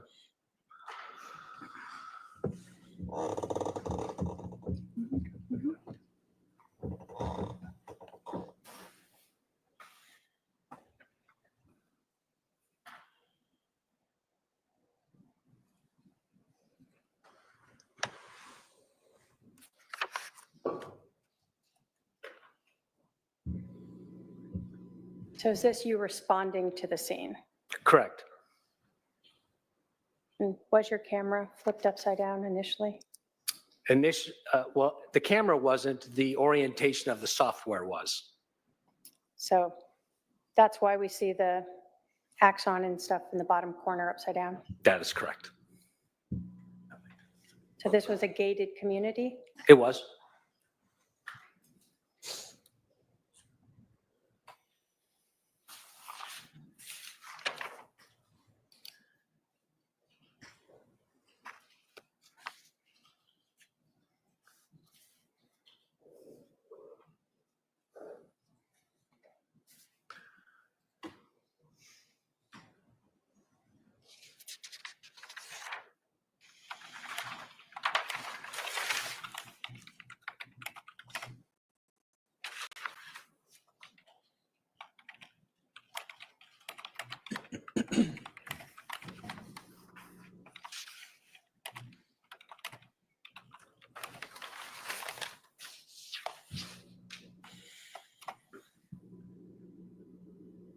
As you're driving, did you go by the fire truck here?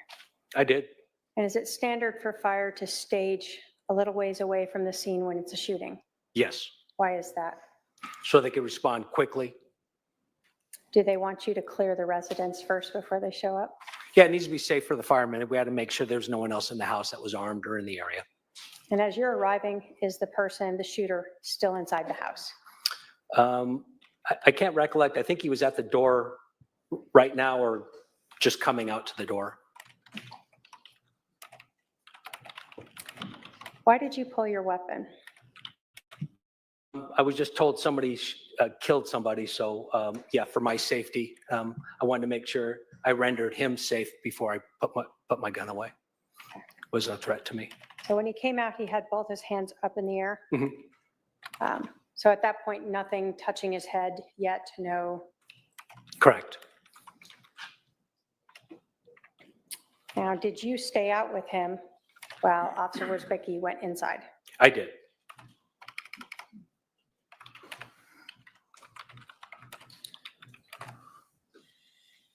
While you're talking with him during this whole time, at this point, he still hasn't brought anything out to try to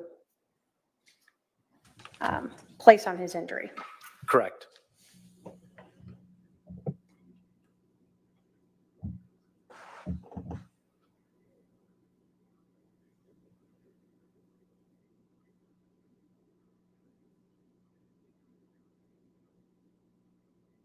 When he came out, did he already have those sunglasses on the top of his head? He did.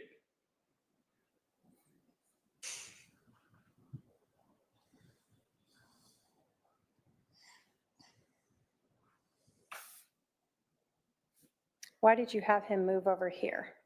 I actually physically couldn't hear him. Fire trucks are incredibly loud, so I had to move away. The fire had already pulled up to now go inside the residence. Correct. And can you kind of see them in the corner going in? Yes.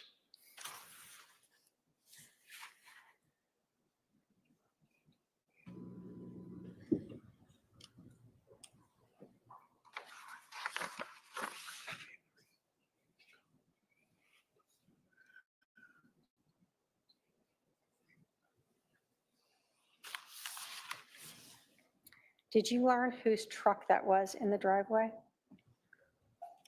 I don't recollect right now whose truck it is. I think it's his, but I'm not sure.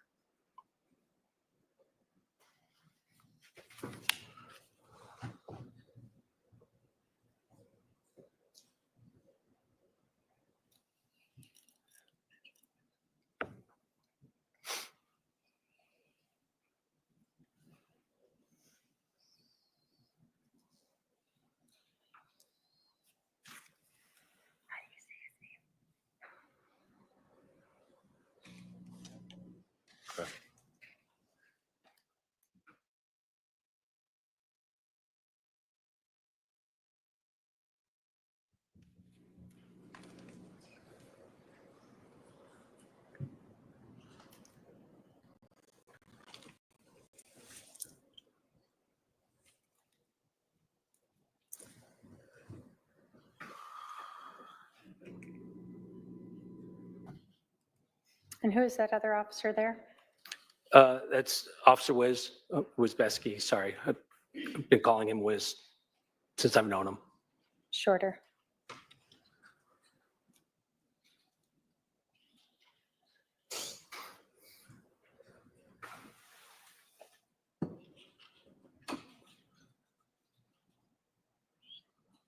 Were you initially trying to control the scene yourself, sort of helping to tell people where to go and what to do?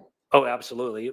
My head's on kind of a swivel. I'm always kind of looking around like people just walk up to you and asking what's going on. And you got to make sure no one's going to walk up to the house. So you just try to keep it as pristine as you can. So we see him putting his head now, or his hand on the back of his head, correct? Yes.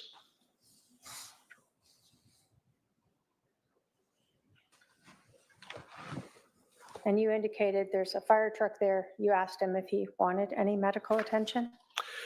I did. And he declined it. He refused.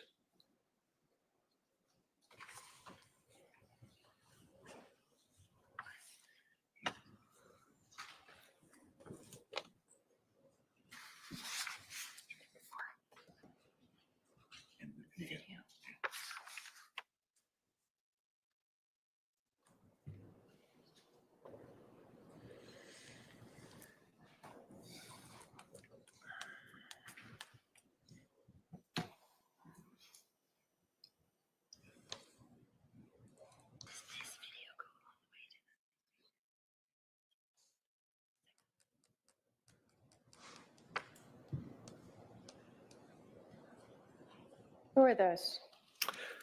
That's Lori Vallow and her daughter. So when you said across the street, we just saw a red SUV. Is that what you're talking about? Correct.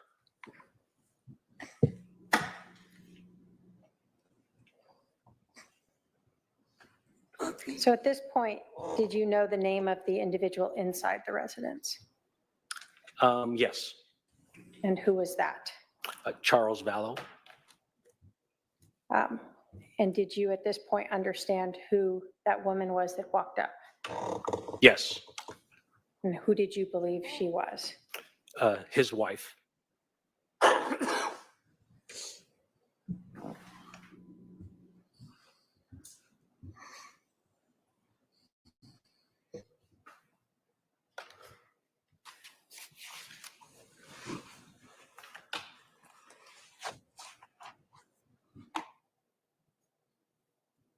Normally when someone is shot and killed, is there a team of detectives and crime scene specialists who will come out to handle the case? Yes. And are you, as patrol officer, sort of stuck with taking care of it until they arrive?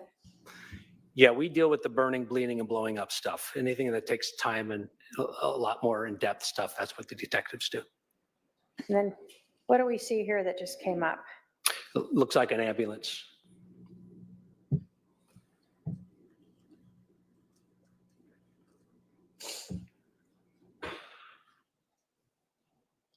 You told us that you understood when you were arriving that this shooting had just happened.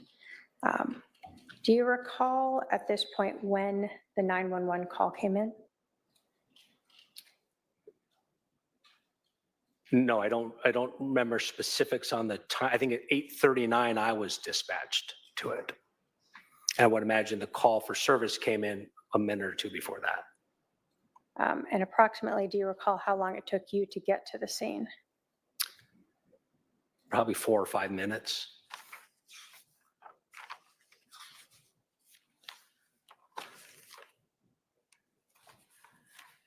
We see more people walking up. Are you trying to stop the contamination of the scene by having more people walk in there? Yes, I told the firemen kind of what was maybe in the house, and Officer Wiz was already in the house, and so we were just trying to control how many firemen went into the house. So when you're the first on scene, are you trying to have the least number of people go in there as possible? Yes. Are you trying to not touch anything that's not necessary to be touched? Correct, yes. Obviously, if fire is going to work on a person, they're going to have to contaminate it somewhat. Yes.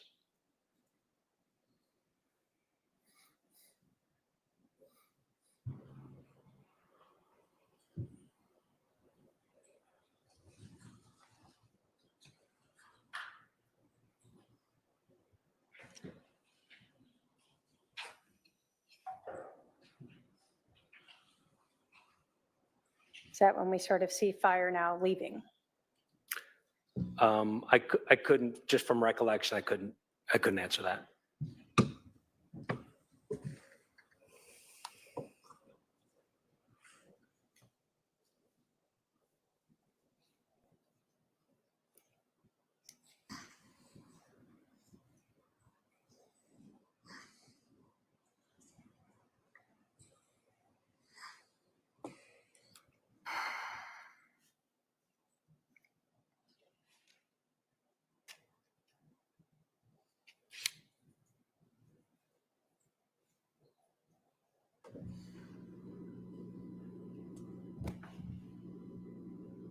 If you guys want to see a better, like a close-up version of this video, I just put it up not too long ago on my channel. We see something in Officer Wozbecki's hand. Is that the crime scene tape? Yes. We do a inner and then an outer perimeter.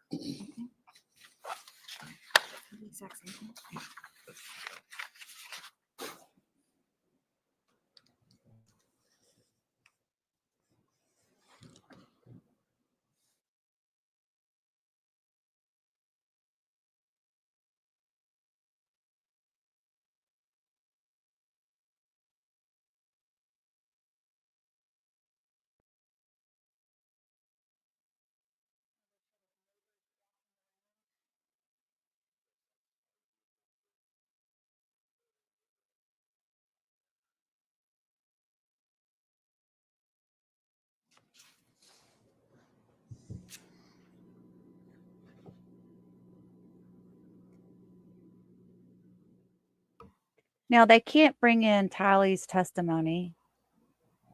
So how are they going to get around all of that when she's right here in the video?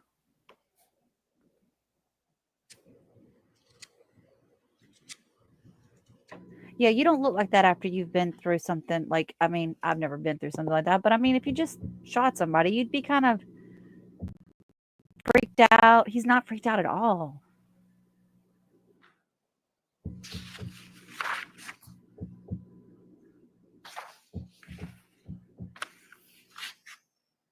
Is it normal for a patrol officer to have to stay with the individual who is the shooter and ensure that no one else is contacting them? Yes. So you don't want any of the neighbors walking up to them? Correct. At this moment, I'm still basically fact finding. I'm just trying to figure out what happened, when it happened, who was involved, kind of thing. And yeah, I try to keep them separate.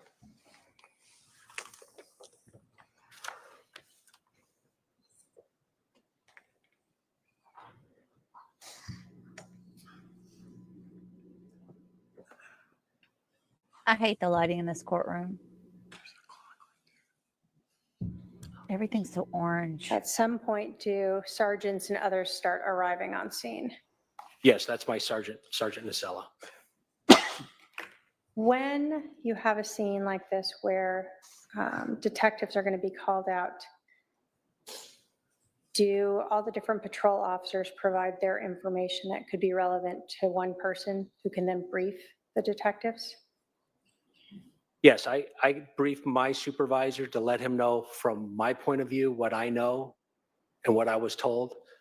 And then at some point, I think he would disseminate that to the detectives. Okay. So is this you kind of telling him at this point what you've learned? Yes. And can we also see what the body camera looks like on the shoulder there? Yes, he has the same type.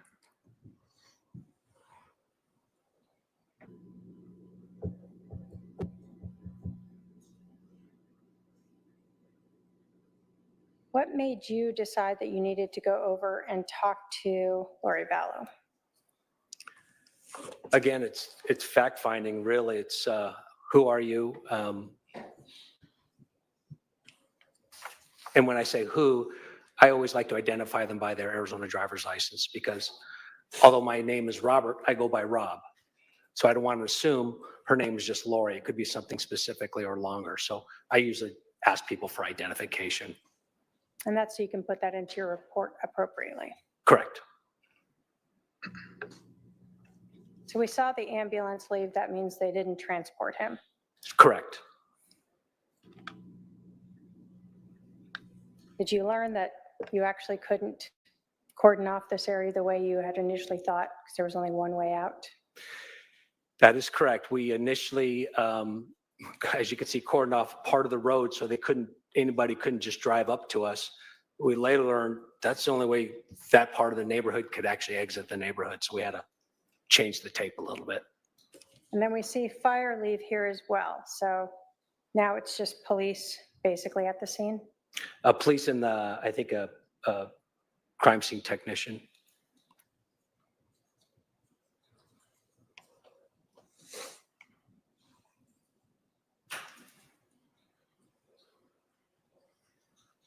And are you still the only person responsible for making sure that no one is talking with Alex Cox?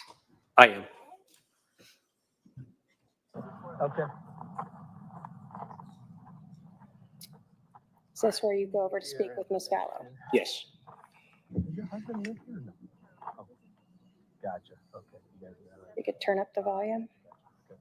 Let me just get your, do you have a driver's license with that?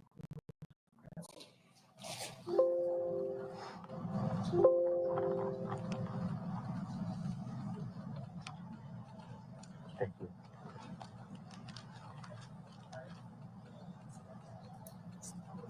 L-O-R-I. What does your middle initial stand for? Noreen. Noreen. N-O. B-A-L-L. What's a phone number for you, Lori? 808-755. 755?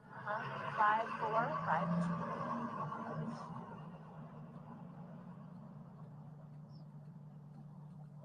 You live here, though, not in Santan. This is your home? Right, Gotcha. right. Okay. We just moved in here. Gotcha. How long have you guys lived here? Okay. How long have you lived here? Like 3 weeks. Oh, geez. Yeah, okay. That's why the neighbors don't know us very well. Gotcha. Like, hi neighbor, sorry. Are you working at all? No. Okay. And you're still about 5'6", and 20?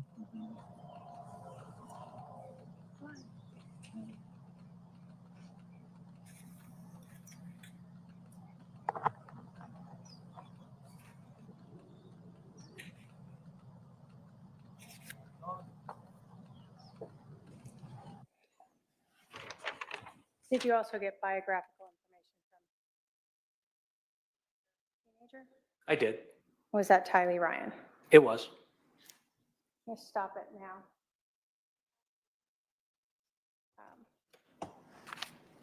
After you had talked with Alex Cox and Lori Vallow, did you go brief some of the detectives about what you had learned? I did. Did you tell the detectives that Lori Vallow did not know that her husband Charles was dead? I told them that I did not advise her of such. Okay. Did you believe that she did not know that her husband was dead? I did. Why did you believe that? Well, I was under the understanding that this just happened. She just arrived back on scene, and I did not advise her of what happened in the house. When you spoke with Alex Cox, did he provide additional information that made you believe that she was not present when the shooting happened? Yes.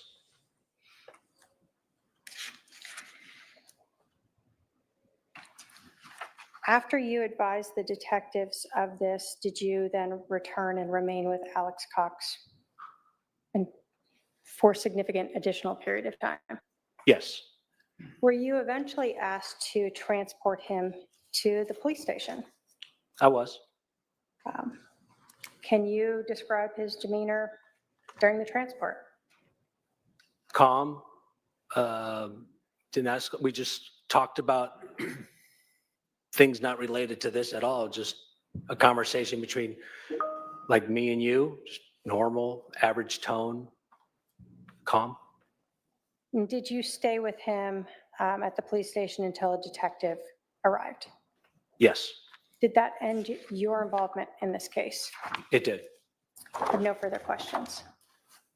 All right, cross-examination. She never asked what happened when they pulled up. That is amazing. How dumb can you be?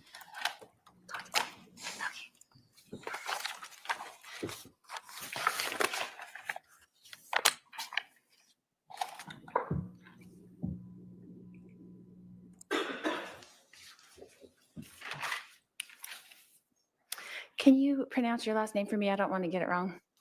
Krautheim. Krautheim. Yes. Yes? Okay, Officer Krautheim. At the correct? time, yes. At the time. Okay. Thank you. Thank you. Appreciate it. You mentioned about Alex being calm when he exited the house. Is that correct? Yes. And then you were advised that he had told the 911 operator that he composed himself and then called 911. Is that correct? I don't remember the compose himself, but I think he did. But you stated in your report that Alex was very calm throughout the entire time talking with him, correct? Yes. Okay. And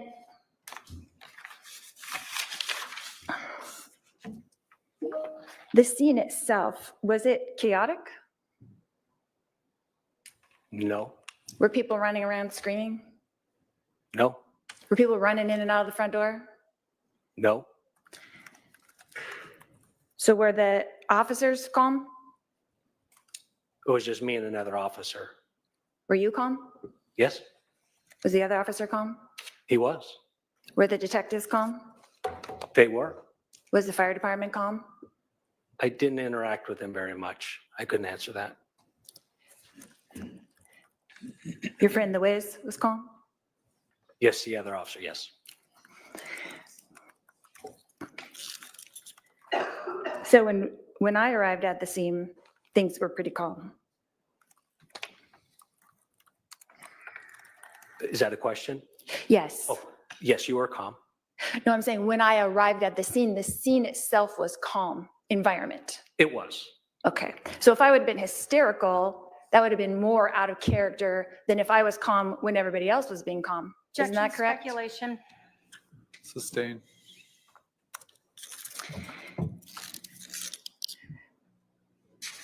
So you said that Alex was calm and was holding a towel in his right hand and holding it up to the back of his head. Is that correct? He did. And you said, oh, sorry, it's in my other note. Just now that his head had a 1-inch laceration. Is that correct? Yes, That's like a cut down his head. 1 it inch? is. Okay. And you said a small knot. I did. Is that correct? Okay. And so, and that it was bleeding a little. Is that correct? Yes, Okay. And so a small knot is what you declared it, but would you not call it a goose egg? tomato, tomato. Okay. Touche. Did Alex ask for medical treatment? He did not. How many times did you ask him if he needed medical treatment? I think 3 times. Okay. And there was EMS right there next to you? Yes, So an EMS person could have just come over and checked the back of his head pretty easily, yeah? yes, Yes. But no one asked anybody to do that?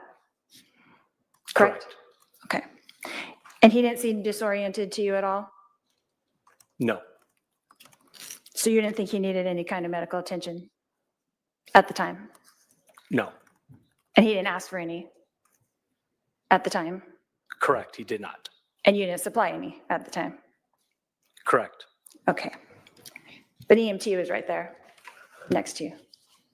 Yes, Okay.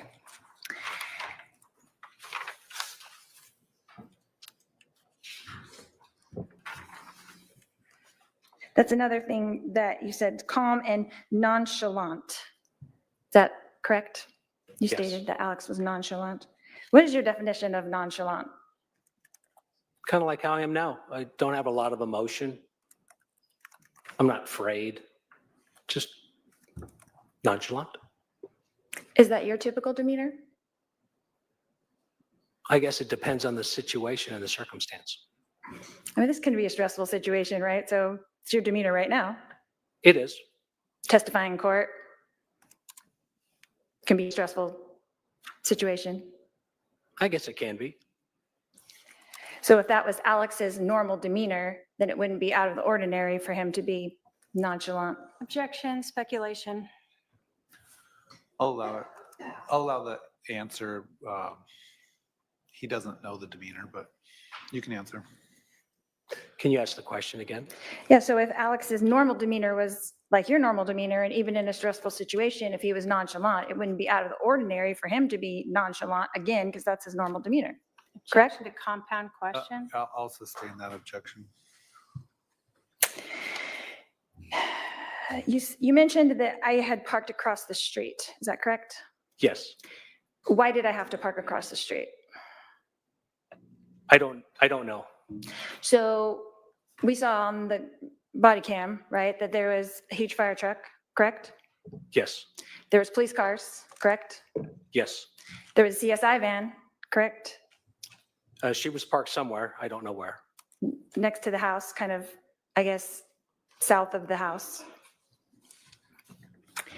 So there was nowhere to park except for across the street.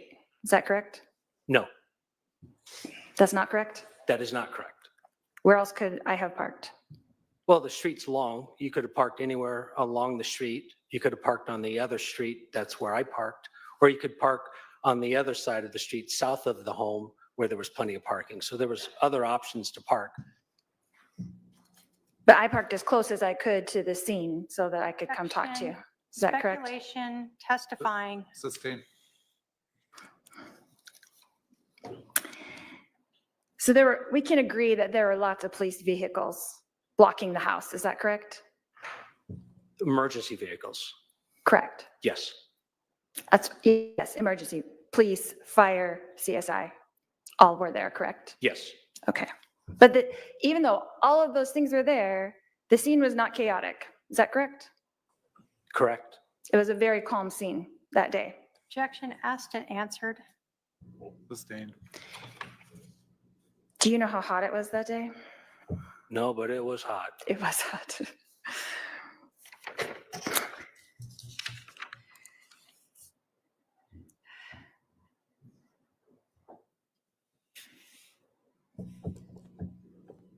Oh, that's what I was going to ask you. What was the extent of your duties that day? I know that you had arrived on the scene. You said dispatched was about 8:39 a.m. Is that correct? Yes. And then it took you about 4 to 5 minutes to arrive. Yes. And then you were the first on the scene. No. No. Who was the first on the scene? Do you know? Wiz was. Oh, that's correct. And then who arrived? How long after he arrived did you arrive? Do you know? Oh, I was like seconds, Okay. maybe 10, 15 seconds. And then you were right there when Alex came out of the house? I was. And you were with him basically that whole time till he Yes. got into the police car? Yes, And then did you drive him to the station? I did. So you were in the car with him the whole time? Yes. So you really never didn't have eyes on Alex from the time he came out of the house till the time he got to the police station? Correct. Okay. And did you have a conversation on the way to the police station? I did. You did. And that's the second body cam we didn't watch, is that correct? That has your name on it? Yeah, there's another body worn camera we haven't seen. Right, from the police car, I'm saying. Yes, me driving. You drive, but it comes from the car, not from the shoulder body cam, is that correct? No, it comes from my body Oh, it was worn still camera. on your shoulder? Yes. Okay. And in that,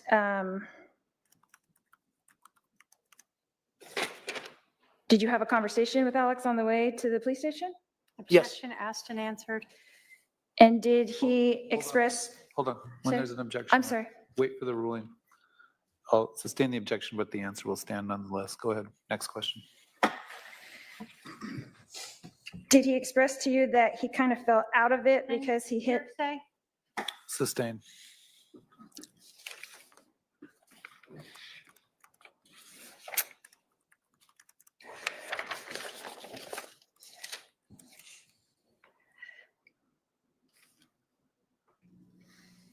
When did you make your report about the incident on July 11th, 2019?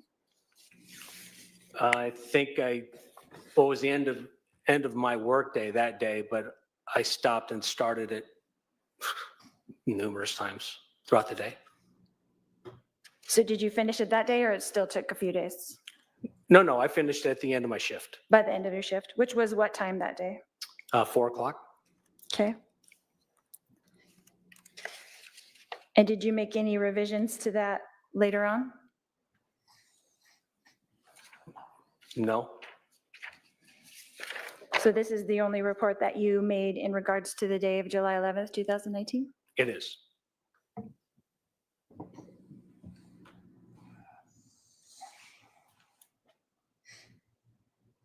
You stated that there was red liquid on the rag towel that appeared to be blood.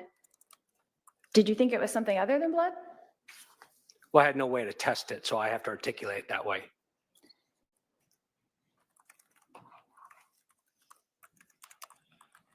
So he was bleeding from the back of the head He was. on the right-hand side. Yes. Is that correct? Okay.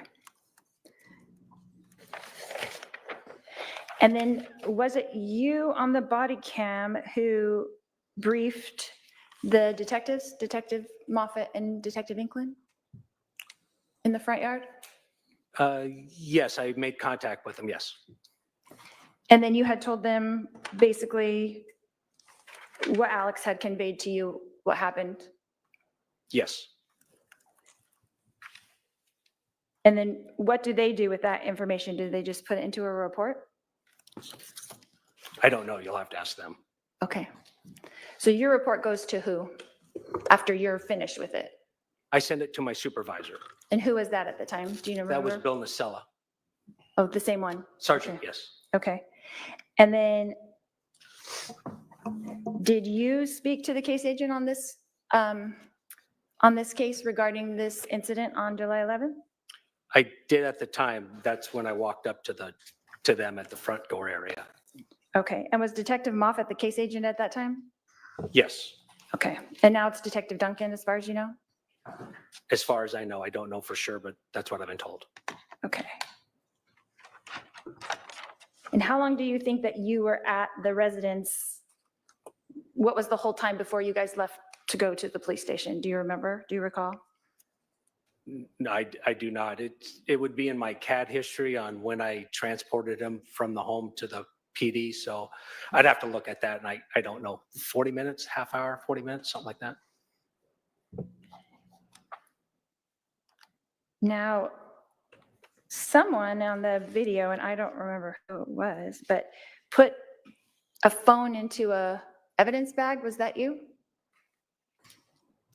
I don't recollect that. Okay. And then got into the car. Did someone ride with you to the police station from the residence? Just you and Alex were in the car? Yes, No other officers? correct. But before you got into the car, an officer came over and took his phone and put it in an evidence bag? You're asking me for recollection. I don't remember that. It's probable because we usually try to bring their property to the area where we're going to. So it's probable. I just didn't see it in your report, but I saw it on the body cam, so I wondered if you knew. Okay. I'm going to object to the defendant testifying. All right. Please only ask questions. Sure. When you make statements about what you saw or heard, that's testimony. I apologize, Your Honor. Go ahead.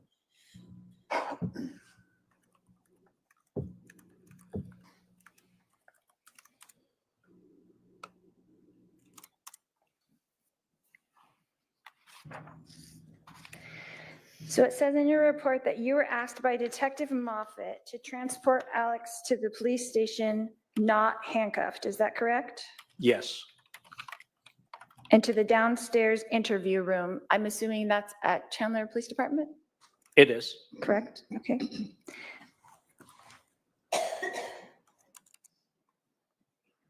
And it was just the two of you in the car on the ride there? Yes. Okay, thank you. Then when you arrived at the police station, what happened next?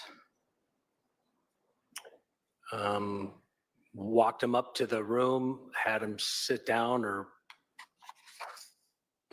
I think brought him some water, I think. And the detective was literally behind me. It wasn't very long before he walked into the room. So then Detective Moffett took over and you were excused? Yes, Okay. And then was that the extent of your duty it was. at that time? And did you leave the police station after that? Yes. Did you stay and observe the interview? No.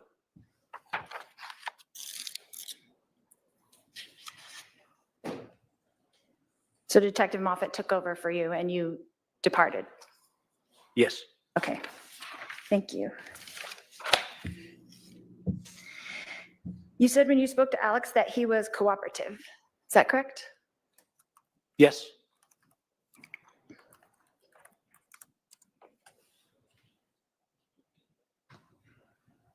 Is it possible he could have been in shock?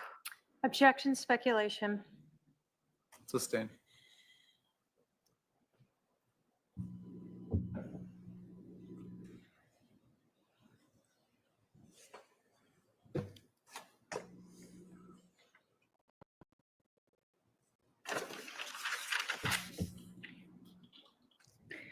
From your observation, how long did the cut on Alex's head bleed? I mean, you were with him for that 40 minutes, and how long do you think it was bleeding?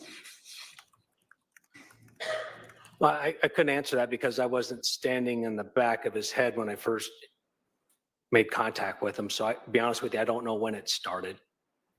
So I don't have the minutes. Did it appear to be bleeding when he exited the house or no? I didn't look at the back of his head right away when he exited the house. When was the first time that you looked at it? About how long after he exited? I can't answer time-wise, but it was during the time I had him seated at the sidewalk when I was talking to him. Okay. Before he moved over or after? Oh, after he moved over. Okay.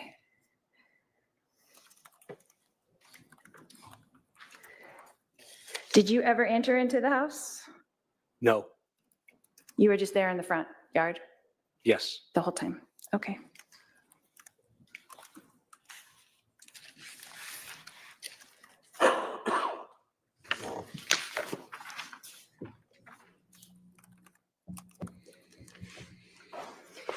When you talked to the two detectives in the front yard and gave them your synopsis of what had happened, you said they got into a domestic fight consisted. Objection. I'm sorry, I'm going to sustain the objection. what was the legal objection? Hearsay. Hearsay. Oh, I was just reading his report. Okay. Then objection, no question. Please ask your next question.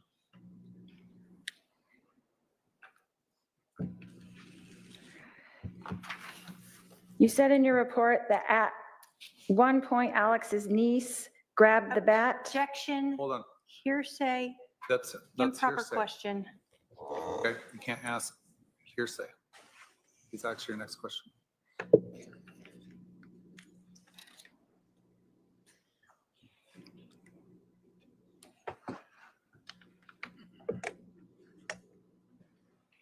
Did Alex tell you that he got hit in the head with the bat? Objection, Your Honor. Hearsay prior ruling. Yeah, it's sustained. You can't ask questions of what Alex said.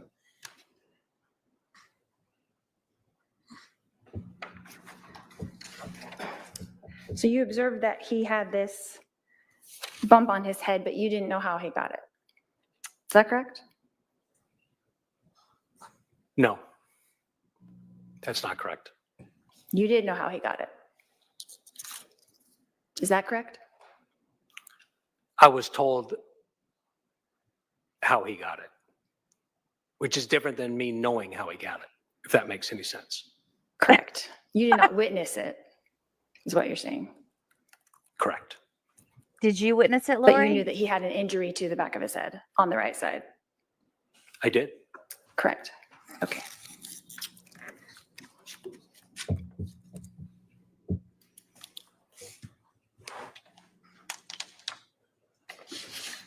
And how did you obtain that information, Your Honor?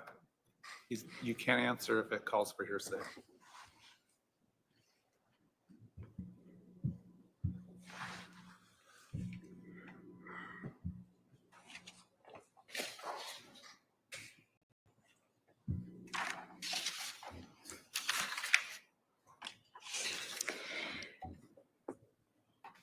Did you observe the next door neighbor come out in her nightgown to speak to me? I did. And then there was another neighbor on the other side that came out that you told him to go back into his house? Is that I don't know if it correct? was a neighbor, but it was just some guy. Yeah, I assumed he was a neighbor. Right. So they had blocked off the street so the neighbors couldn't really exit the neighborhood. They couldn't go to school or work, or it's kind of an issue there. Not really. I mean, when one car told us the layout of the neighborhood, then we realized that was the only person that wanted to exit. They told us they couldn't exit, so we just fixed it so anyone else could leave. Right, but they were trying to come up to me to find out what was happening. Objection, Okay. speculation, hearsay. I'll sustain the objection. Let's take our afternoon break for the staff and the jurors. We're going to take a 15-minute stretch restroom break. Please remember the admonition. All rise for the jury.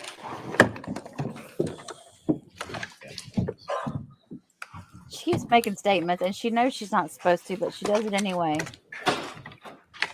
Laura, you're not supposed to do that. Thank you, Laura. You shouldn't do that, but thank you. I appreciate you. Is that your phone on the? Yes, this is awful, you guys. She is terrible. I really thought she would be better than this. It's like when I was in fourth grade, that one time in fourth grade, we had to do this. It was part of a history project because we were learning about the legal system and we had to do a fake trial. I think we did better than this. You know, because we had to make up our stories and everything. We didn't make up everything about it to do our trial. But I think we did. I think we did better than this. This is awful. Just awful. And then she brings up the parking. And see, the neighbor, I was going to ask about if anybody was, they were going to call the neighbor up because I was wondering what the neighbor and her were talking about. But he literally got on the stand and said, yeah, you pulled up and you didn't even ask us what was going on. I mean, the fire department's there. We've got a crime scene roped around your home. Cops are there. Your brother's sitting on the sidewalk out front and you don't say, what happened? Your daughter doesn't seem upset. None of it. It's just craziness. Craziness.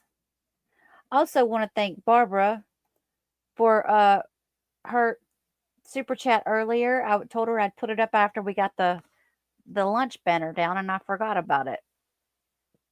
She's sending cleaning supplies for Mark and Blanco's timeout room. It was very sweet of her to do that.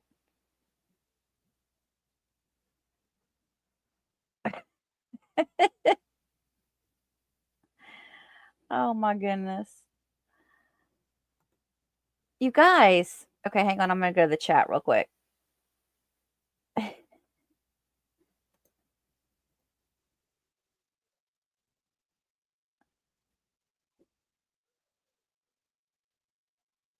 Where's my husband? Yeah. Is that what she said? Did she say, where's my husband?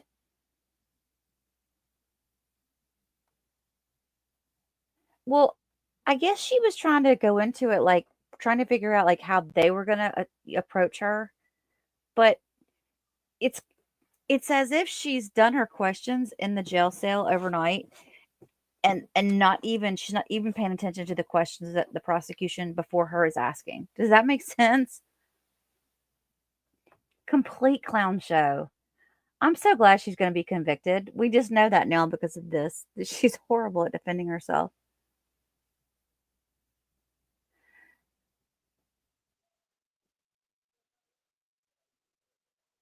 Yes, Lord, he departed. Are you going to ask him what he had for dinner? Good gracious alive. Hang on.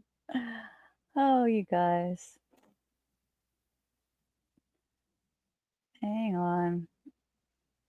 I did have something I wanted to show you. No, that's too long of it. I can't do that when it's too long.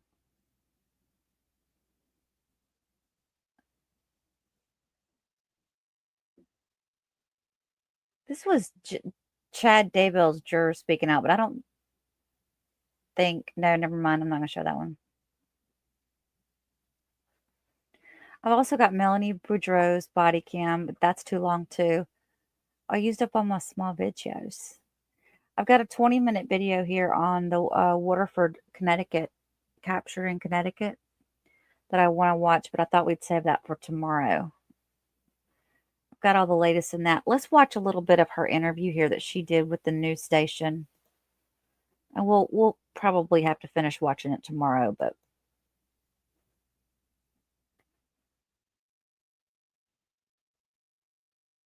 see, she loves the spotlight. So once she gets convicted and she's stuck in there and she doesn't have anything else to do, she's probably going to grandstand for all these prisoners. She's going to turn into like Norma Ray in prison. What you guys want to bet? She's got to have some way to get attention. Think about it. Notice that she keeps going off topic when talking about the speedy trial with the helping the inmates, and then the reporter brings her back onto her trial. Yeah, she's a peacemaker until you tick her off, and then she'll have you offed because she knows how to.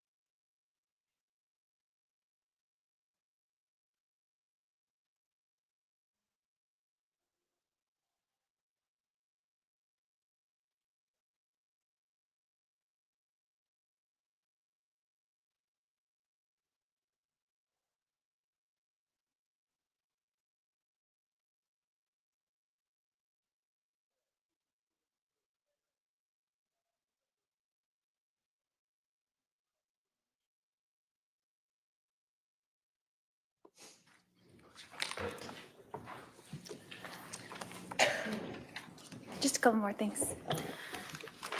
You mentioned that you briefed the detectives. Is that correct? Yes. And what did you tell them in that briefing? Objection, hearsay. Sustained. Are his statements hearsay as well, Your Honor? Any out-of-court statement is hearsay unless there's an exception under, or it's non-hearsay under the rules. So yes, his out-of-court statements are hearsay. Go ahead.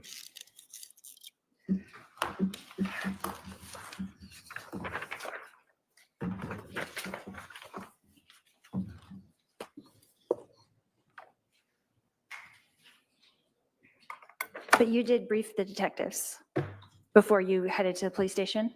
Is that correct? I did. And who was there? Do you remember? Nate Moffett, Cassie, I think my Is that sergeant. Detective Inklin? I'm sorry. I don't want to interrupt you. No. Oh.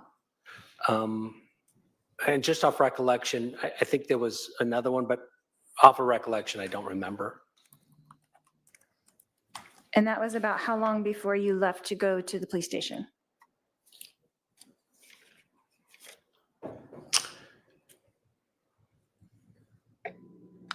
$10 minutes, maybe.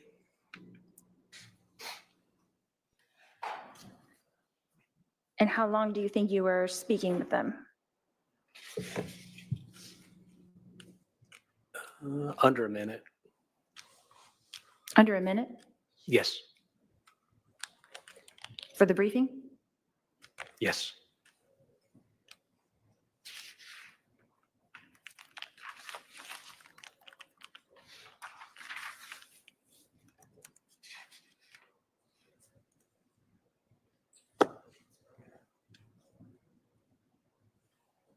Was she not like prepping while we were on break here?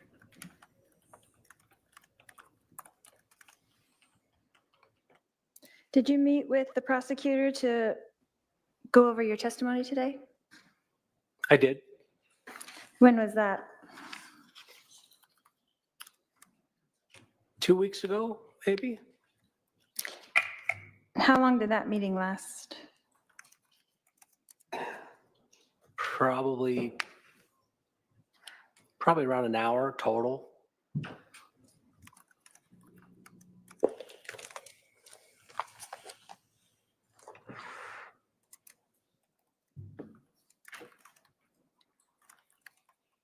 Did you review this report before you came to testify today as well?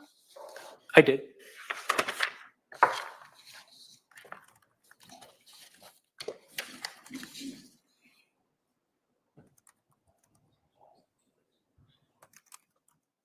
Can you tell me who the claimant is?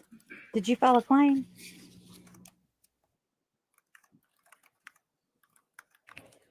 It was not part of your duty to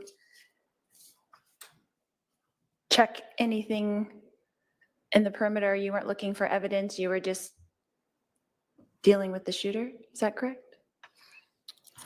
Well, not just the shooter, but scene management, making sure the resources were en route.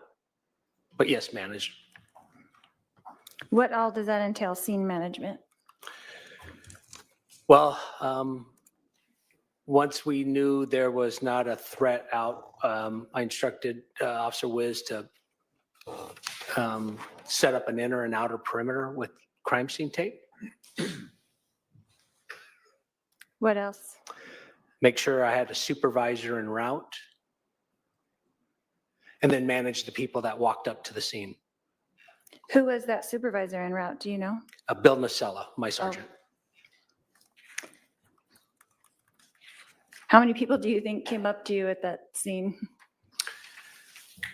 Well, not up to me, but I instructed one gentleman that was walking on the sidewalk towards us. He needed to just leave the area. This didn't concern him.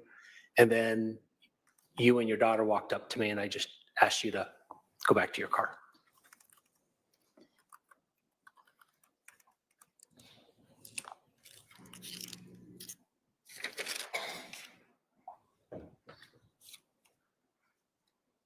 Mark said, was the man that walked up calm?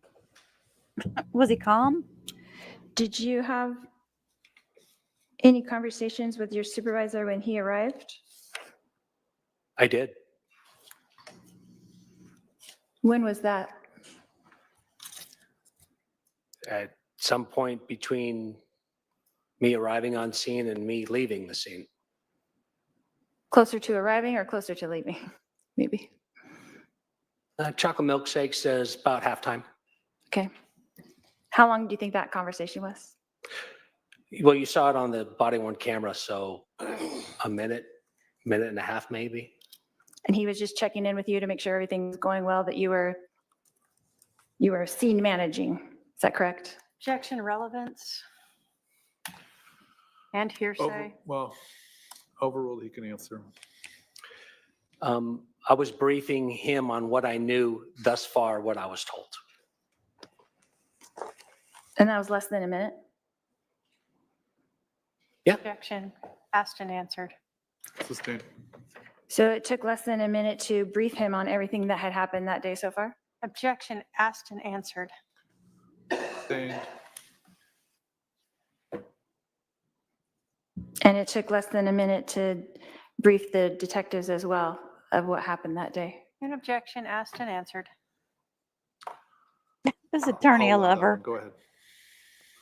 Not what happened, what my portion was and what I knew happened. So what you wrote in your report, basically, what you were told. Is that correct? Yes.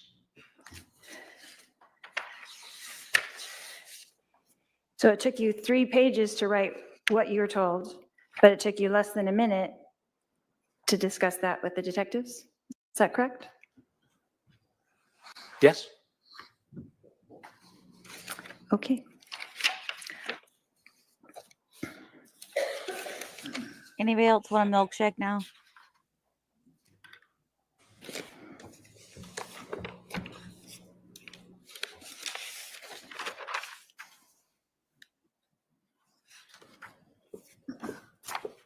Grounds. How long was that transport from the residence to the Chandler Police Department? In miles, probably 8 miles, 10 miles maybe.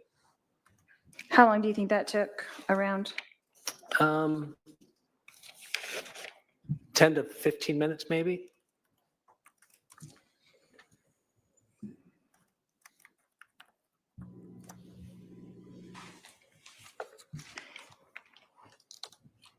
And then where did you enter into the police station? Is there a garage or something? I don't recollect where I parked. There's various areas you can park at the police department to access the area that I access, so I'm unable to answer. I don't know where I parked.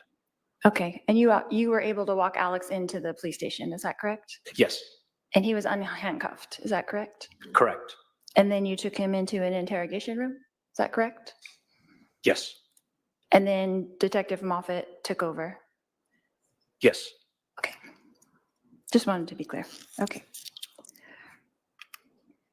Yeah, we're back to parking again. Did your supervisor, Nacella, did he come to the police station as well? Not with me, nor did I talk to him. He might have, but I don't know. You didn't see him there? Correct. Okay. But you saw Detective Moffett there? Yes. And you saw Detective Inklin there? I don't remember Inklin. I just remember Moffett relieved me. Okay.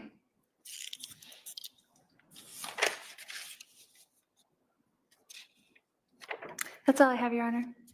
All right, redirect. Thank you.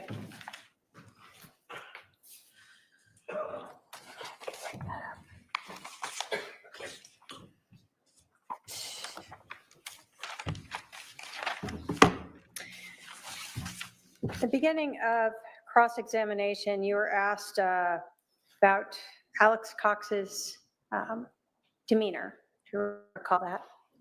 I do.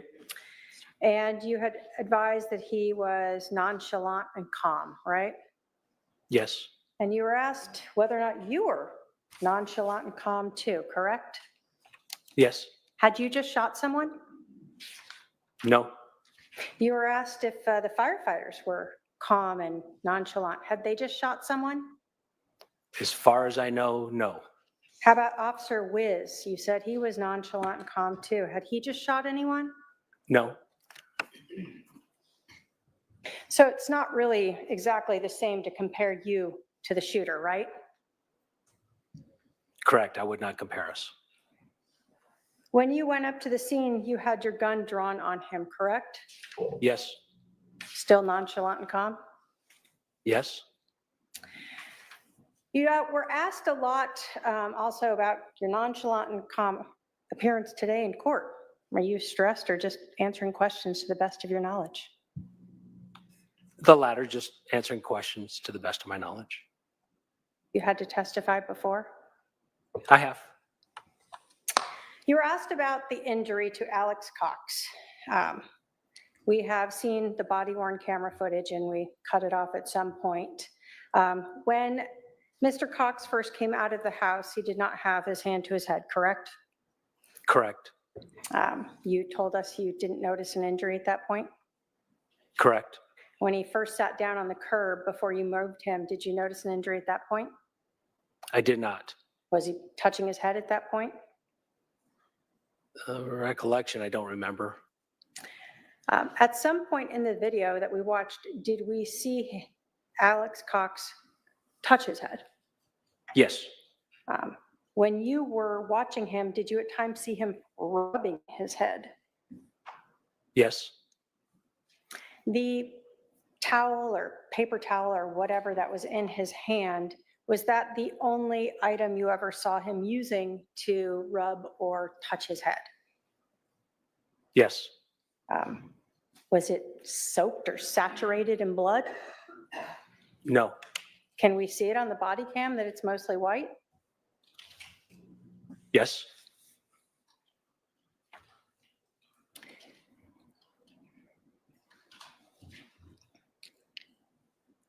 So if we want to really know how long it was that he was seated before he touched his head, we could watch the time on the body cam, right? yes, You were asked if you met with the prosecutor previously. When we met, did you have to watch that entire body cam? Yes, And is that when you actually initialed it, exhibit number 1 there, so that you would recognize it in court? yes, You were asked about when you arrived and when you later transported Alex Cox to the precinct. Would looking at the CAD report help refresh your recollection as to when you had at least taken him to the precinct? yes. If I could have my paralegal bring up the CAD report. Go ahead.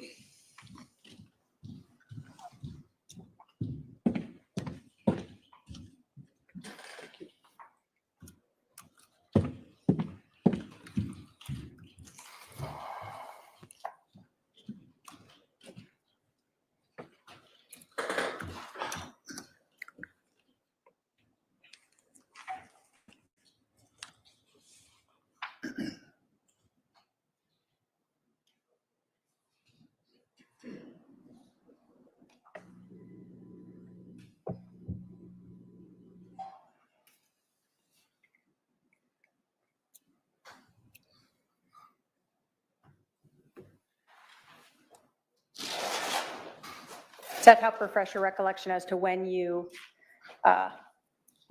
arrived back at the precinct with Alex Cox? It does. And when was that? 9:18 and 19 seconds. And so the 911 call was at 8:36 a.m.? That's when I received it. It could have come into the dispatch a few minutes earlier. And you said you arrived, and we saw you on the body cam right after Officer Where's Biggie, who got here around, or got there around 8:41? Yes, So you were with Alex Cox at the scene and talking to Lori Vallow and her daughter and doing those briefings in that 20, 30 minutes? yes. No other questions, Your Honor. All right, I see at least one juror question in a bin. If there are any juror questions, please pass them down at this time. Oh, wait, let me do this for the DA. Oh, wait. Too late. I waited too long.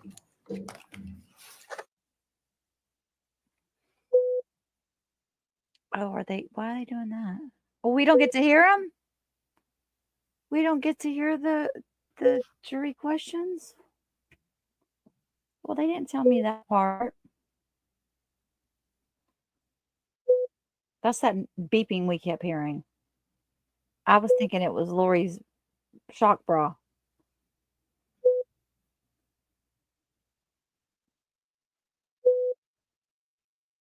Lori's getting white noise and she's channeling Jesus again.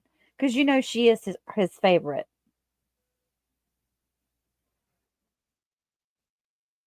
I can't wait till she really does get up there and meet her maker.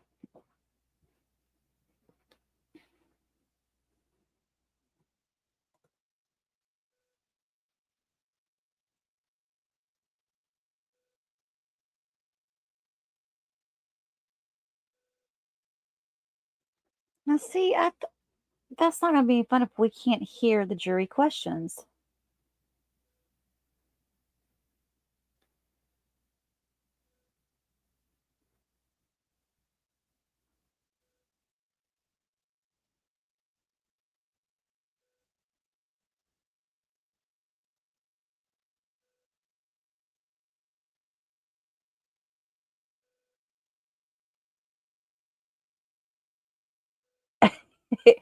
Cher said Trina knew she could hand him the cab report that he filled out, and that's the way she could get around the hearsay so he could answer her questions. I'm still trying to figure out where everybody parked. Oh, no. Go ahead, the state has a follow-up question. Just one question, and I don't know if the CAD will help you answer that. Do you know when you were finished with this call? what time it was when you were finished or released from this call and able to go back out? It was probably 5 minutes after, maybe 10, probably 10 minutes. I probably used the restroom, to be honest with you, and got something to drink at the station, water.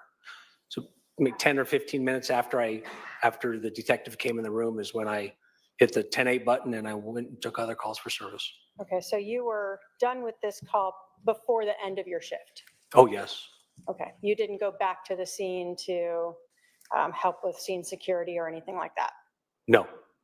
No other questions? Did the defendant have any follow-up? No, we're fine, Your Honor. All right, this witness can step down. You want to hand me that? Thank you. All right. You can call your next witness. I thought we were done for the evening. We got another 30 minutes, I guess.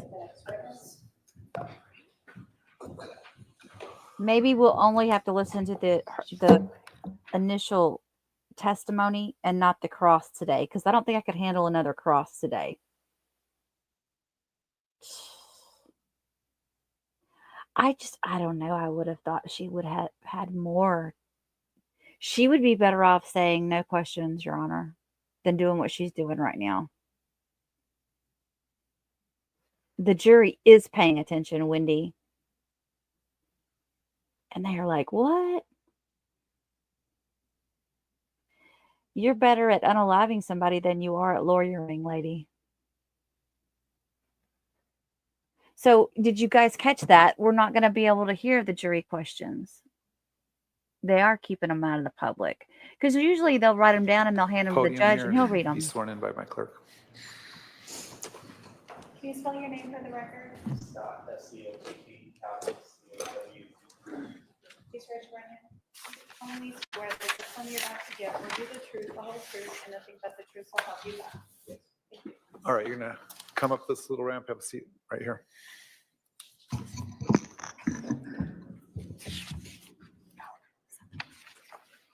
Tomorrow we're going to probably see the evidence we pulled out. Sir, would you please introduce yourself to the jury? My name is Scott Cowden, And where do you work? Chandler Fire Department. How long have you worked there? Almost 26 years. And talk to you a little bit about what firefighters do. Do you just respond to fires, or are you also responsible for something else? No, the majority of our job is going to be EMS medical calls. What kind of training do you have to work as a firefighter and deal with medical calls? When you're hired, you're going to go through an academy that will certify you as a state firefighter. Typically, you're going to already be certified as an EMT. And then during the course of your career, I went to paramedic school and graduated from that in probably 2007. Can you tell us what the difference is between a paramedic and an EMT?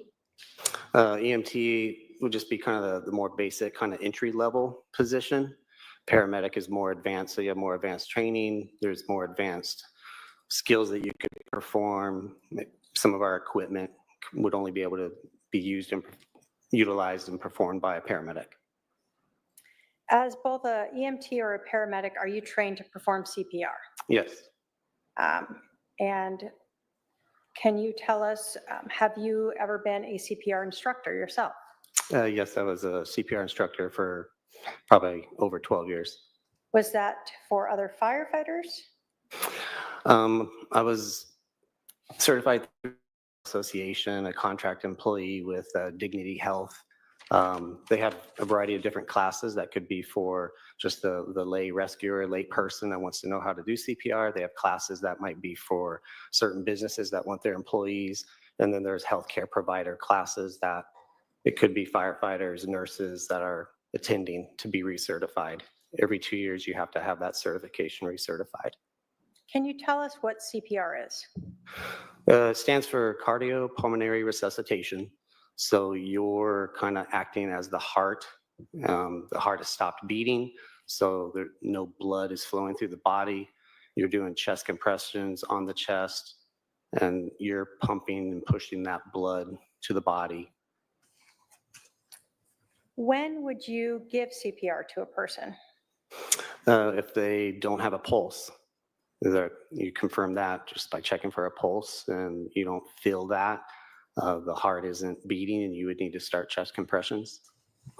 What is the point of that, of doing those chest compressions? You said moving the blood through the body. Why? You're trying to, give them a chance, increase their chance of survival. I don't know what maybe the latest numbers and statistics might say, but in the past, I've seen it say that if somebody's starts CPR within the first few minutes, it can double or triple their chances of surviving. When you are called to a scene, are you guys being given updates by the 911 operator to your dispatch so you know what to expect? Yeah, so you get dispatched and you already have an idea of the type of call, and then en route we call it PTI, and that will come across the computer screen. And so now you have more information of what you're kind of walking into, so you can kind of game plan it a little bit more. If somebody calls 911 and doesn't know how to do CPR, what happens? My understanding is that 911 would talk them through that and give them instructions of what to do. Okay. When you are giving CPR, you talked about chest compressions. Can you talk to us about, is there any physical identification that you might observe on a person who has had CPR chest compressions? That I might see after a person has been given chest compressions? Yes. So you need to perform it in the right location. So it's the lower half of the sternum or breastbone. To kind of find that, it's more helpful if you can see the skin, maybe lift up the shirt. So that's typically something we're going to want to do. If CPR has been done and it's been done effectively enough, you can see almost like a depression or an impression that is left there on the skin, because you need to do it forceful enough and deep enough that you're actually compressing the heart to push the blood.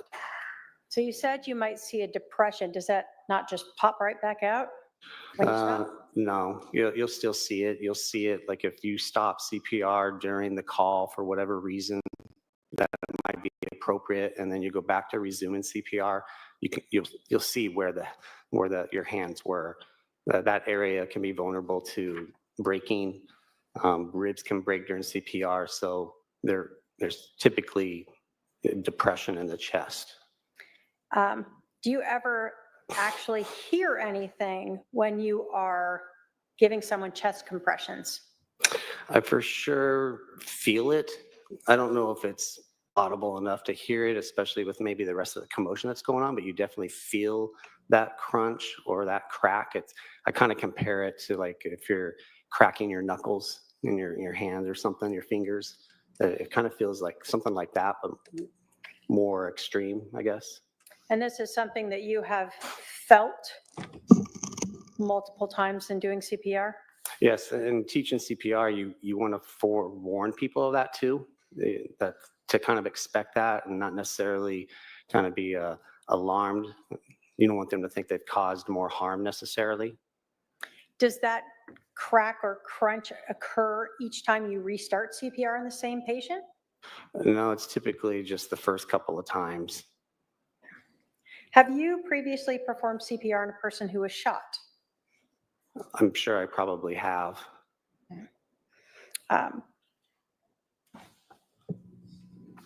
When you are performing CPR on a person that's shot, have you ever seen that cause more blood to come out if there are gunshot wounds?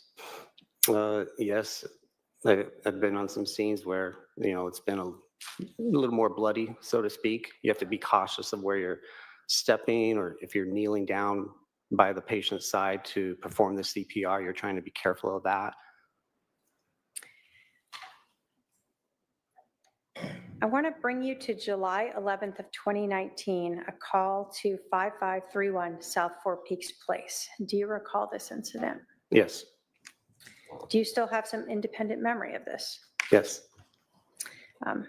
Was it the fact that the police interviewed you also make this a more memorable scene. Yes. Do you recall when you first got to the scene, did you just drive right up, or how did you guys approach the scene? Call types like this, we're going to stage and wait for PD to clear the scene so it's safe to enter. So you're going to get into in this particular case, you're going to be in the neighborhood, but you're going to be around the corner, around the block, a street away, whatever kind of might make the most sense based on where we're coming from. Okay. How many people are on a fire engine? In the city of Chandler, we typically have at least 4 on any of our fire engines and fire ladders. And what was your role? So you'll have a captain who's up front. That's the person that's in charge. I'm a fire engineer specifically, so I drive the fire apparatus.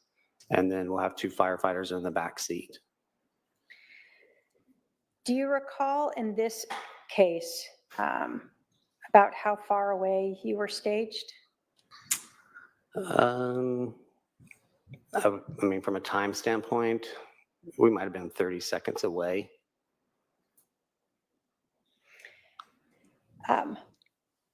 Who were the other people on your team that day, By names? if you recall? Okay, Captain Keller, firefighters Kaczynski, and firefighter Fife. When you arrive at a scene like this, you told us that there's a captain, you're the driver. Does everyone sort of have a job, or how does that work when you first get there? You typically may kind of talk about roles and what might happen.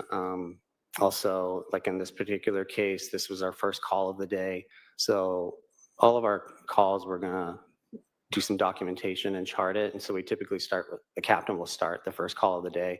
So that meant Captain Keller was gonna be charting it. So that would leave the other 3 of us to do the evaluation, assessment, and patient contact and skills. So when you drove up to the scene, what did you see? I remember us having to make a turn, and a couple of officers, I feel like, were already there, kind of navigate their cars, position right in front of the house. Saw at least one officer outside, saw a citizen, I feel like probably in the driveway somewhere with that officer. And then we just kind of proceeded out of the apparatus. When you guys entered the house, you said that Captain Keller was going to be charting. So does that mean he wouldn't be touching the patient? More than likely not, unless we needed additional help. I mean, he possibly could have been the first one in also. The way we were parked, that passenger side of the fire apparatus was the closest to the front door. He might have been in first, because I'm going to be on the other side. The 2 firefighters are getting out and going to the back compartment of the truck to get the equipment. So he may have walked up and possibly checked a pulse or something like that first, but he didn't. I don't feel like he did anything else other than that, if that. Okay. You told us that as you're going there, you're receiving information about the patient, correct? Correct. In this case, had you received any information about whether or not he was receiving CPR? Yes, I recall we had that info 2 ways. We had it with the PTI on our computer screen, which would be coming from our fire department dispatch. And then we have the ability to also listen on the radio to the PD channels. And so we can hear communication between the officers that are getting on scene and then the PD dispatch. And they also communicated that at some point in time. When you entered the house, was there an officer already inside? I believe there was an officer inside with Captain Keller. And did you observe anyone giving the patient CPR? No. Can you tell us what you saw when you first entered the house? You walked in the front door, just kind of a little entryway, and it kind of, I feel like it stepped down into maybe a formal kind of family room or something, but it was empty with no furniture anywhere in the room. that jumped out at first because it makes it easier. Like sometimes we're on scenes where the patient could be between a bed and a closet and you got to move them somewhere. So those thoughts are already kind of in your mind that you may have to move a patient just have better access. And that was not a challenge here. Did you notice any blood on the scene? Not until I saw it on the patient's chest, but I didn't see it in the room. It wasn't something that I was going to need to avoid kneeling in to do CPR, avoid standing in, walking around. There's 4 of us. We probably had at least 4 boxes of equipment in there. So we didn't have to worry about where we placed this stuff in terms of blood. Have you been to scenes where there's a large pool of blood around the patient that you're trying to not step in, kneel in, get in? Yes. You told us that you saw blood on the patient. Do you recall seeing any blood pooling in his chest, neck area? I don't recall it pooling. He still had clothes on, a shirt on, and so it had been absorbing some blood.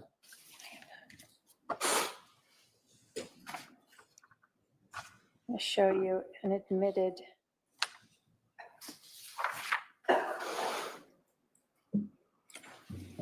exhibit number 3. Do you recall ever seeing this pooling of blood around his neck there? I don't recall that. Okay. When you first saw the patient, what was your first impression?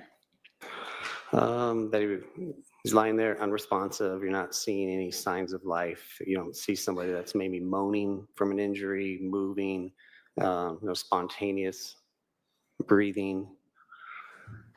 What was your question again? Just your first impressions of him as you are walking in and you're looking at him and assessing him. Yeah, I guess that would be sufficient for my answer.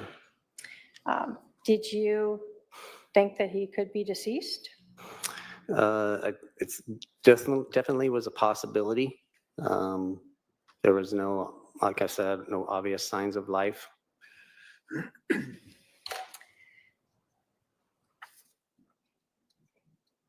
When you got into the room, did someone begin performing CPR on him?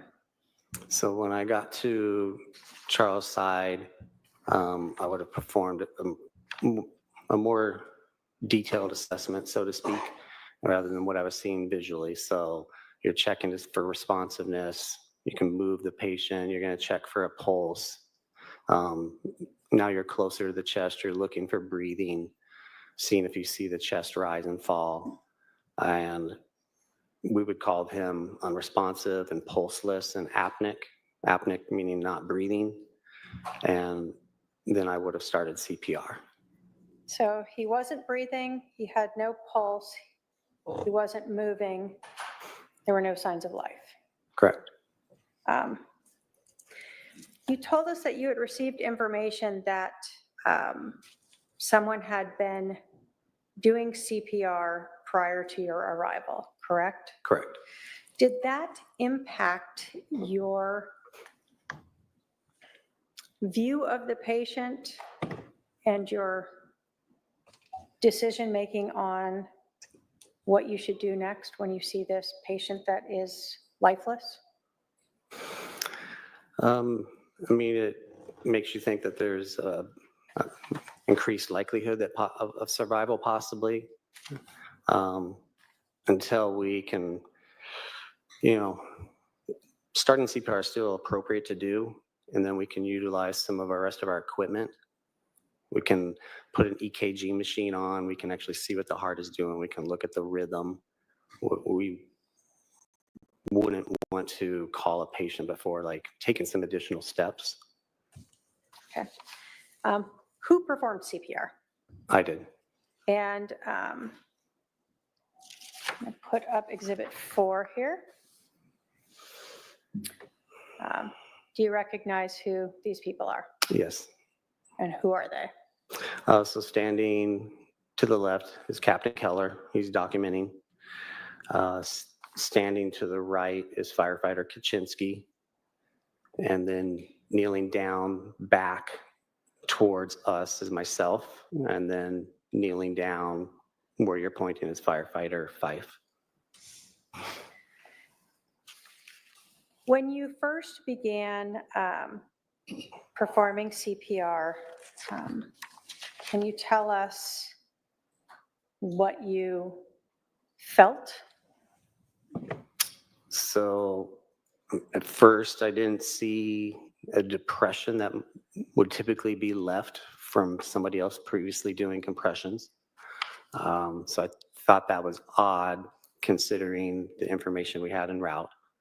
I started doing compressions. I felt that initial crack and crunch for probably the first couple of compressions that, again, you would typically feel when you're first starting compressions and if you're going hard enough and deep enough. How long did you do CPR before you evaluated and utilized any other means to see if he might still be alive, savable? If I had to estimate, I think I was probably doing CPR, chest compressions for at least a minute. It probably took them at least 30 seconds to minutes to maybe get in to the house where I was after I entered. They've got to set down that equipment and get some of that out. So I feel like at least a minute is a fair assessment. What happened next? Is there some way to check his heart to see if there's activity, or what do you do? Yes, so I was doing chest compressions. I remember mentioning, because there's bullet holes going through them, so I remember mentioning to firefighter Kaczynski when she went to cut the shirt to not cut through a bullet hole. So she kind of went along the side. That's exposing the chest, so that way then we can put our heart monitor and perform an EKG on Charles to kind of see what his rhythm is doing. A person can typically still do chest compressions while they're doing that, and they can kind of work around you. But at some point in time, you're going to have to stop. That way we can just look at what the machine is showing you and telling you. Was there any heart activity when you put on those EKG? No, it was what we would call asystole, and it's just a flat line on the screen. There's no electrical activity of the heart. At some point, you said you saw gunshot wounds. Do you recall how many you saw in the front there? I saw 2. Do you ever look to see if there's exit wounds? We did roll him. I seem to recall and remember that we rolled him my way. I feel like the other 2 firefighters were then on that other side. Firefighter Kaczynski, who's the one that's standing up, I feel like she had a better view of what those look like since he was rolled my way. But I remember her commenting that there was 2 wounds on that backside of the patient. So when you say he was rolled towards you, he's rolled towards this mirror over here? Correct. Okay. When you had stopped doing the CPR to roll him and he goes back, did you notice the depression in his chest now? After I resumed CPR, yes. It makes it kind of easier to find your landmark. So it's something that you typically look for. So it was not there when you first started CPR? Correct. But it was after you had performed it? Correct. Do you wear gloves when you do this? Yes. Did you have blood on your gloves after you were doing CPR? Yes. You told us that when you first arrived, there was not much concern for having to navigate around blood that might be pooling around the victim, correct? Correct. After you had been doing CPR, was there more blood now around the patient? There was definitely more on his chest. More was coming out of the wounds, specifically the one on the chest from what I recall. The shirt isn't necessarily there to absorb it anymore. We've removed it. I can't recall necessarily on the ground, like where I might have been kneeling, but When you first arrived, did you see any blood exiting the abdomen wound? I did not. As you were at this scene, you guys did the EKG, there was no heart activity. What do you do after that? At some point in time, we just kind of have to look at patient viability, and we're just looking at the facts and how he's kind of presenting. And we're considering time that we've already been on scene, time, staging, responding, all of that. And we ultimately, we do have offlines that we follow for different types of medical calls. And we felt that he fell into that category of not being viable and that we could call him on scene. Now, you talked about you were not staged very far away, correct? Correct. Were you staged very long before you pulled up? I felt like we might have been there for at least a couple of minutes. Okay. When the patient was rolled, did anyone notice anything about, or did you notice anything about his skin that made you also question perhaps how long it had been since he had been shot? Yes, it was pointed out because I didn't have a good view of that backside, the skin color, some modeling. There's changes in the skin color that are starting to occur from, blood hasn't been circulating, hasn't been maybe been circulating as effectively as compared to when a heart is beating. You've got 2 injuries to the thoracic torso of the body, so to speak, the chest and abdomen. Those are going to hit internal organs and cause internal bleeding. And so that blood is starting to kind of what we would call dependent lividity, and it's just gravity. It's just kind of starting to go towards the backside, and the color changes are occurring.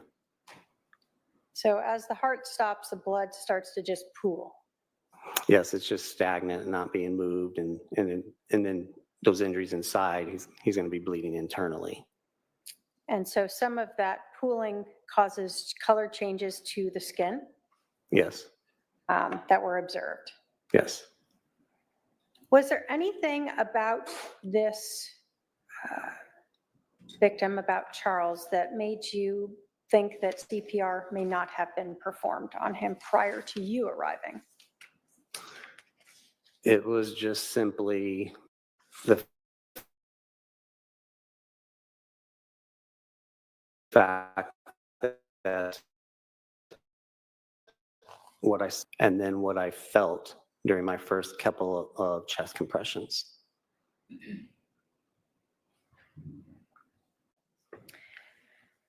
After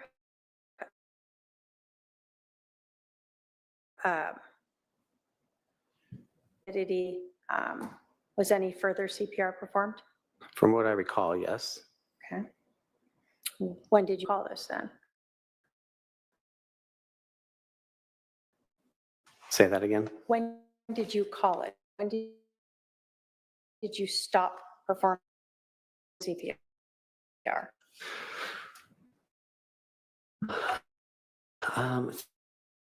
If I feel like performing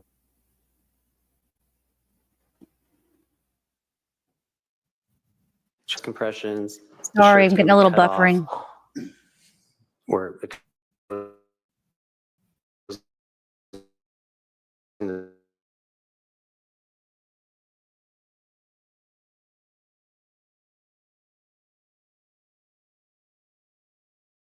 patient looking for more wounds and injuries. So Captain monitors going on to look at what the monitor's saying. Resuming again to then have a brief discussion based on, okay, what we found, what are we thinking, where does he kind of fall? Ultimately, did you guys terminate any treatment about 8:48 a.m.?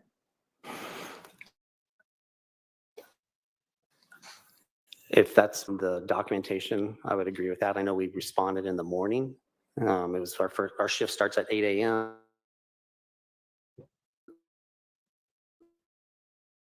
Or not, or just establish the date.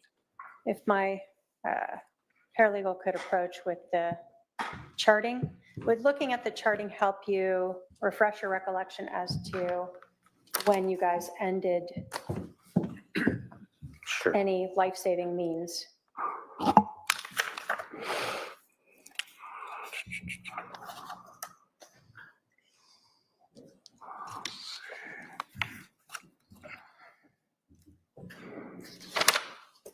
I think it's a good point. She's going over all this stuff so that Lori can't come back and ask So it 20 looks million like stupid our questions. dispatch is 8:37. Looks like we might have made patient contact at 8:45. Did the buffering stop?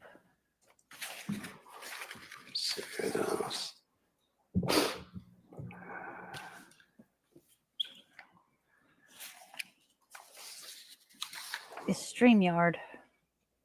I know the dispatch screen that will have like times of responding and things like that might have an appropriate time on it also that I'm not seeing right here though, but I'm still looking.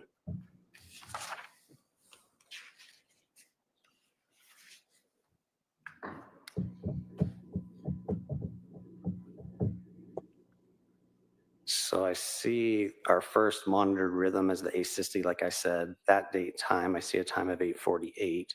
So that might have been when we called him. I can see the obvious signs of death that Captain Keller used as the reason for discontinuing ROSC, return of spontaneous circulation, no. So that would probably be the appropriate time. After, well,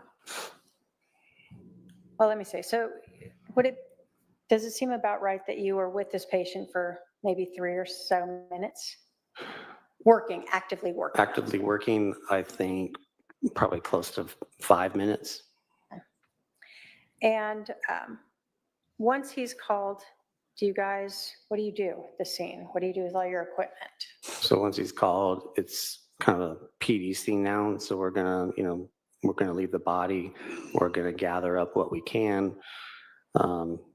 Our equipment, sometimes there's some stuff we might need to leave behind that's necessary to leave on the patient.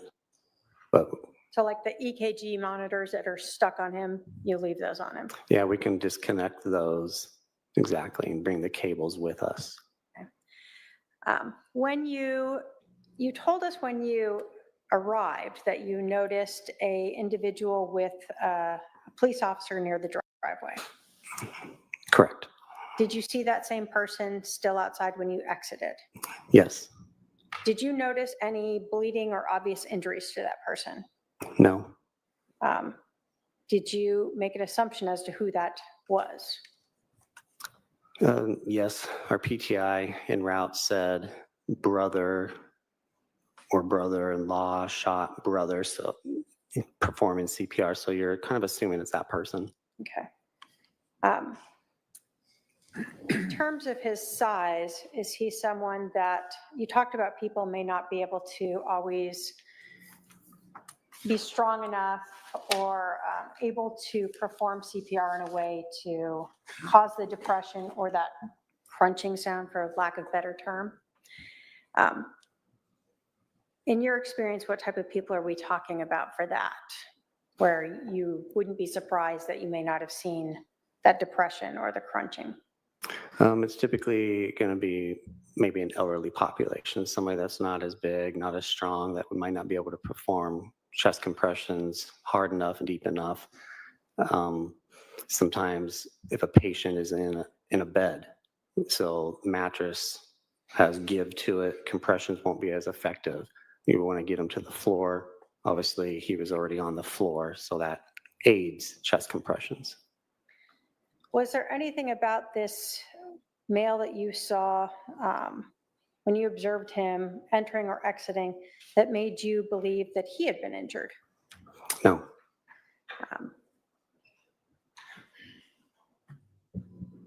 Based upon your training and experience and what you observed and did in this case, Would you agree that the victim, Charles Vallow, was dead before you entered the house? Yes. Based upon your training and experience and what you observed and did in this case, would you agree that it was highly unlikely that anyone had performed CPR on Charles Vallow prior to you doing that? Yes. I have no other questions, Your Honor. All right, cross. You want me to go now, or it's 4:30? I didn't know if you wanted How long do you anticipate your cross-examination? to. It'd take a while, Your Honor. All right, we'll break for the evening then. It could take a while. We'll need you Really? back here tomorrow morning at 10:30. 10:30. Yes. All right, we'll release the jury at this time for the evening. We will resume tomorrow at 10:30 a.m. Please remember the admonition. All rise for the jury. She said it could take a while, Your Honor. Well, we already know where he parked when he got there. What else is she gonna ask him?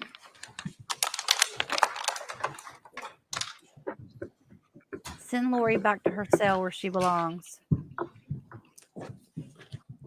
He's really, well, he's probably one of those judges that likes to have a couple of like his small cases come in the morning, do his thing in the morning, and then have a trial all day long. That way he doesn't All right, miss you can be anything. seated. Oh, wait, hang on. You can step down if you want. Is there anything we need to discuss before recessing for the evening from the state, No, Your Honor. from the defense?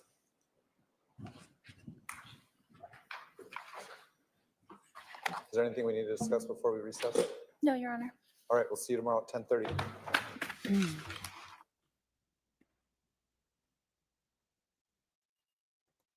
I forgot what I was saying. Yeah, so what is she going to ask him? She's going to ask him about. I don't see how. She thinks she has to question every witness for 20 to 30 minutes, regardless of whether it's relevant or not. Good point. Excuse me. Wendy said Lori's using her cross-examination as depositions in open court. You are absolutely right.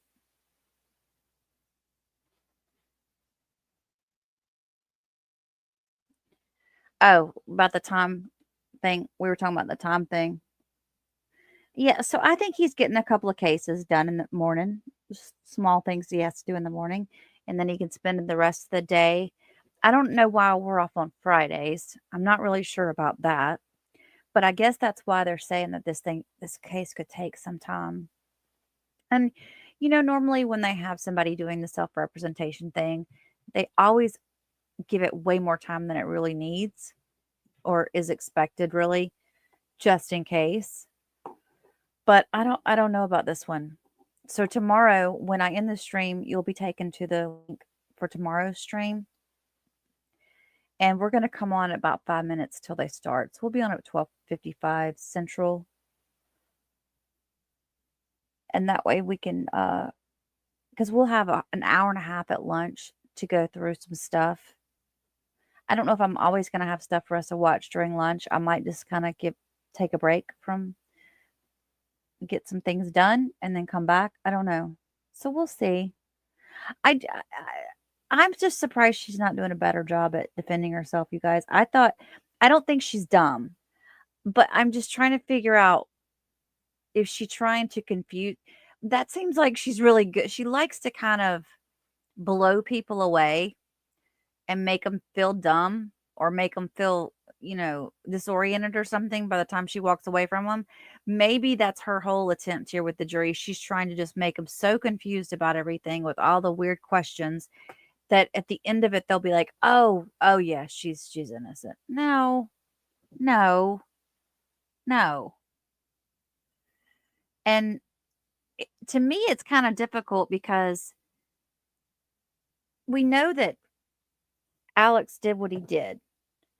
To me, the question should be more focused on what Lori did. Like, I don't know if I think the prosecutor's doing a great job, but I just kind of think, why aren't we focusing more on what Lori, where she was? Because they've only mentioned it a couple of times, but it's not like, if I was on the jury, I don't know if I would catch it or not. I think, this is just what I think happened, is that Lori was there when it all went down. And then after he's passed away, her and Tylee leave. Well, I think, yeah, I bet. See, because I think JJ and Tylee both witnessed it. And I think that's why they were no longer alive too. That's just my thought process in it. And they just got lucky when Alex passed away. I don't know if they did it or not, but they ruled his death as not to be a homicide. It was natural causes, but wow, how convenient for them that happened, because he'd probably be singing like a bird right now. I can imagine it's difficult for the family to think about how both of these children, these siblings, Alex and Lori, were involved in all of this. Kind of makes you wonder. But I guess that's where we are now. We'll have to wait for tomorrow. I just can't wait to hear her questions. Cannot wait. Y'all put your thoughts together on what you think she's going to ask in the morning, and I want them in the chat before we get started. Yeah, Alex had blood clots in his lungs. I know, Nana. He also had a high blood pressure, but it's awfully, his death was awfully shady. It was awfully shady. The timing just was, because it was just as they were starting to come down on them. And it was just as the police were starting to ask questions, and Lori and Chad go to Hawaii, and Alex is feeling pushed away from them. Like, they're not answering his phone calls. They're giving him the blow off. And he's like, and he told his then wife, they're going to throw me under the bus. So, yeah, I think if he had to, he would have sung. He would have sung like a bird at that point. Like a caged bird. All right, guys. Well, thank you so much for being here. I appreciate you all. And I'll see you tomorrow afternoon or morning or evening, whatever time it is, your time. Till then, y'all get some rest.